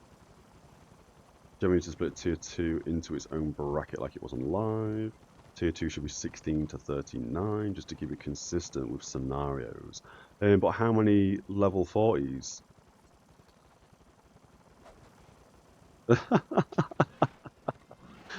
Hold on. How many level 40s are currently online? If you took away all 16 to 39s, how many people would actually be playing in tier 4? I don't think that many people would be playing in tier 4. Can we not just go ram?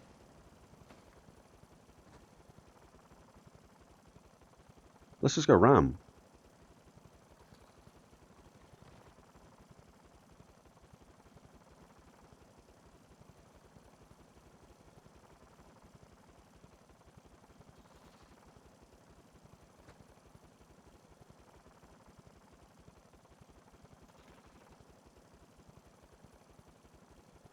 Yeah, we're ramming as soon as cooldown, that's the play, then we'll bang out.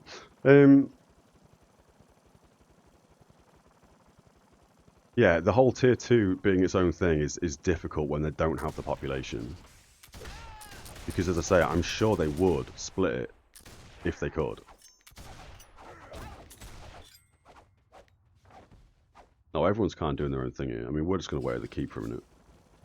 You need 10 times population to have separate tier 2. I agree with that, Mama. Yeah. You definitely need a hell of a lot more people. There is more than enough people to separate tier 2 realm. I mean, yeah, Rakan, there's definitely enough people in the 16 to 39 bracket, but it's what happens to the rest of the game when you bracket that. That's the issue, because I don't think there's enough people in tier 4. Deathball is just a consequence of large-scale battles. It's commonplace in any game with this type of PvP. Very true. Look at Throne of Liberty for a recent example. I mean, Throne of Liberty is just, yeah, that game's almost designed to be Ball of Death, isn't it? Even Tier 1 needs more to be fun. Yeah, Tier 1's a bit weird as well. Tier 1 can go either way. Half the time when we've done Tier 1 stuff, it is super one-sided. Incy, you feel disrespected? Have I missed something you said to us in game? A few people will be in tier 4 to start, but more retention over time for new players. It would likely even out, if not increase pop. The other issue as well is for this is there not a difference between a fresh leading tier 4 character who is, I don't know, renown rank 40 compared to a vet that's renown rank 80 plus? Because technically that also should have its own bracket, right? Technically.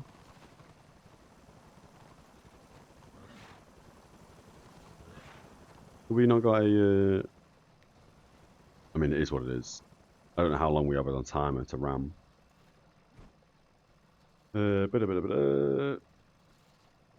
have the figures, of course, but at least 9 to 10 people I introduced again will quit within a few hours of tier 2. They really enjoyed tier 1. Hell, if anything, doing so addresses a big aspect of the death ball. This is going to get a ram.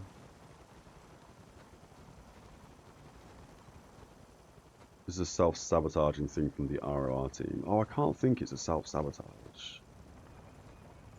I can't see how it would be. Because at the end of the day, I know they don't make any money off the game. And it's obviously costing them money to host the servers.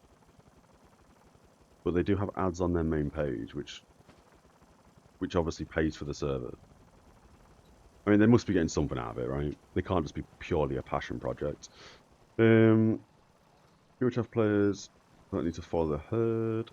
Right now, Tier 2 has 373 players.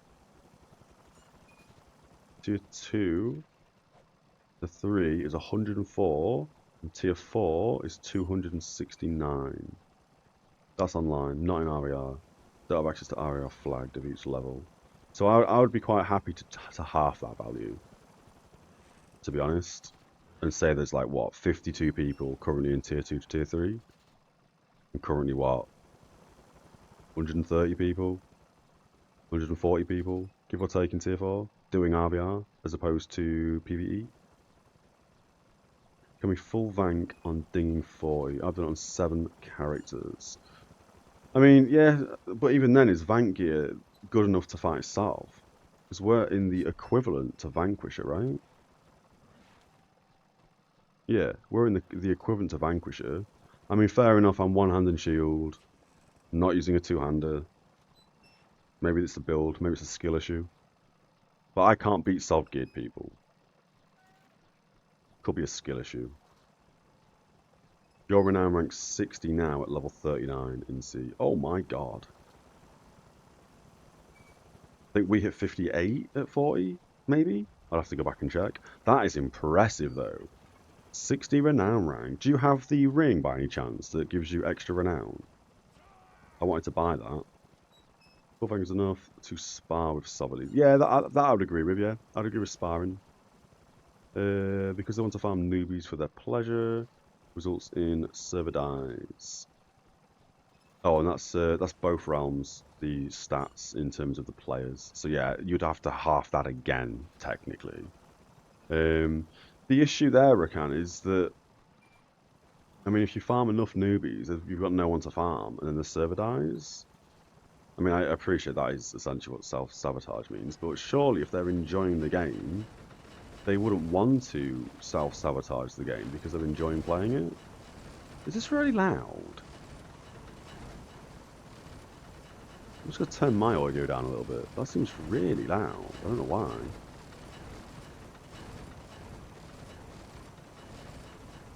RR team makes the game for themselves. Most of them have soft characters. They are clearly enjoying the system of farming the chaff. Back in the days we talked about putting bots. Sorry, back in the days we talked about devs putting bots on the moon to make it look better. I'm not sure what you're referencing there, to be fair. I'm also a tank. You roll into duel, but you also don't die instantly all the time to soft players. You last a long time. Yeah, I do have moments where we can last a while. You're not wrong. So I am able to do my job even at my gear. Yes, and as I said earlier, I do feel like... oh, hold on, you absolute legend. I do feel like... yeah, I do feel like when we were in Red Eye gear and Ruin gear, which isn't even level 40 gear, we were able to tank and do our job. With Ruin and Red Eye, which is the entry-level Gumbad dungeon, which I guess most people can do at like 30, 35. So even in previous tiers of gear, ignoring the Vanquish Award, we were in Officer Award.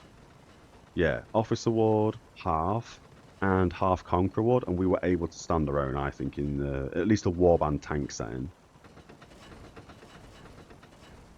No ring, but easy enough as NG if you are active. I mean, crikey, I would have thought you'd have leveled up quicker before then than hitting 60 renown. That is kind of impressive. I know a few people have said stuff like this, where they hit kind of ridiculous renown numbers when they're low level. I guess recently as well, it has been kind of PvD, right? So I guess the actual experience you're gaining is a lot lower than what it should be. Because it's heavily PvD. We'll try and get on the ram here, I think. I don't think we're going to be able to. No, we missed that. We missed the opportunity. We just stand around and look pretty, I guess. You have to understand these people don't... Oh, sorry, these players don't want to compete or don't want to competition against equal players. They just want to farm noobs. I see that on Destro's side more than I do Order, where people just want to farm kills. And I guess at that point, when you're in full Sov gear as well, you probably don't need more Warcrests. That's really hard to get Flesh Render, Sov, etc. You can be put on the moon if you did something bad, just like GM Island.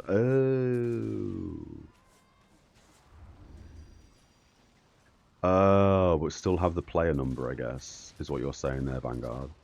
I could be wrong. That's kind of the point you're getting at. A fresh 40, if they invest in their character whilst leveling, they will 100% be capable to fill their roles. If you separate the game into 3 tiers, 1 to 15, 16 to 39 and 40, then the big gap is just the leveling gap from 16 to 39, but other than twink characters, sorry, there's nowhere near the level of extreme as a 16 fighting a Sov character. Yeah, as I say, I would like to see them be able to bracket it like a bit better. I mean, the argument that I always come back to, which isn't really a very successful argument, I don't think, is the whole, well, it's not like both sides don't have fully geared Sov people. So although, I mean, again, this isn't a good argument, but I'm just getting it out there. Although a Freshting 16 can't compete against a max level Sov geared character in best in slot, and it sucks, you can be in a party with max best in slot Sov geared players against other best in slot Sov geared players. So it's not like it's one-sided, but that doesn't fix the issue. That doesn't fix the problem. But that's an argument that I've tried to, I guess, put across. Hard to enjoy being carried. It is, yeah. It is normally, and again, if you ever sort of sit around and watch the streams and stuff, most of the time I'm enjoying the game, and then as soon as I get absolutely demolished by a two-handed tank in Sov gear, where I can't deal enough damage to them compared to their HP regen, that's when I sit here and sort of think, what am I playing this class for? I don't like this. I want to go two-hander now. This sucks. And then that's when my opinion of the game changes significantly. And you will see that at times. Same when we're on the Zealot. Same when we're on the Zealot. And Subgear 200 tanks can sit at 400 HP at regen every 4 seconds. Yes. And one hand and shield as an Ironbreaker, I cannot deal 400 damage a second. So normally I can maybe take them down by about 2% over the fight. They normally kill me on about 98% health. Going from 100 to 99 to 100 multiple times, but yeah. Getting high renown is only worth it if you don't have level 40 friends you want to queue with. But you can't play with them if you're not 40 only RvR. Wait, what have I read there?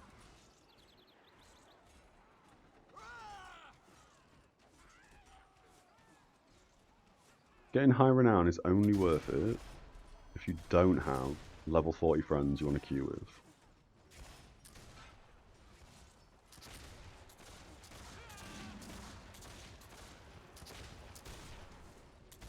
I mean, I'm looking forward to getting, like, Sov gear so I don't have to do warbands anymore.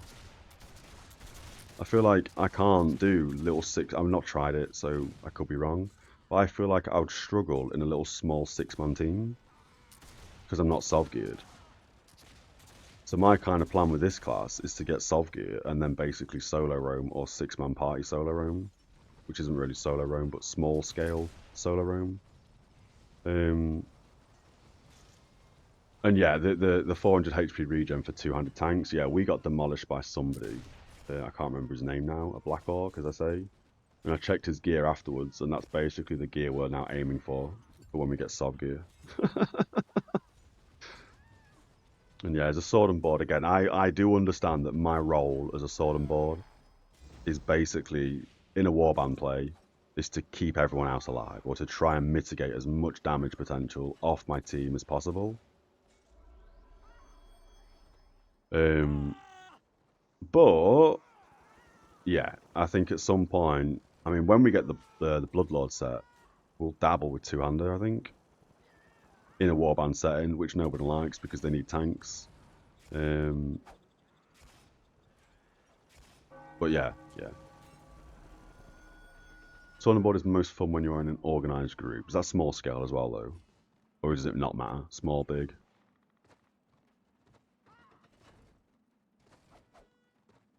Even large scale? Yeah, okay. I mean, as I say, I've enjoyed like 99% of being sword and board. It's just sometimes I kind of feel like I can't do anything against people. If we're at the back of a warband and we're a straggler and we get like this guy, if this is me and I'm on my way now to meet the warband as a sword and board, it makes me not want to play sword and board. Because if we jump into anybody, all we can do is basically run away. We can't hurt them. We can't outlast them because eventually we will die. And that's when I start to get a bit disheartened, I guess, when I run into people. But then I'm aware that the build I'm playing isn't set up for that. And that's, I guess, the problem. If we're in a warband, though, and we're doing what we can, yeah, I feel pretty good about it. I may not always do the best plays. I may not always have all the buffs out and all that sort of goodness and defend somebody and be near them so I can actually defend them. But I feel like a lot of the time we do learn stuff. I just need to really learn how to have random conversations and play the game at the same time. So I've realised today that that's something I'm struggling with. We'll get there. 2% on the door. We're moving in. We're moving in. If I'm commenting like on the actual game and stuff, as I said earlier, that's fine. I can do that. I can ramble off absolute nonsense of what I'm doing in game that you can clearly see I'm doing. But yeah, when it comes like actually having a thought process, brain's not really set up for that apparently. Incy. You gotta play with some people consistently. Even just one DPS and one healer who you run with. Warband or otherwise, there's a huge impact on tank gameplay. Yeah, I just need to get some friends. Just need to get some friends. I mean, we normally do run with the same people in the warbands. There's a lot of familiar faces I'm seeing now. Early morning into like the afternoon as we're in now. But again, it's not really an organised thing. We don't need morale, but we'll stand around. Actually, we can just siege this, right?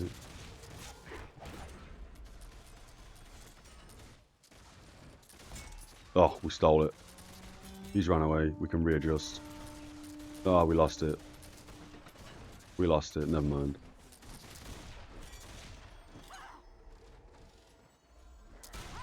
Small scale is where you learn to play. I completely agree with that. Whenever we've done like 6v6 scenarios, I know scenarios are a little bit different, but it is still obviously small scale. We've had to pay attention a lot more. We've had to learn, or we have learned a lot more in terms of what skills we want to be using. Whereas warband stuff, it's just a different kettle of fish, isn't it? We can get away with being really lackluster on our buffs. We can get away with just spamming like a shield on somebody for no reason whatsoever. Completely different gameplay.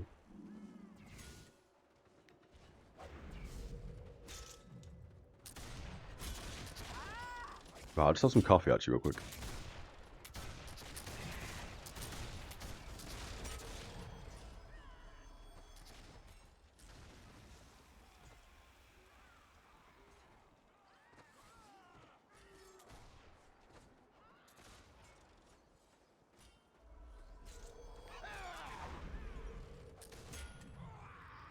I also think a lot of it as well.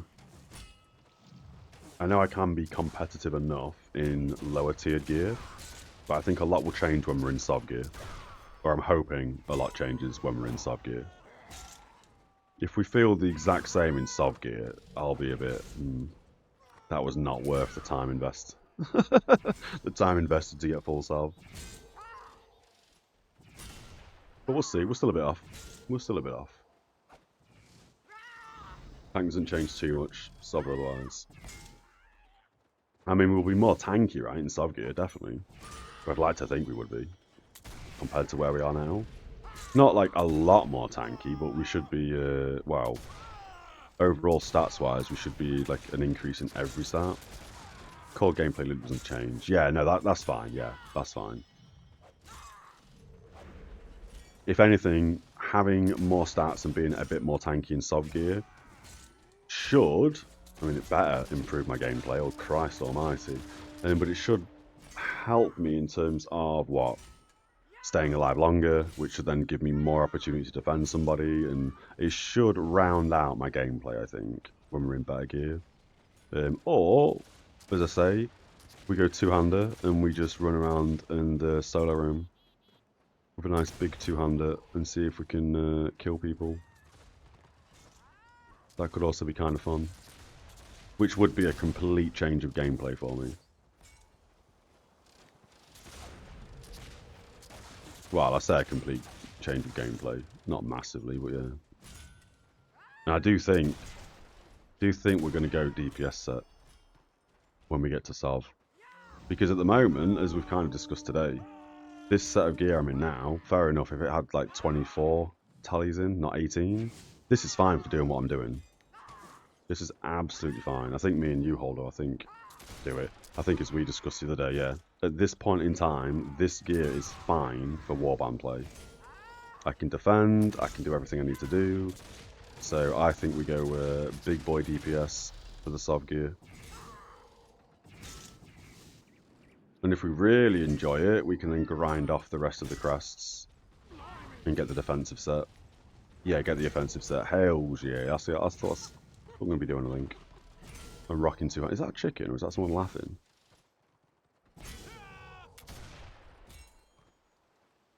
This man, when he laughs, sounds like a chicken. What's the door on? 43. But yeah, offensive set, I think, to start with. And if we like it, brilliant. And if we don't like it, wow. We'll have to start grinding for some crests again, won't we? What are we on now? 7,064. So yeah, we're getting there. We're getting there. I think by the time, I think I said this earlier as well, by the time we get to the final piece of sov gear we need, I think we should have enough crests to buy the whole thing. And we are going to go 3-piece Warlord as well, I think.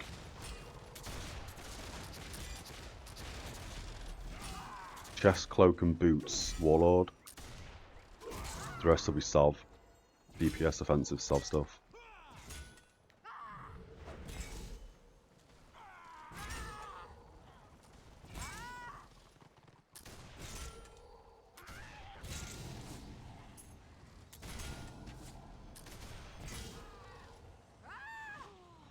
Good old PVD, how I've missed you. And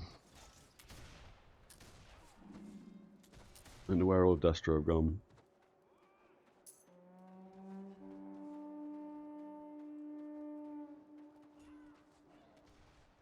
Is that us? Oh, it is us, good lord.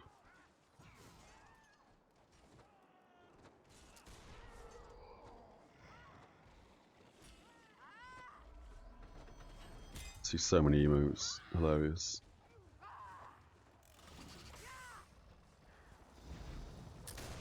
Try getting Bloodlord before Starve. Yeah, I mean, whilst this event's going on, because we have an abundance of renown gain, and I forgot to use the potion again, didn't I? And we currently don't have that. Oh no, we do have the skull buff. Because of the renown gain, we're going to smash through renown until what? The 2nd of June? It's like 3-4 more days. And then we'll switch over to mainly doing Bastion Stare as much as we can to get that Bloodlord set. And I thank you for the follow there, dude. I appreciate that. They're a 10% order advantage after their failed siege. Yeah, I mean that normally happens, doesn't it, with Destro? They fail a siege, they go to work. But yeah, Bastion Stare is on the agenda. We did try and do two-hander with Beast Lord stuff. Oh, what a mistake. Mistakes were made. We were not very tanky. And I'm pretty sure as well, we're running like, I think 2 of these have block on them. So we weren't geared for it at all. BS. I mean, I don't mind Bastion Stare Dungeon. I've not tanked it. The city weapon is better for two-handed Ironbreaker. Earth Shatterer. I've already got it. Boop. That's best in slot. In my opinion. I went on a big deep dive about this. The only reason why we're doing Bastion Stare is for the actual armor for Bloodlord. We want the Bloodlord armor set with strength tallies in. The two-hander. And then obviously Earth Shatterer for the actual weapon. We won't be using Bloodlord weapon. I don't think it's as good. Depending on our crit rate. Because I'm pretty certain the Bloodlord weapon has 4% crit on it. Have we got oh, we do, yeah. Let me turn down the sound a second. Because this is going to be a really fun boss fight. Yeah, the Bloodlord weapon has, I'm certain it's got 4% crit on. This one, Bastion Stare. Yeah, 4% crit. My understanding is for an Ironbreaker playing two-hander, I want as high a crit chance as possible. So this weapon, 4% crit, it's pretty big. It's pretty big. But we do obviously become a glass cannon because we get 10% less toughness and armor. Not that that matters massively, but I think it does. Let's just OP you real quick. And then Earth Shatterer. The reason why this is a better weapon is because it has the 25% chance on defense to increase parry, evade, and disrupt by 10% for 10 seconds. So that's probably going to be always procced. And if that is always procced, that's going to give us ginormous survivability, which means we'll be able to put out more damage. Unless we get, like, bursted down. But yeah, again, it depends on crit rate. If we don't have a high enough crit rate, we may run the Bloodlord weapon. But I think Earth Shatter is best in slot. So that's why we picked that from Crips, to be fair. The other two-handers we could have picked, I think one was Pity. Can we see that, actually? We can, right, from Crips? Yeah. This is garbage. 10% chance to steal 150 health. That is garbage. So that's basically just a big boy weapon skill. It's also a 2.7 speed, which is pretty fast for a two-hander. Earth Shatterer is 3.6 speed. Again, if I'm thinking about vanilla WoW, I mean, it works in this game as well, clear as day. Although they're both 79.2 DPS, Bloodlust, a two-hander, is going to hit like a one-hander in terms of damage, whereas an Earth Shatterer, because of the speed, is going to hit more like a big two-hander. And then the other two-hander we could have picked is Pity. This increases our movement speed, which is garbage. I mean, it has its place, absolutely, but basically garbage. And also, the damage is 2% chance to deal 450 spirit damage over 9 seconds. Pretty certain that doesn't stack. So if we accidentally get 2 procs back to back, it's going to override itself. This as well, Bloodlust, 5% chance to deal damage over 9 seconds. That I'm pretty sure is not going to stack. So the obvious choice of these 3 two-handers is Earth Shatterer. Or Earth Shatter, sorry. 5% chance to jolt for 300 damage. Perfect. 25% chance to get 10% parry. Perfect. The rest is a bonus. Also, this has the most strength on it as well. So again, this makes more sense to me. Bloodlord. How much strength does the Bloodlord have on it? That's 90. Okay. What am I doing? That's insane. 60 strength, 60 in it. 60 melee power. I don't know what the conversion rate is from strength to melee power. So for all I know, this has more strength on it. Excuse me. But the 4% crit is huge on this weapon, so it'll be a toss-up between this and Earth Shatter. But I'm leaning more towards Earth Shatter, depending on our crit chance. We do gain 15% crit chance for having 50 plus grudges, which we will probably always have when we're doing PvP at some point. And the other thing is the main ability we're going to be using is a two-hander. I think it gains 20% crit chance. Oh, I didn't check the speed. Is it 4.2? Sorry, I'll read that in a second. Ooh! It is A, it's more DPS, and B, it's a slower speed. So that's going to hit like an absolute truck.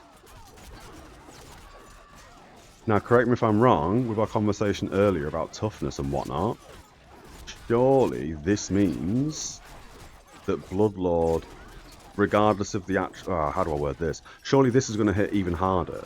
Because this is going to make the base scale more, is it not?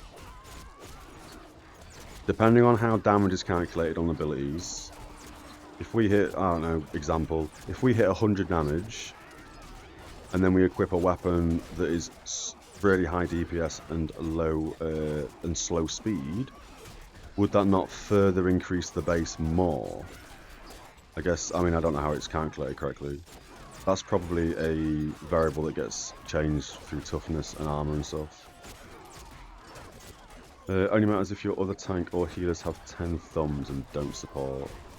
Yeah, for the Bloodlord weapon, if we're not getting supported, then I guess that 10% isn't as bad as it sounds. But yeah, it's either going to be Bloodlord or Earth Shatter.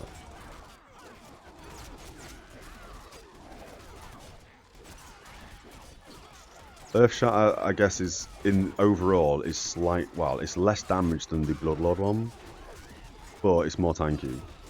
So I guess we can play 2 different styles of two-hander. We can either go tanky two-hander, or we can go just pure damage two-hander.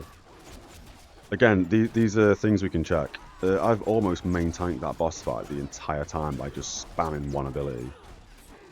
We've now lost aggro to this fella. Can we get it back? I don't think we're going to be able to get it back, that's fine. Yeah, I didn't realise the Blood one was 4.2 speed. That makes me want to use the Blood one more. Because that means we're going to hit so much harder.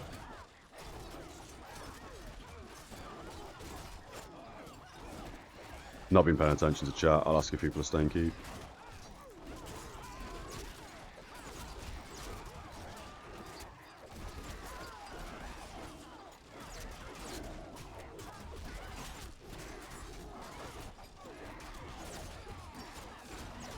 You're on the wrong faction, Scally. How's it going, Taff? It's going good, thank you, man. How about yourself?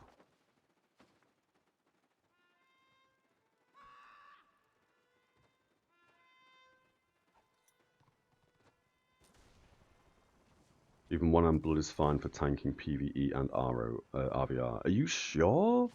Because the 10% mitigate, the 10% loss of mitigation for both armor and toughness, I don't know if that's right. I would have thought this would have been terrible to tank.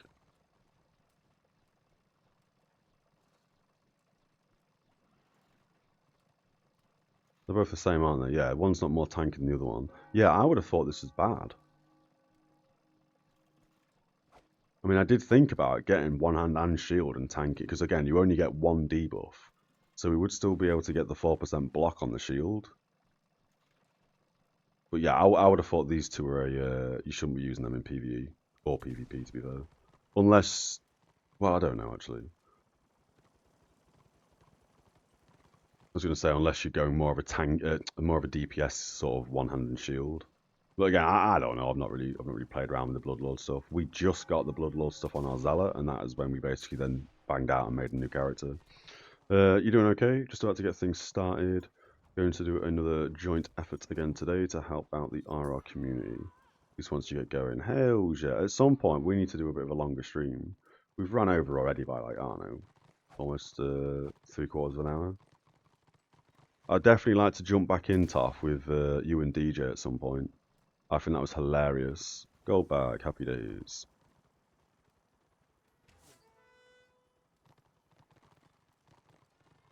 Anyone want a leader? Hold on, do you want the leader? It's fine if you don't. Maybe I'm just a fan of offensive tanking. I don't like people just looking at you while you can't do anything. Yeah, I mean, I am that same boat. I want to be able to at least do something. I don't like being like a one-trick pony where I can stand there and no one can hurt me, but I can't hurt them either. At the end of the day, if I'm having a fight, I don't want them to just, after a while, go, well, this is stupid, turn around and run away, and me not even be able to, like, lock them down. If I get into combat in RvR, I want to be able to kill the person that's jumped me. So yeah, having the Bloodlord stuff, maybe. I mean, again, eventually we'll get it all. We'll start off probably with the two-hander and the full Bloodlord armor set. We'll test how we feel with the two-hander, with Earthshatter and the Bloodlord. We'll see how we get on. And then eventually we can turn this into like a crystal, right? And then change it into the offhand or shield. Yeah. Maybe just a fan of offensive tanking. Yeah, of course. I want a healer. Oh, yeah. Healer D20, then just laugh. Yeah, that's it. I mean, Christ. Yeah, you actually want the healer to D-taunt you, as opposed to just stand there and laughing. Yeah. Ooh. We can't kill this guy, right? Is he in South? He doesn't look like he's in South. Can we do this? We have no grudges. Oh, we just destroyed him. Can we gasp? Can we shock? Can we praise? We can praise. Okay. You want to? Oh, there's another one. Jesus Christ! I'm too busy trying to do emotes. Everyone's getting slaughtered. I'm just emoting people. We'll give him some parry. That was too late. Too little, too late. Give your magic shield, because that's going to help you. We are going to end in a second, but I might as well just try and kill this dude first. So this guy's HP regen is nuts. Oh, he's using pots though.